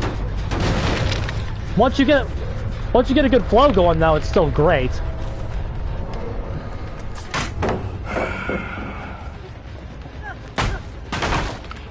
Yeah, they can see the gen. I looked it up, and I'm like, can they see that? You just... Well, I mean, here's the thing. The stall can put you in bad situations sometimes. Again, when you've played the caliber of survivors that like, can really know its weaknesses, when a survivor knows they're 99, that's actually really bad for you. Sometimes it is better to take the M1 hits. Sometimes it just is. Because they're free and guaranteed.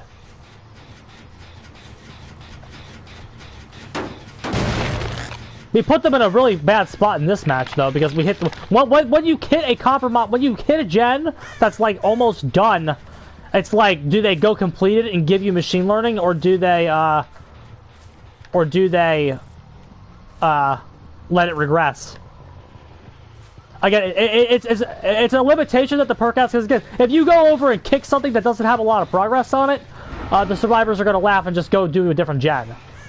Because they don't have to, like, why would they waste their time doing that? Stock doesn't put you in a... It can if the survivors are good. Okay, look. Like, here's the situation, okay? If... Like, what do you do here? I'm just waiting for Stock to come back. Do you see how dumb this is? But yeah, it's a free down for M1. That's when you can set yourself up with the game state by having M1s in play. Like, we're just sitting here waiting for Stock to come back.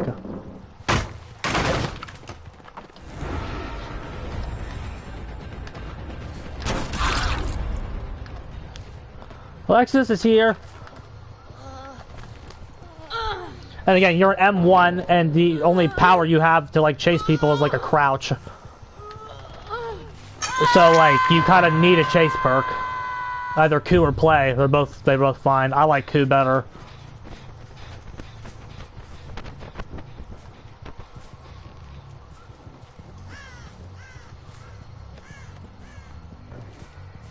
You give them more distance to go for another loop instead of keeping them there for an instant down.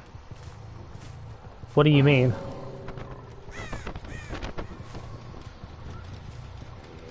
You want them to give them more distance. Yes, but they're injured.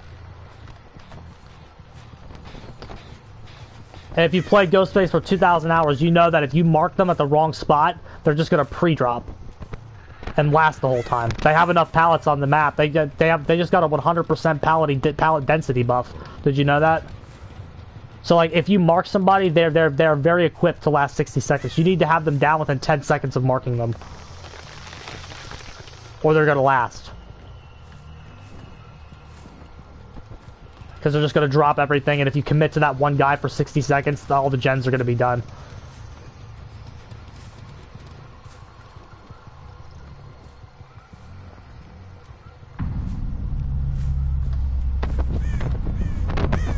Right, but like sometimes the M1 is just the better play.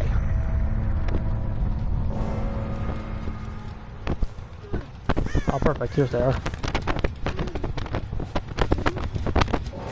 Oh, she bled out. But the thing is, M1 should be the last resort. See, I don't think so. At the level of people that I have played, sometimes you have to get something. You have to get something. You should not just be going in there limiting yourself to one play style or another. You should be mixing M1s with stocks so that you keep them off balance. So they don't know what you're relying on to hit them.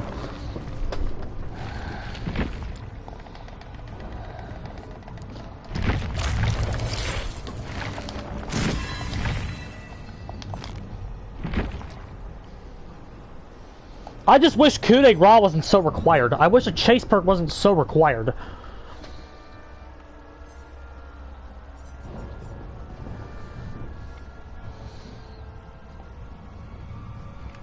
But it's like a survivor would rather get marked when...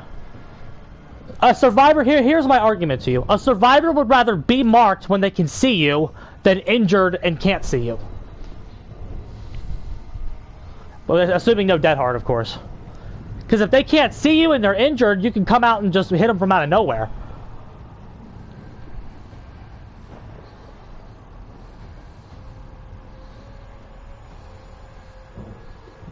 You just have to assess the situation. You gotta assess the survivor you're going after. Because again, if you mark a survivor and they throw a pallet down that you don't have gameplay to, because you're M1, you don't have a gameplay to everything.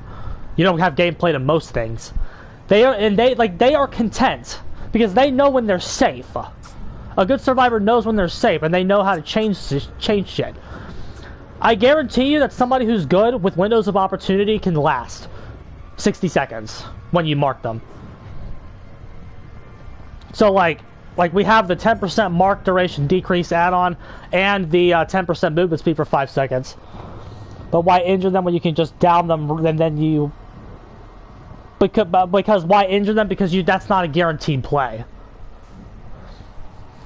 Because that's not a guaranteed play. And then there's also weird situations where your power still has a long cooldown as well. So like, are you just going to sit there right behind them, lagging behind them for 20 seconds? Sometimes the better play is to just injure them and leave, so you can hit the gens better.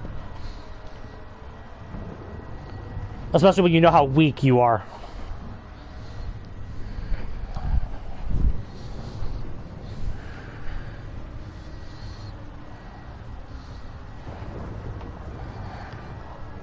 Again, you could go for the mark. If you could get the mark, great. It's just like you have to like know when you're gonna get it.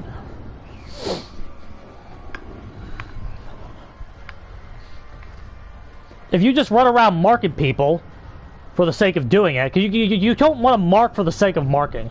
You want to mark when you know you can get something off it. Sometimes it's not beneficial to just mark somebody. And a flow state as well. Sometimes if you are like, if the guy is if the guy's at a certain distance from you, the good survivors know what distances you don't like. If they are far away enough distance from you to where they can reveal you and you can mark them, sure, but they have pallets, like they just know you're never gonna do it. I mean, you could do it, but then you just wouldn't get any value.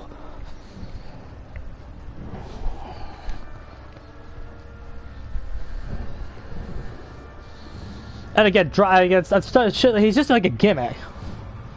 Most of the time, it's better to mark. Well, yes, but like any good survivor is trying to not get marked, so they will position themselves to deny line of sight. Also, there's just certain maps like Larry's and shit. Just again, depends on the map. Anything with a lot of line of sight blockers and shit. Like, you have to be able to go in there and know in those situations where you just use your undetectable. Just being undetectable, being able to hit them, that's your power. Sometimes. Again, that's unfortunate, because it's bad.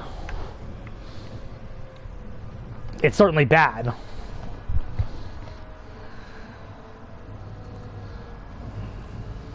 King Jim, make sure you need to run the real endgame build, bro.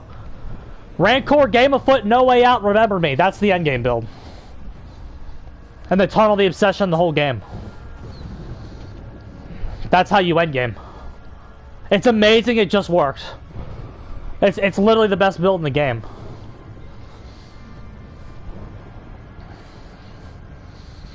Aren't you? Okay, but it's like, it's just like, bro. I've played situations where the power can put you in a weird spot. Because the survivors know the distances where you will. It's like having a 99 stock is just like, eh. If they know they're 99, they can be very annoying.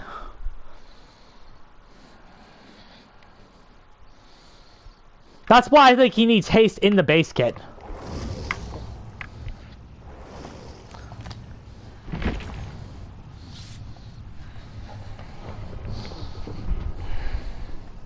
I think he needs like a 5, like when he has a here's the suggestion I've had for him. Here's why I think every survivor that's marked should grant you like 1% haste and like a 5% pallet kicking speed buff. That's what I think. That way it encourages you to be marking all the time for other benefits besides exposed. And so it's like you have 2 people marked. If you mark 4 people, you get 20% faster pallet breaking speeds and 4% haste or something. Or it's like, yeah. Fuck, even a 2% haste per survivor. So if you have 4 marked survivors at once, you would get 8% haste. 8% haste with 20% pallet breaking speed buff. That'd be sick.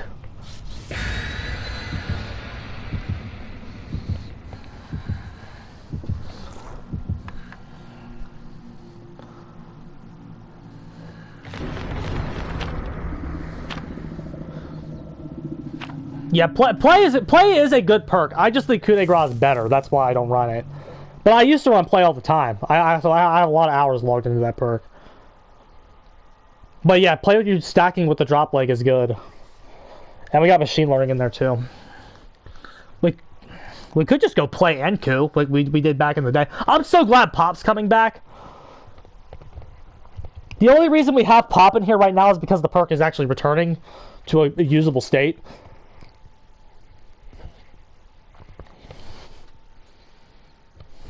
Okay, let's see what we can do here. Dead dog. See, we already don't have we don't have a lot of ways to mix up our approach here. That's like a problem. There's not a lot of ways to mix up your approach here. But the weaknesses for them is they had once they're there's not a lot of ways for them to get away from being marked. So it's a pros and cons map for you. We should be leaning. Okay. Now do you see what I mean here about, okay, let's be better take some basic attack value. Okay, wait, let's go over here.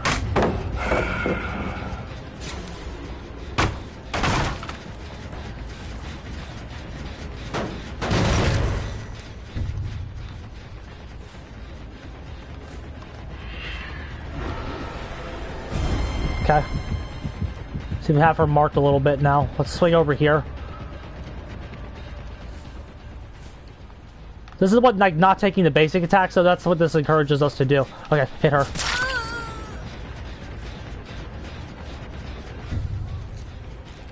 We needed to be leaning from something there. She's got God Tile. What are you? There's really no way to conceal yourself here. That's the problem. Who are you? Okay. Oh, she's established. Now watch. When we chase her, When we chase her, she's gonna last the whole time. Because she's gonna run straight to the god tile, because she's marked. So, like, we have to drop her.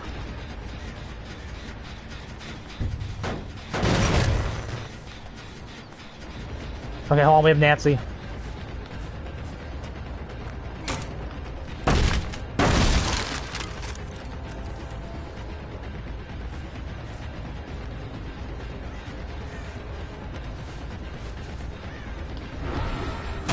Okay, we got her.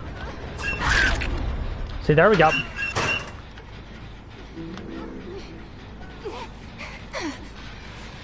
Good play there. See, we got some value. We're gonna go swing over here because we saw a survivor. We don't know if they have a toolbox. They're using his power wrong. But sometimes that's the only thing you can do. Do you see how open this map is? There's not a lot of spots for you to actually do what you want. I know what you're saying. I know what you're saying. And I agree with you sometimes. But the problem is, the places for you to actually get what you want are more limited.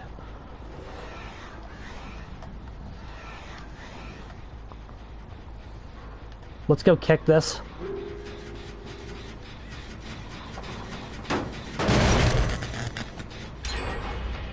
Unfortunate.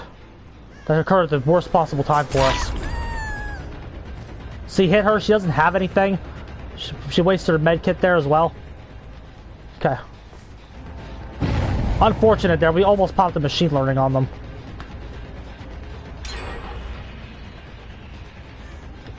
Okay. Make them force Hattie to come in.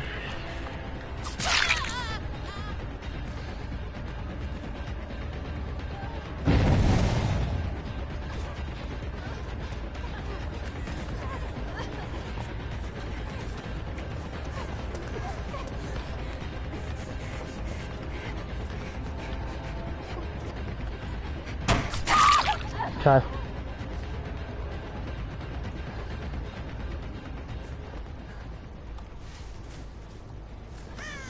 Very unfortunate we didn't pop that machine learning. We could tunnel her, in fact we should, but I don't really want to. Okay.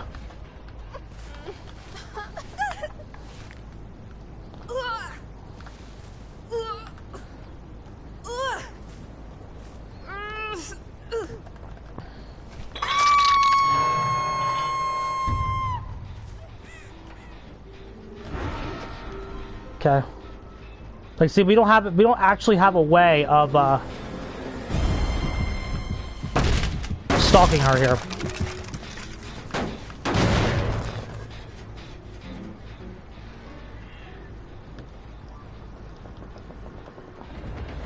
If we pop our power, she's just gonna reveal us in 2 seconds. Because she knows where we were, based off the location of the hook.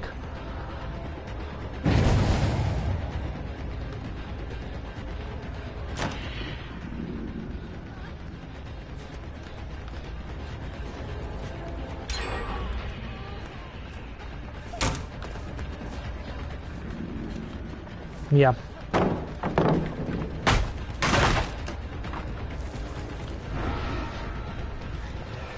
Yeah. And so you have to, when you get revealed like that, you have to take those hell states. Because you have to, you just have to. You need something. And your power still has a long cooldown.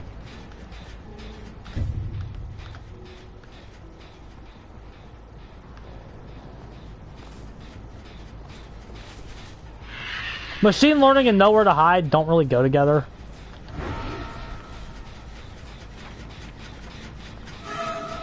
See, another situation where we got unlucky.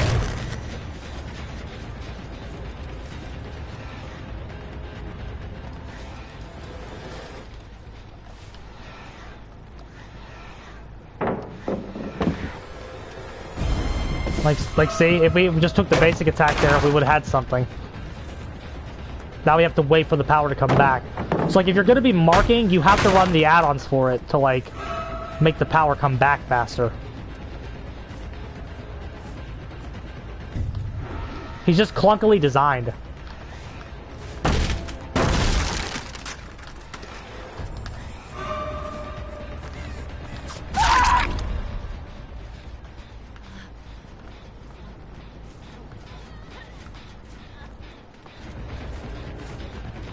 Like, see, in this situation, we're never going to be able to actually mark her, so we just want to get her away from us.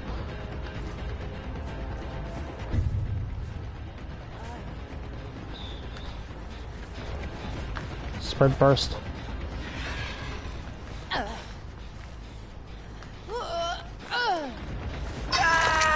Get a hook, keep moving here. Yeah, see, we don't really have any pressure, though.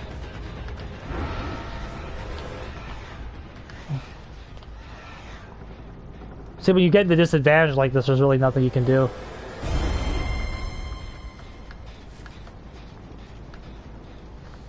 Machine learning seems to be only, like, worth it when you're winning. That doesn't seem too good. It's good when you get it to work, but it's just the perk has a lot of unnecessary limitations. You should be able to, like, kick at least one other gen without it switching compromised gens.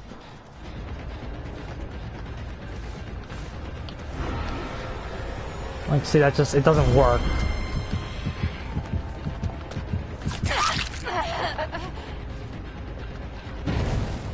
But see, I don't think so. Not if they're good. You can't really conceal yourself here. I said that as soon as we walked in. If they're hot garbage, you probably can. But they have to be, like, really bad.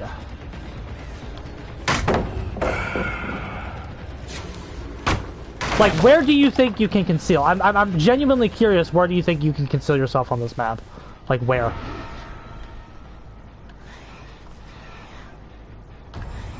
Let's, like, see what does that do for us. She's too far. So, we had to 99 that. Unless she's bad and just lets us do it. But again, we don't have any hook pressure on her.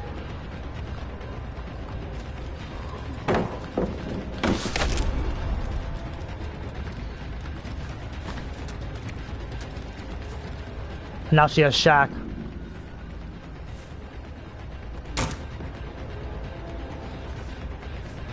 But I'm like, okay, but you still didn't answer my question. Where do you genuinely think you can sneak up for people here? This isn't the map for that. This is the map for, like, brute force. There's not a lot of spots where you can do that.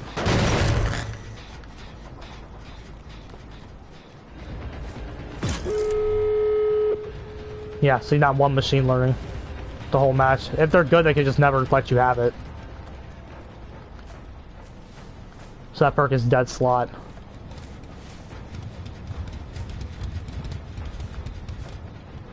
Right, but the problem is when you start having to force stuff because you're in disadvantage, which you'll always be in if they're good. See, and they just bully you like that too. I don't know, but again, where do you think you can actually sneak up from people at this open map?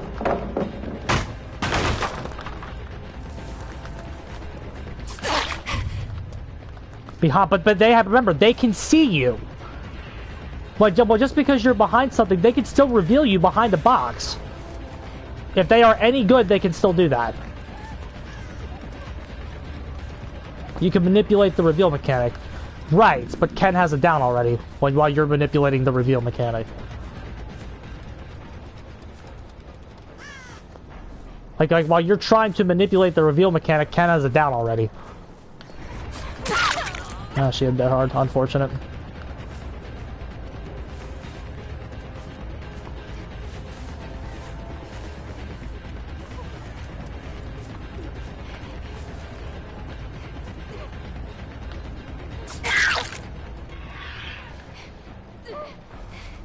Should get basement here no matter where it is.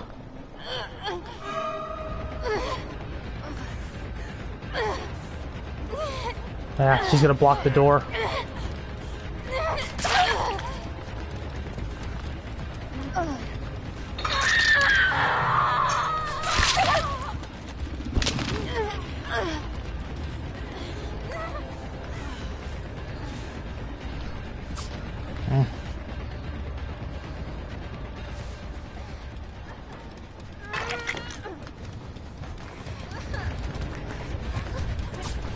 Yeah, I'm trying to probably get ahead of the survivor there.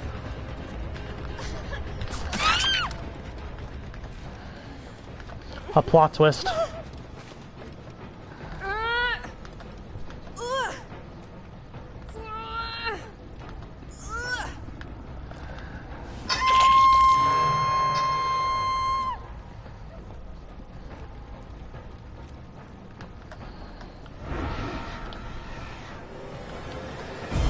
Like, do you see? We already jumped behind something, but she still revealed us. If they are good, they will just reveal you anyway. Despite all your attempts to manipulate the mechanic.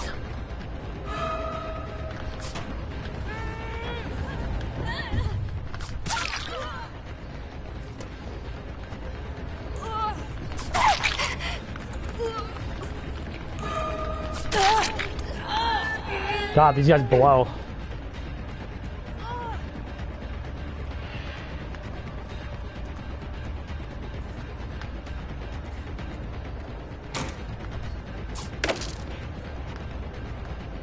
Yes, but then you lose movement speed when you crouch.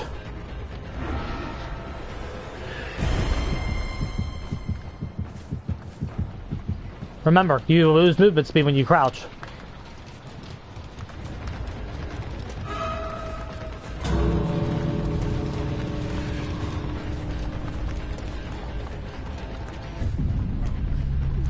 Very good. Almost the time. We almost turned that around. You can hug almost any object, but they can still get you. That's what I don't think you understand. They can still get you. That's why when you have enough experience on this character against people that are good, you just stop working with it. Because it doesn't work. They still get you.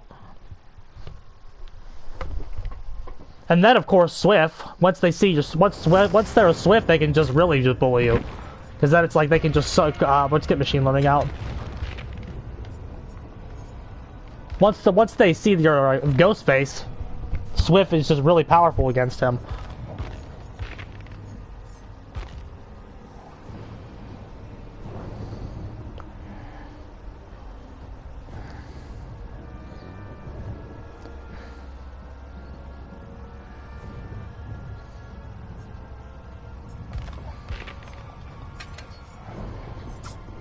Could do discordance. I'm a big discordance guy.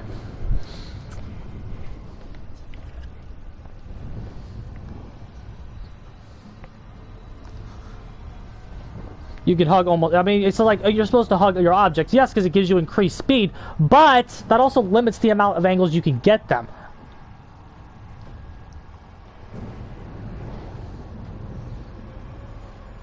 They can get you out because it's a bad mechanic. Like you're not doing it right. Okay, so when you play against 4-man Swift with him and you lose because you're not doing it right. No, there's a severe power imbalance. The mechanic is way friendlier to them than it is to you. That's what I'm saying. It's friendlier to them than it is to you. There's a certain point where you realize they can get you, no matter if you hide yourself.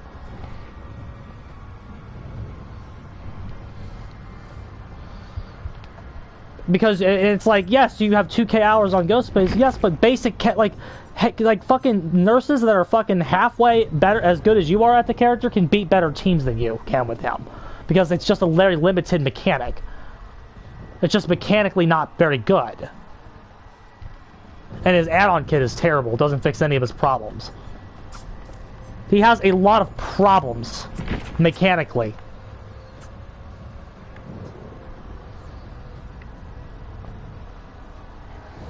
And again, you're not hiding well enough. Well, guess what? Then the gens are getting done. If you don't put yourself out there... And again, that's a map where if they are good, and you, like... Because, again, even if you're correct, it's not as good as just going at them. It's broken. Yes, it's broken. Yes. So like, it's mechanically limited. It is a broken mechanic that doesn't really work right. And once you play people that know how to exploit it, it doesn't matter how well you duck behind shit. They get you. And again, especially once they're in Swift. When they're in Swift, it's like, okay, he's committed to me. I'm going to jump out, reveal him real quick, and then jump back on the generator. Because when you're revealed as Ghostface, that puts you in an awkward spot, again, because you're 115. Do you chase the guy that revealed you, but he's all the way over there? Or do you keep on the guy you're currently chasing and beat M1 trash? Or do you break away altogether and just go back to a 4v1, wait for your power to get off at 17-second cooldown? It's a mess. It's a mess of bad programming and bad game design. It's bad power design. Everything about it is just trash.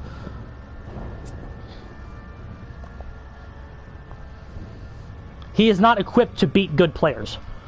That is just a 100% true statement. And again, that loss we just took was what, our third loss of the night? We've been playing for 4.5 hours. We've only lost like what, 3 or 4 times? On the worst character in the game? Yeah.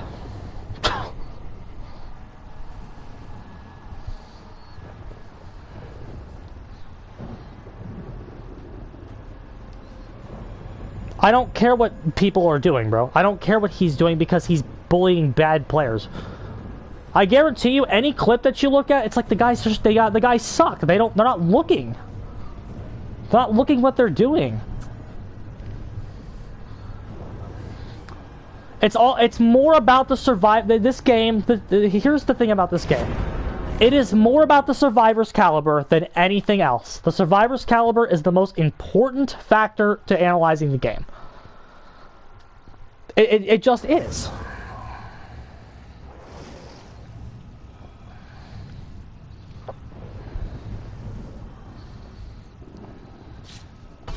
But the bad positions, here's the thing. The bad positions make up 95% of the positions you can be in.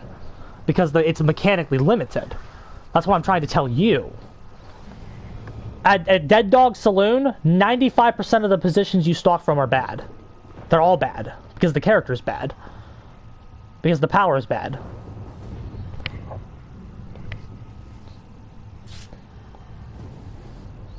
Because he's basic M1 trash.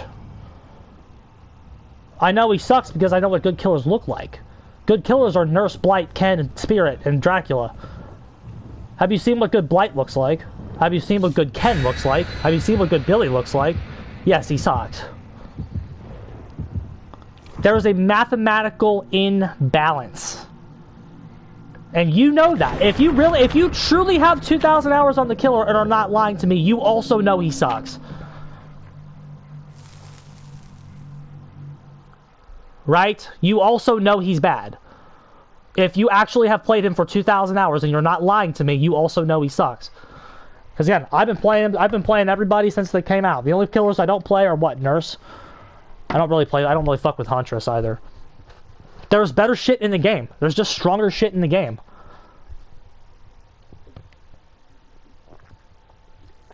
True, the power is bad. So he's bad. Well, you say, how do I know he sucks? Because I play the game. I play the game. That's how I know he sucks. I'm good at the game. That's how I know he sucks. I know I have faced many a Swift in my time. I know what good gen completion looks like. I know what optimal DBD looks like. And living 115 and trying to stalk people is not good. See, look, let's conceal ourselves. Oh, don't have a vector. So what am I supposed to do? Go up here while he gets the gen done? See if I can look for a better angle? There we go. Oh wait, we were getting her.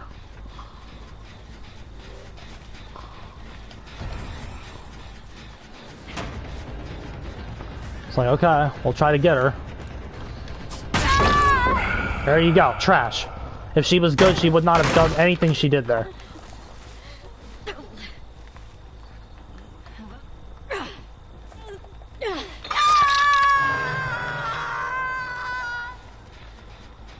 Yeah, he would rather find a different gen.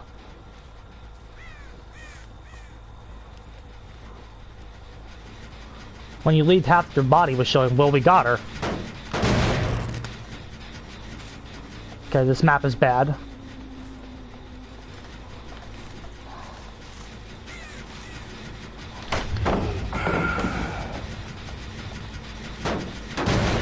But then you don't have a vector.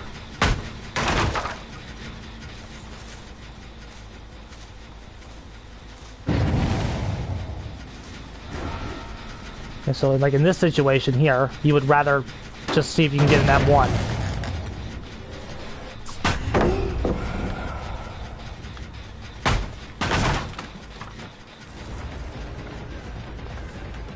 Like, you need to actually pressure them to stop the generators. Okay, Sable's off.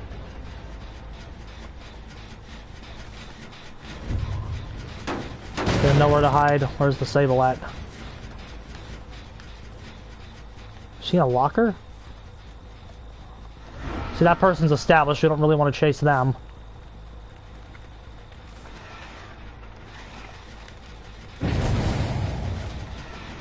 Like, see? It's mechanically not worth it.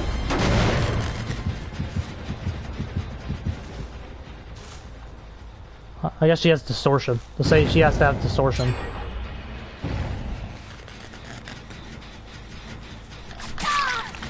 She definitely does. But it's like he's not good. You can tell he's not good.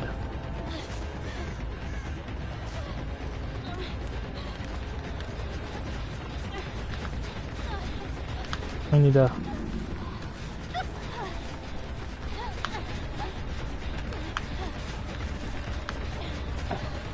That's it.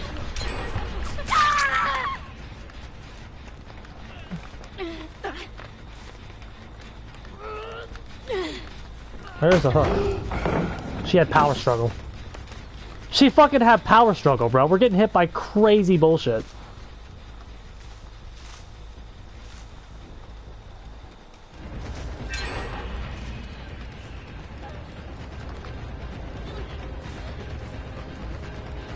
That's the craziest shit ever, bro. Yeah, now we're just trying to force it.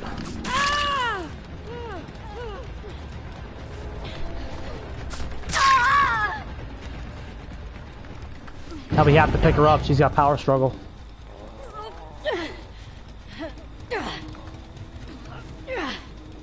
The shit I get hit by, bro.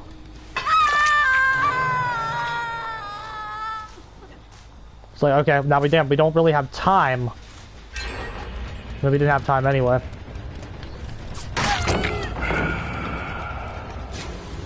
Jared Lundy's here, bro. How are we doing?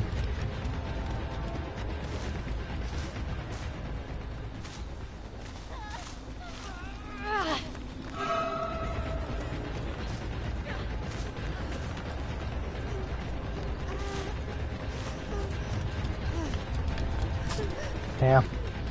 Wanted to do that quick so we can try to stop the Vittorio. But he looks like he stopped himself anyway.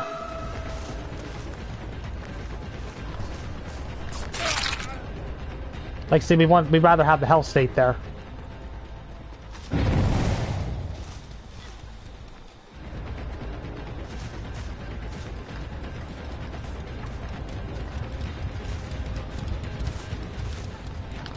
Changing some sweaties? I mean, these guys don't seem too great. But Ghostface is just bad.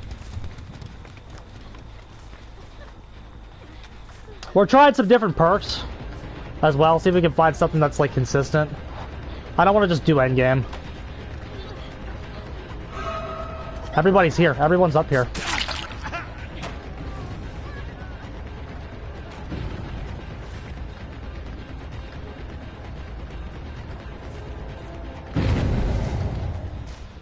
I don't think they're good, I just think they're like together. So they're like better than they would be otherwise. Also, we got fucking memed on by Power Struggle. Now discordance is going off.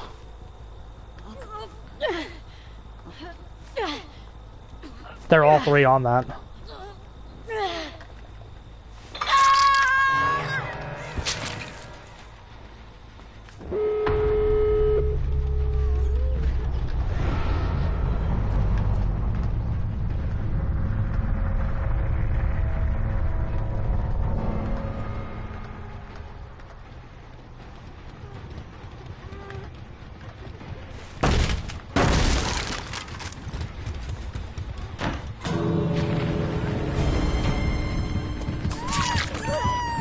Very nice.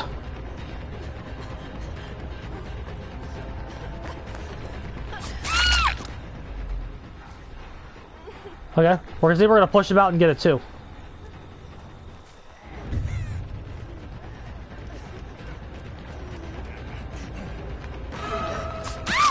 There you go. See, we didn't lose.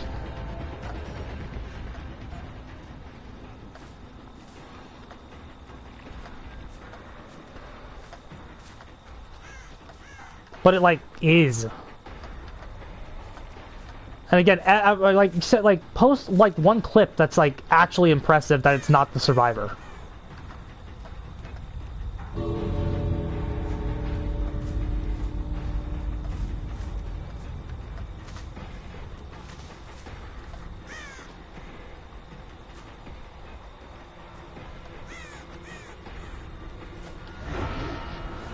There she is.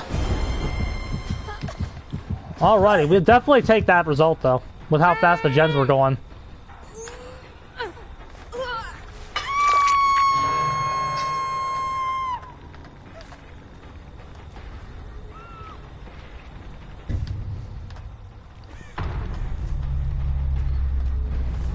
Deadlock's probably the best play.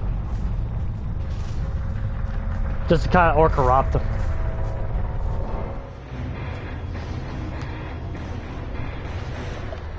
Just something to like make it so they can't rush you, because we got rushed again there. Fucking power struggle, bro. Okay, she did have flip-flop as well. That's why it went off quicker than it should have. That's why it went off quicker than it should have, too. That's like, okay.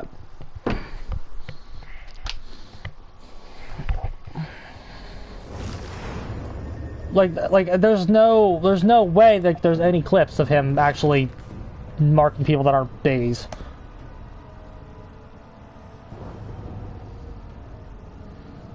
That's like, okay, I can go tell you everything the survivors are doing wrong just by watching one game. Let's check it out.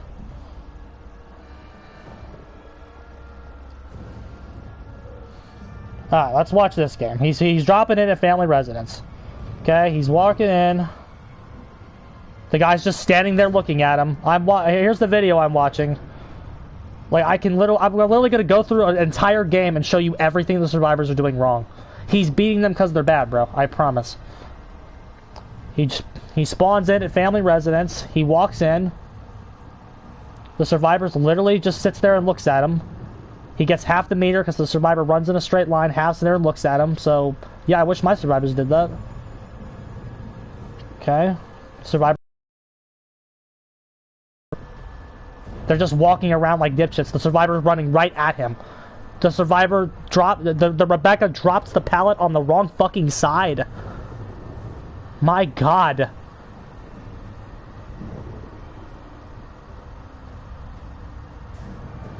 Like, everybody he's playing is terrible.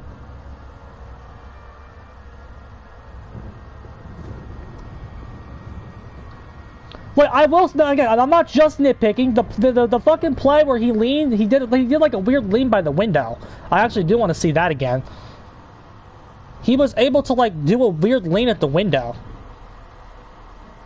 Like, that was cool. But it's like, okay, everybody's bad so far. I just want to see one person that's good.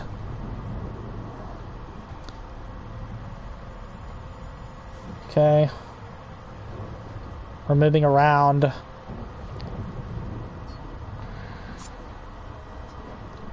Yeah, Rebecca's just sitting there. He just sits there. He's directly behind her now. The Nia just continues to sit there. Because she's not looking. He's getting that close because they're not looking out. That's the only way you can get that close to him. Especially when he's running a skin or where you can see him better. Because he's running a light blue skin. Like, nothing he has done so far, except there's one play he's done so far. Stop focusing on the players. That's why he's winning. That's why he's winning. He's done one thing so far that it's like, oh, that's cool. That was kind of cool. The fucking Alucard, whatever, as soon as he went into undetectable, he should have immediately dunked behind it. He should have hugged the tile, and he didn't. Instead, he ran in a straight line and got fully marked because of it. All he had to do was rotate around the rock. If he just rotated behind the rock, he would have fucking not gotten killed there.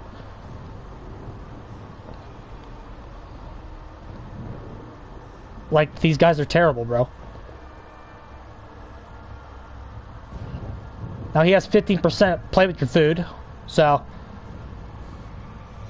maybe play is better than coup on him specifically. I will actually try that. We'll actually sub coup out for play. It actually does help Ghostface a little bit. He's got like the same build that I have. You have to focus on the players. If you're beating a retard in air hockey, it's not telling yes. No, I'm just he's playing comp teams. There it is, bro. Comp players aren't good, bro. You have to focus on the players because if you're beating retards, you're not actually doing anything.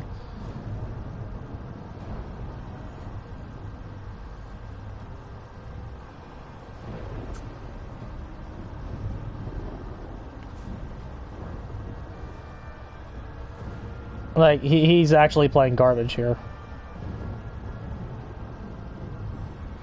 He's got play and coup, though.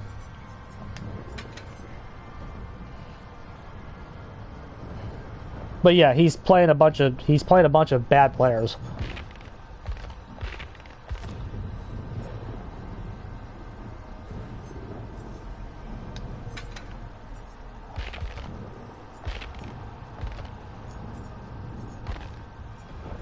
Let's actually get coup back in, and then let's do deadlock instead of discordance. Because discordance, it just told us we were losing last match. Let's do double chase. That might actually be cool. But yeah, he's stomping a bunch of noobs here, bro. He's not going against bad teams, bro. I showed you the exact game I was watching. I'm just watching one game. You told me to go watch one game on his channel, and I did. He's playing trash. Again, I'm not saying he's bad, but it's like he's playing garbage. Like that Nia, all the Nia had to do was keep running out the door, and she got full. If the Nia had just got fully ran out the door at 3:15, bro, go to 3:10. Go to 3:10 of the video I posted. All the Nia had to do was run out of the door, and she doesn't get fully marked. But she stayed in the shack. She stayed in the shack and let him do that to her. That does not make him good. It makes her bad. Like, do you understand that? Yes, I'm sure he's good. It's just not proof Ghostface is good. He's probably fine. But it's just not proof that, one, the character's good, two, the character isn't severely limited, and two, that M1ing is not the right place sometimes.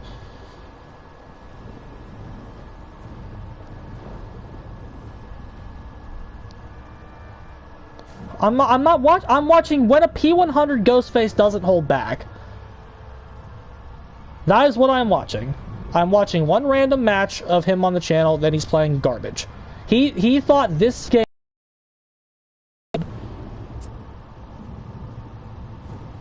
I'm not... Well, how many times are you going to change what you're saying? You said go watch one random video. No, don't watch that video. That's not what I'm saying. Oh, well, you told me to just watch one video. I'm watching him beat one... I'm watching one video. I'm watching when a P100 Ghostface does not hold back. Every play so far has been him taking advantage of... That's not the... he's not tunneling. Why would he have to tunnel here? The guys he's playing suck. He's not tunneling here.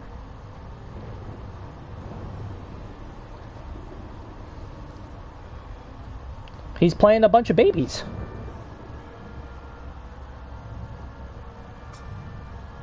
Like, I don't play babies in my games, bro.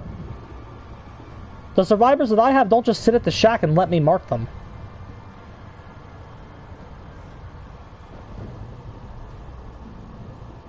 He just got mind-gamed. He got mind-gamed twice.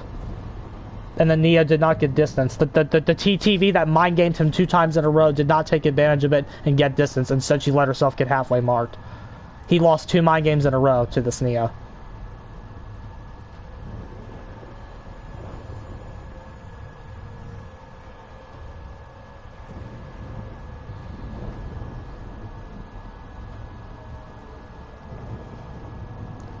Like, he's not good, bro. Like, he's not good. The survivors are not good. The players he's playing against are not good. He should have just took a basic attack and he didn't.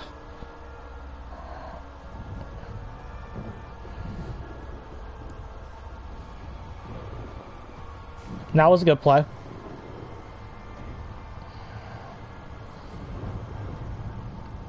The play he does again. I'm actually being objective. At the play he has at 540 is very good, but it must be stated that he needed 3 play with your food stacks to do it. He needed 3 play with your food stacks to do that play. But I mean, it existed. It exists, so that, I mean, that's good. 25% haste was needed to secure that down. I think he could have done that with a little bit less, though. But yeah, that was still a good play. The way he used the rock there, that was good.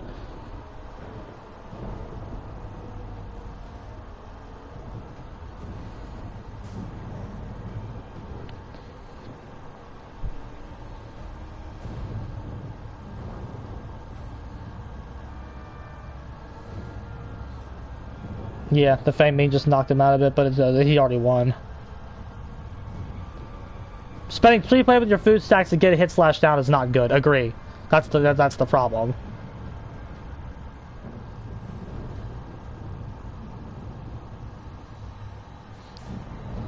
The Nia the Nia in this game at 640 he's chasing a Nia that should have sprint bursted right away to get to the killer shack. And then because she didn't, she lost distance, rotated around a rock instead of going to shack and got instantly down. What I'm saying is you need to understand the survivor's caliber. Like, you can say he's good, which he is, but like the players he's playing against there were actually dog water.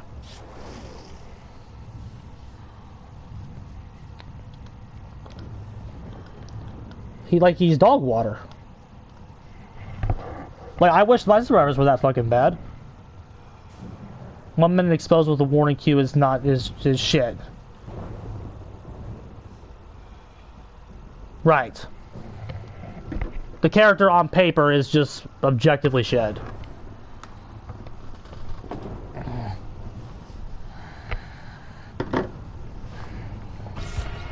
And again, like, and again, those plays he's doing, the plays you're talking about, again, he also needs 3 play with your food stacks to make them work.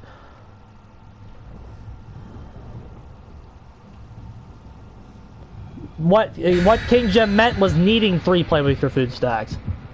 He needed 3 play with your food stacks there to actually make that play he did actually good. That play was not good unless you have 3 play with your food stacks. The play he does, which again, it was a good play because he did have the stacks to make it work. But the fact is that on regular Ghostface, that play is actually not good because you marked him too far away. Which, yeah, he had the stacks, and I'm sure he knew he had the stacks there. So, yeah, he knew he could do it, but, you know, like, but it's just...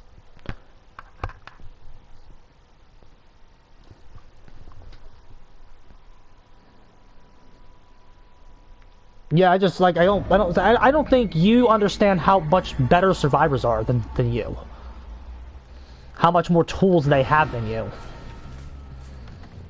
And again, for a killer to like need 3 play, if you do not see why a killer needing 3 play with your food stacks to like actually do something is like bad, I don't know how to help you. That's just objectively true. It's just objectively true. 1 stack is enough, not for the play he did.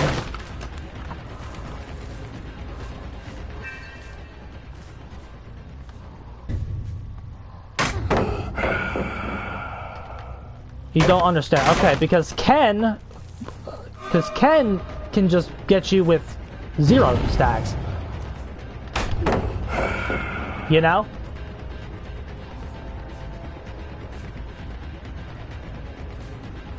Give me my stack. Give me my stack. Yeah, thank you.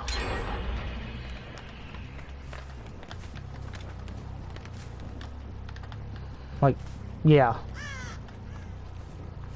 Yeah, and he's like, ugh, gross.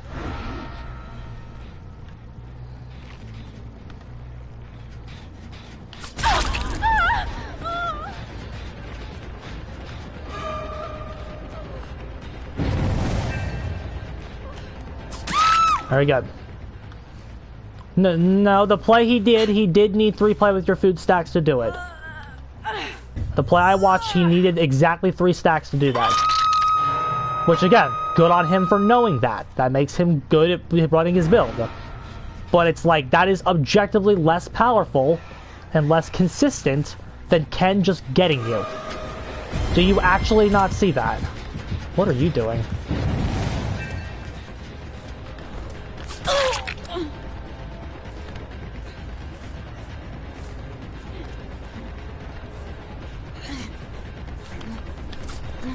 Auto aim cucked us.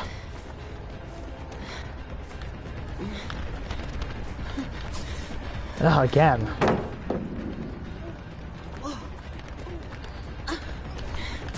Thank you, Jesus.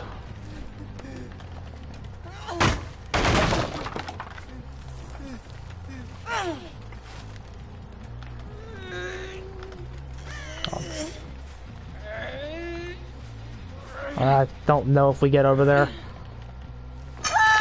Maybe we do? Question mark? I hope we do. No, we get it. We do. We save it. I can't wait for that to come back. I'm just talking about what I saw. Wasn't forcing anything.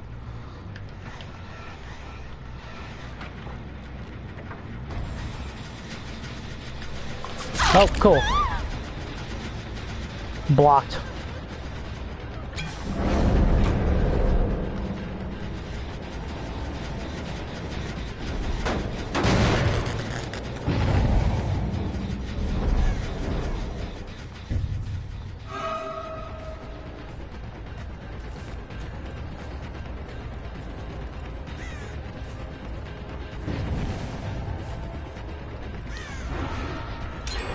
Yeah, that was unfortunate at all. Bro, I don't know how to fucking use play with your food, bro.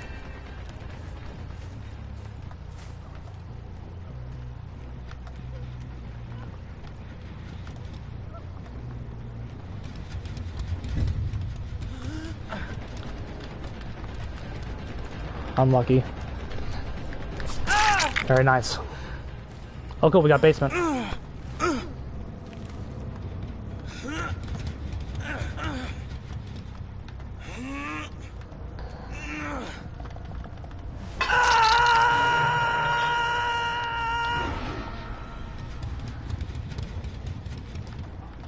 See if we can find something to pop. Nothing there. It'd be that one. Nitpicking one part of the video. What I told you was it's all about their caliber and it's about them. It's not really about what you do. It's about what they do.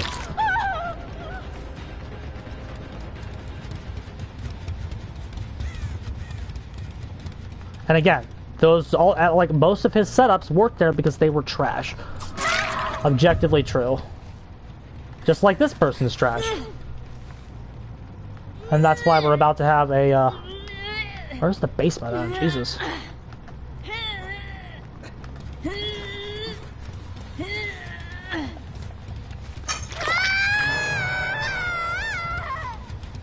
Okay, but I'd rather just get the down. I don't trust the mark ability.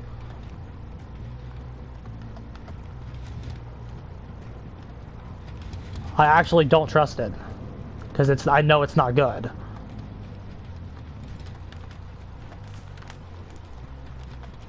Okay. I don't trust the power. Because it's dog shit.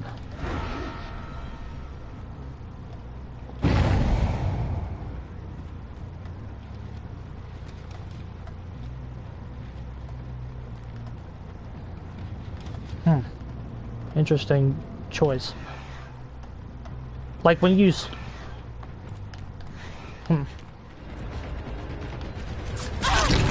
Very nice. He might have been able to bitch meter there.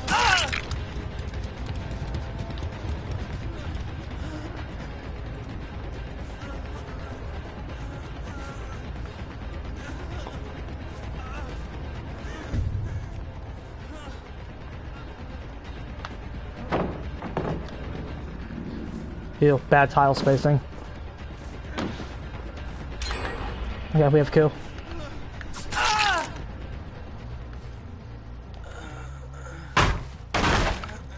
I never said my games were hard.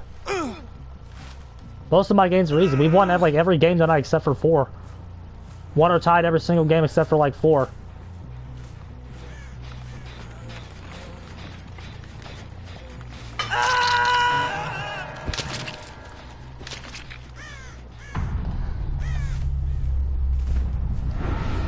I don't trust the ability because I know what good survivor play looks like, bro. See, I don't think you do. I don't think you do. I don't think you have enough game sense to analyze it. If they're actually good or not.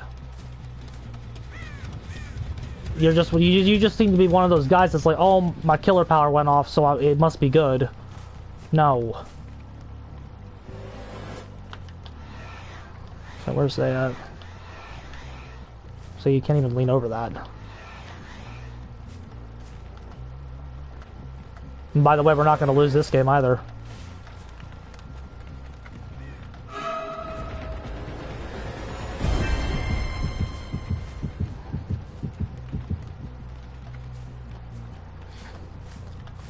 Yeah, I have low MMR, bro. I'm sure right.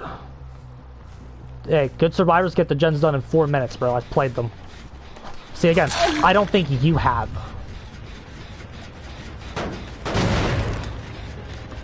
And also, we play like every killer. Let's see, what did that do?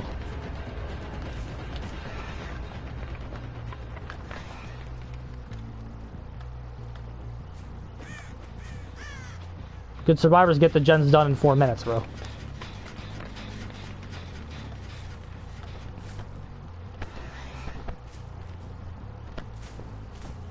I don't think you know that, though.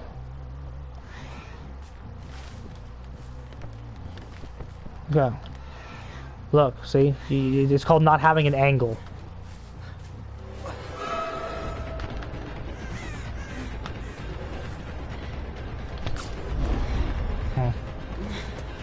Oh good, they're all here.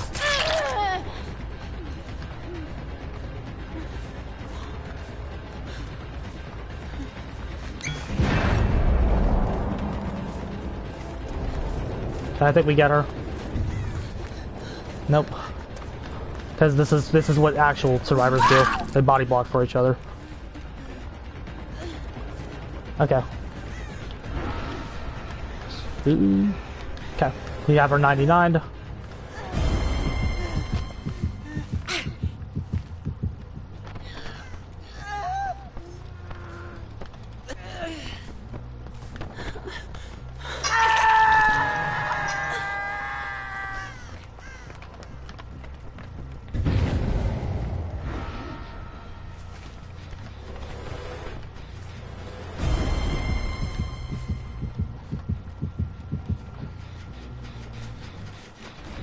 And see, your problem is you actually think that.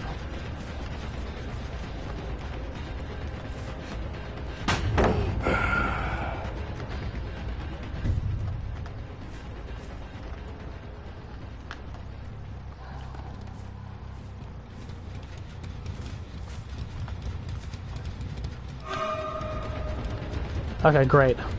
99 and injured. They can't get this, it's impossible. Unless we screw up, she's dead.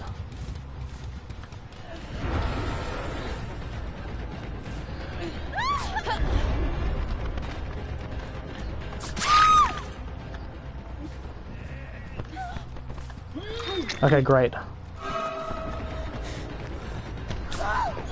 Oh, they balanced.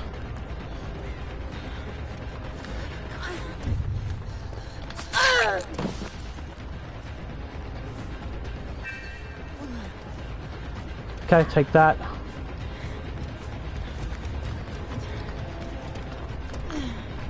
Yeah.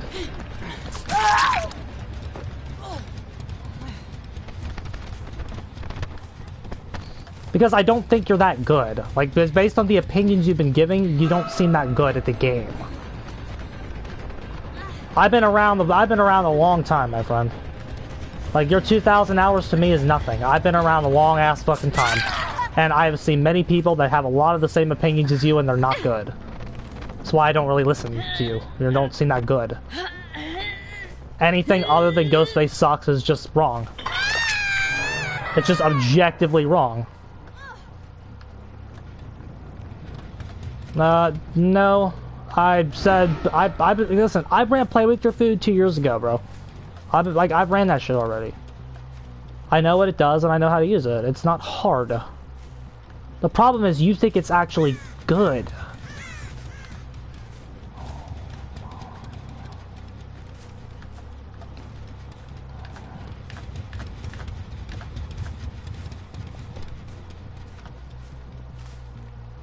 And also, my quote was, I believe, I see why he's running it, I guess I will try it.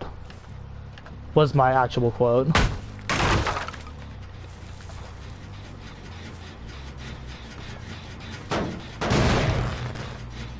Like, I see the idea, I will give it a shot.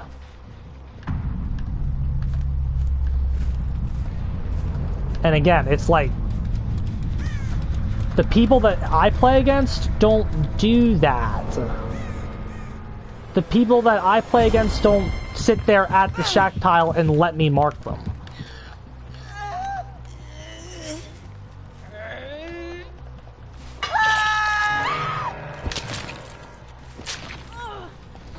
No, I think you're bad because it's just objectively wrong. It's just objectively wrong. You know? Is my thing here yet? Yeah. One more game. Like, it's just objectively not right.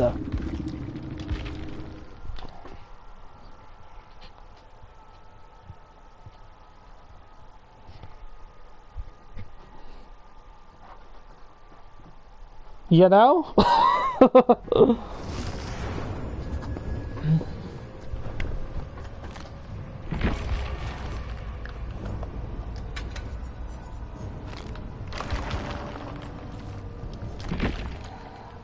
Like, there's a certain caliber you have to be at, and this character can't do anything. So, I'm trying to beat those guys. Like, right. And it's like, I've played enough good survivors as this killer to know the power doesn't actually work if they're good. That's why we call, that's my... like, I think... watching somebody else play and beat bad players. This is the same reason I got in hot water with Ots. No, the inability to process garbage. Inability to process trash. Because that's bad.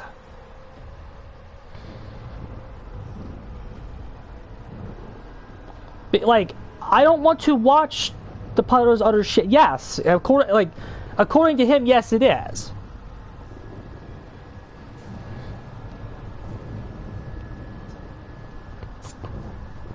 And it's like the reason he's used the way that he is because the power is shit. Now again, if you want to walk in random ass fucking games and fucking beat up on babies and beat up on shit, you can do anything you want.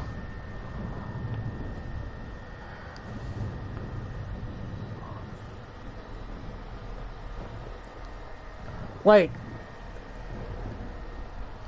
yeah, I paid attention to that match way more than you did, because you watched that game and went, oh my god, so broke. I watched the game and said that Rebecca stood at the pallet and let him do that. You are not watching the survivors play and looking for mistakes, you're watching the killer. Right. Small brain activity is watching the game and going, oh my god, he just stomped on trash, so that's so good. That's small brain. Alrighty. You see, alrighty, that's where we're done with this guy. See, you can insult me all you want, but you insult my friends, you're done. Alrighty.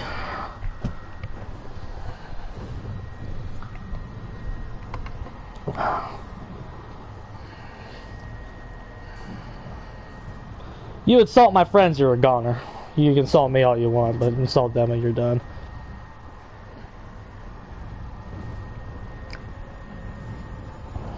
Small brain. Yeah, I mean, it's like you're never gonna fix somebody like that, bro. The guy just thinks Ghostface is way better than he is.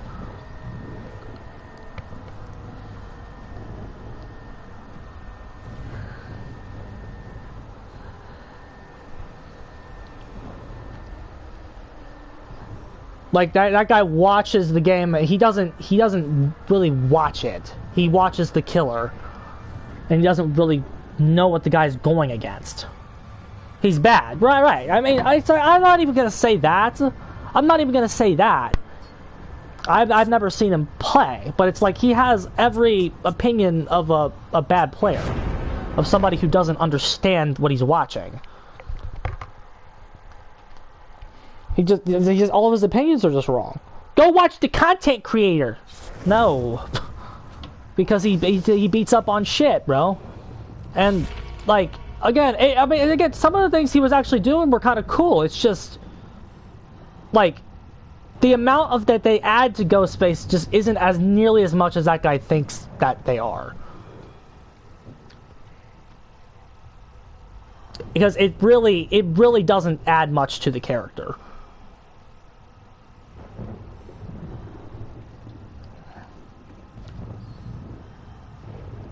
That guy makes two critical mistakes when he analyzes Ghostface. One, that the survivors are yes. He hasn't been, I mean, he has been touched. He's been buffed a couple times. Nothing severe. Nothing, like, substantial to actually help him with his issues. But, like, that guy thinks you can walk around the board and not get found more often than not against good players. He actually seems to believe that that's possible. Well, and, like, again, I've never pretended to be top percent in any fucking killer. But, I mean, I play the game on the weekends at this point, and that's it. But, like, you have to have analysis. You have to have an analysis that's somewhere just in reality. So it's like you can't beat Survive with Friends, bro. Nothing you said is going to help him beat Swift. And the Swift is going to knock you out of your power the second you get in it most of the time.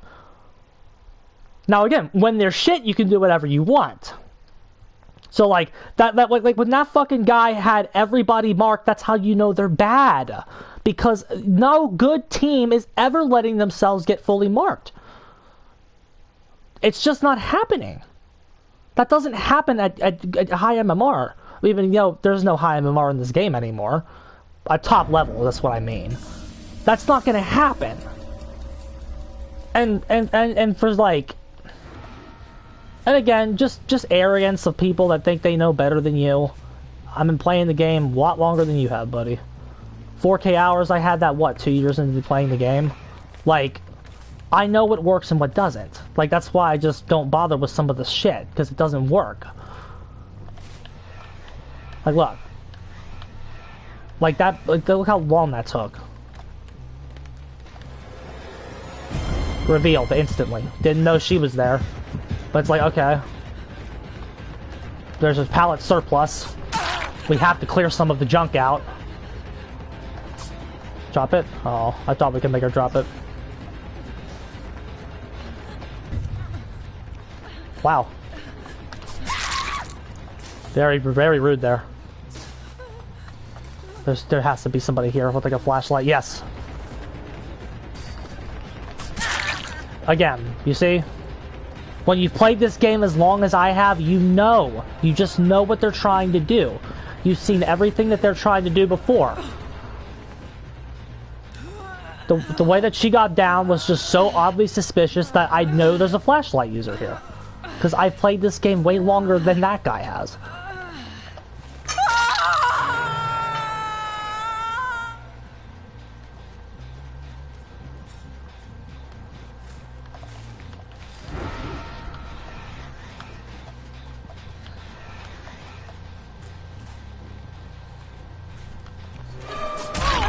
There you go. And you take a hit there. Do you see why you take a hit there?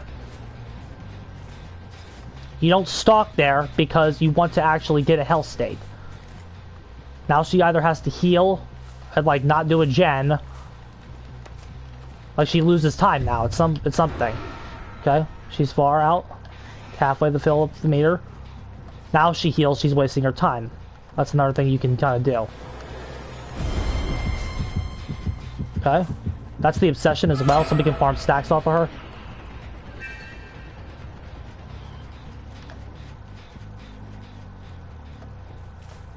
I would like one more stack.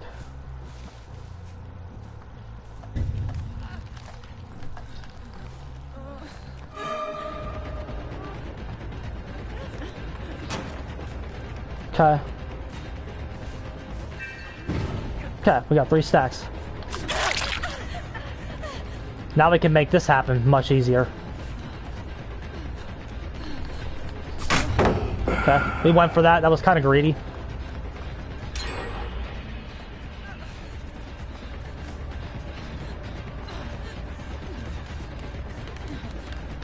We would like to conserve a coup stack here if we can. Nah, alright.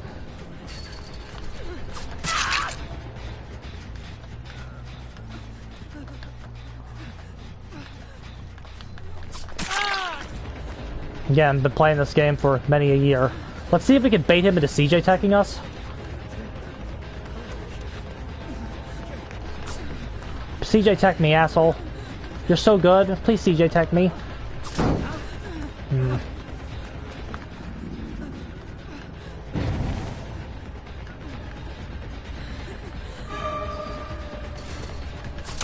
Oh, the other person's here. Everyone's here.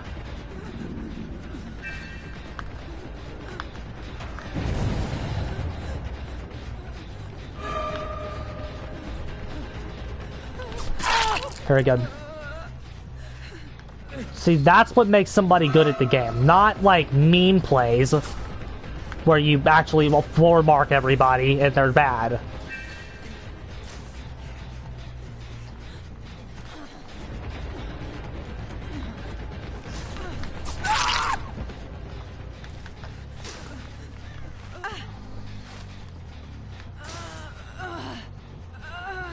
Okay. We want to play with your food stack. Okay. We want to stack here too. So we want to initiate a chase if we can. Where is she? Okay. Give us that.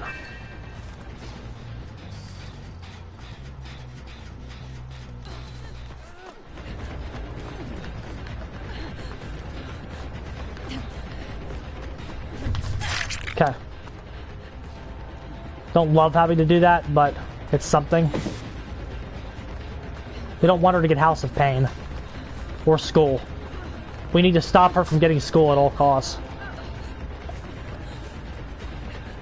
They're doing this, they're not on gens. That's fine. They can do this all they want.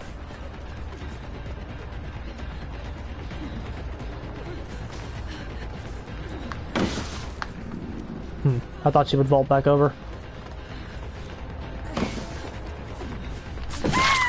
Okay. Now what? This is just eating her DS time, provided it's there. It's making this safer. The bad pallet spacing is terrible, though. I see the Steve. Give me a stack. Okay.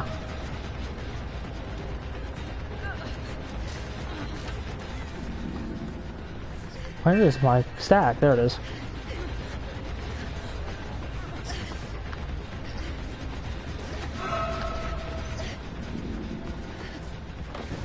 Okay, now we have 2 stacks and Bloodlust 3. We got her. Body block. Okay. Not on gens.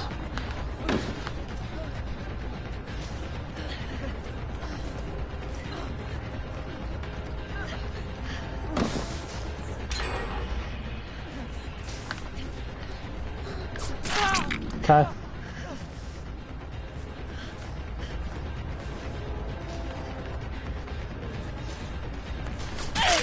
Made for this. Yep. Ah, so we should have just committed to the tunnel.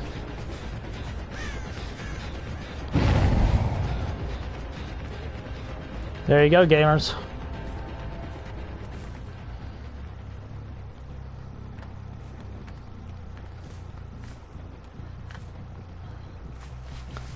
She still hasn't gone into the school yet. We got greedy there, that's why we didn't get anything. I wanted to get more. Ah, shit.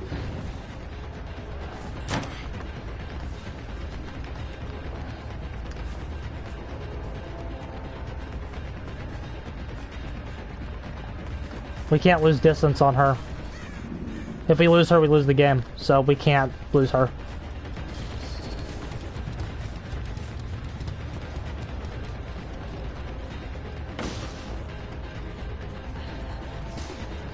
This is a team, everybody.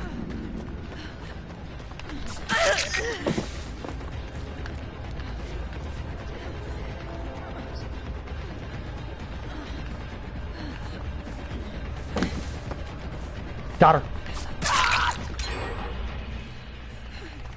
I don't think they have enough time unless they have a perk. Very good.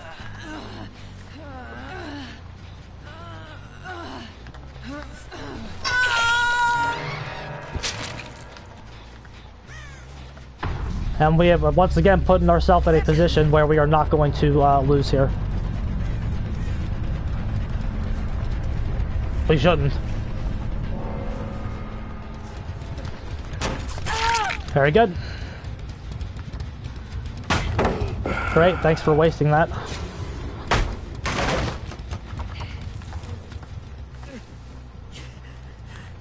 Okay, I think we should be fine. We are.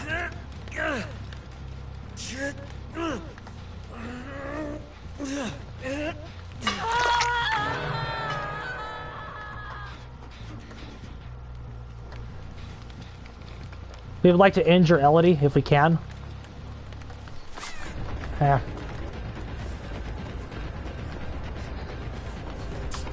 Very good. Ah.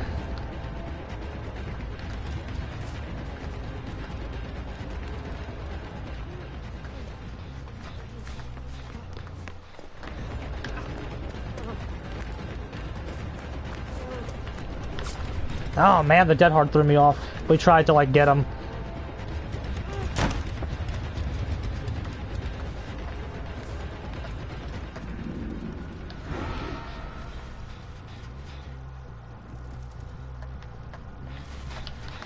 Okay.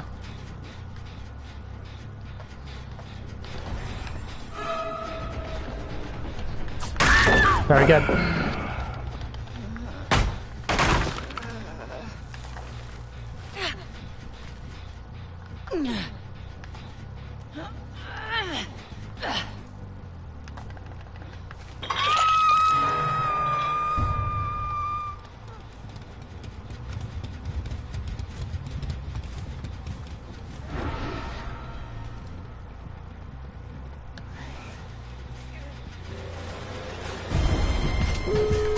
Very good. Ah, we should have fucking just charged forward. Provided no unbreakable. We're sitting pretty right now.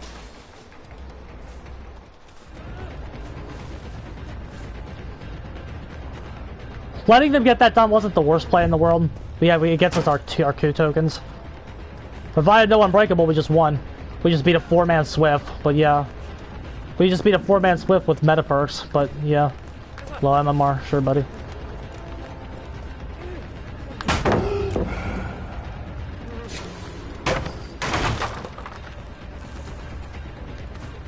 I don't think he can get there, but I'm also not sure. We need to swing over. Oh, the hedge might get in our way.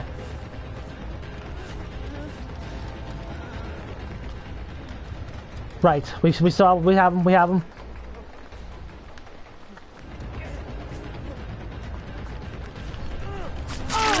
Okay, keep going.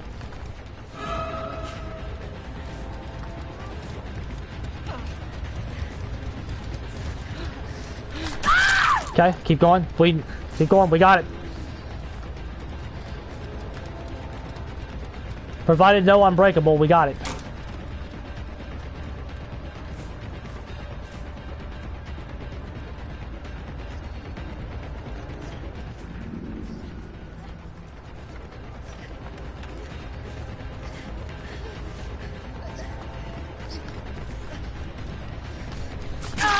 Very good.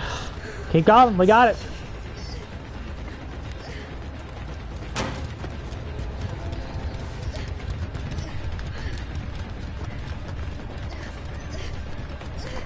GG. Woo! There you go, gamers.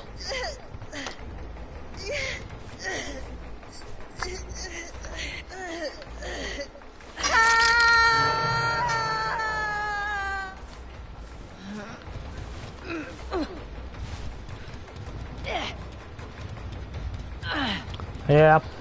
There you go, bro. We just beat a 4-man with meta perks, King Jim.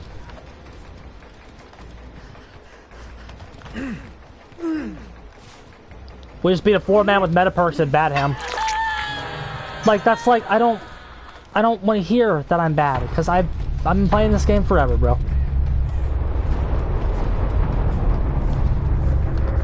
But it's like, bro, it's like, nothing. The little pouts we had to leave up as well. Not every perk they had was meta, but they had We're Gonna Live Forever and Made for This. They had all kinds of shit.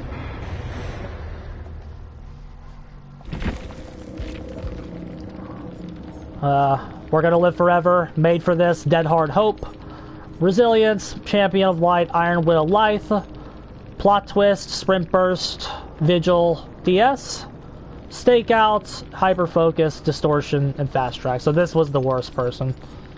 But but to Power 2 with Blood Pact. I've only played against that once. It didn't seem that good, it just seemed annoying. I like that thing. But it's like, yeah, bro. We're beating these guys. So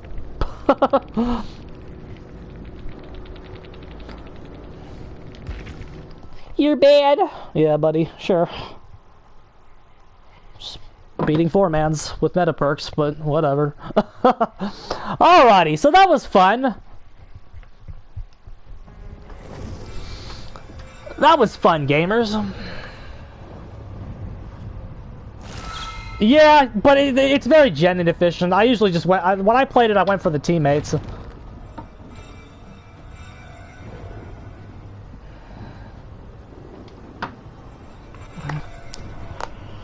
Good set of games today. Again, only like 4 losses over 5 hours, right?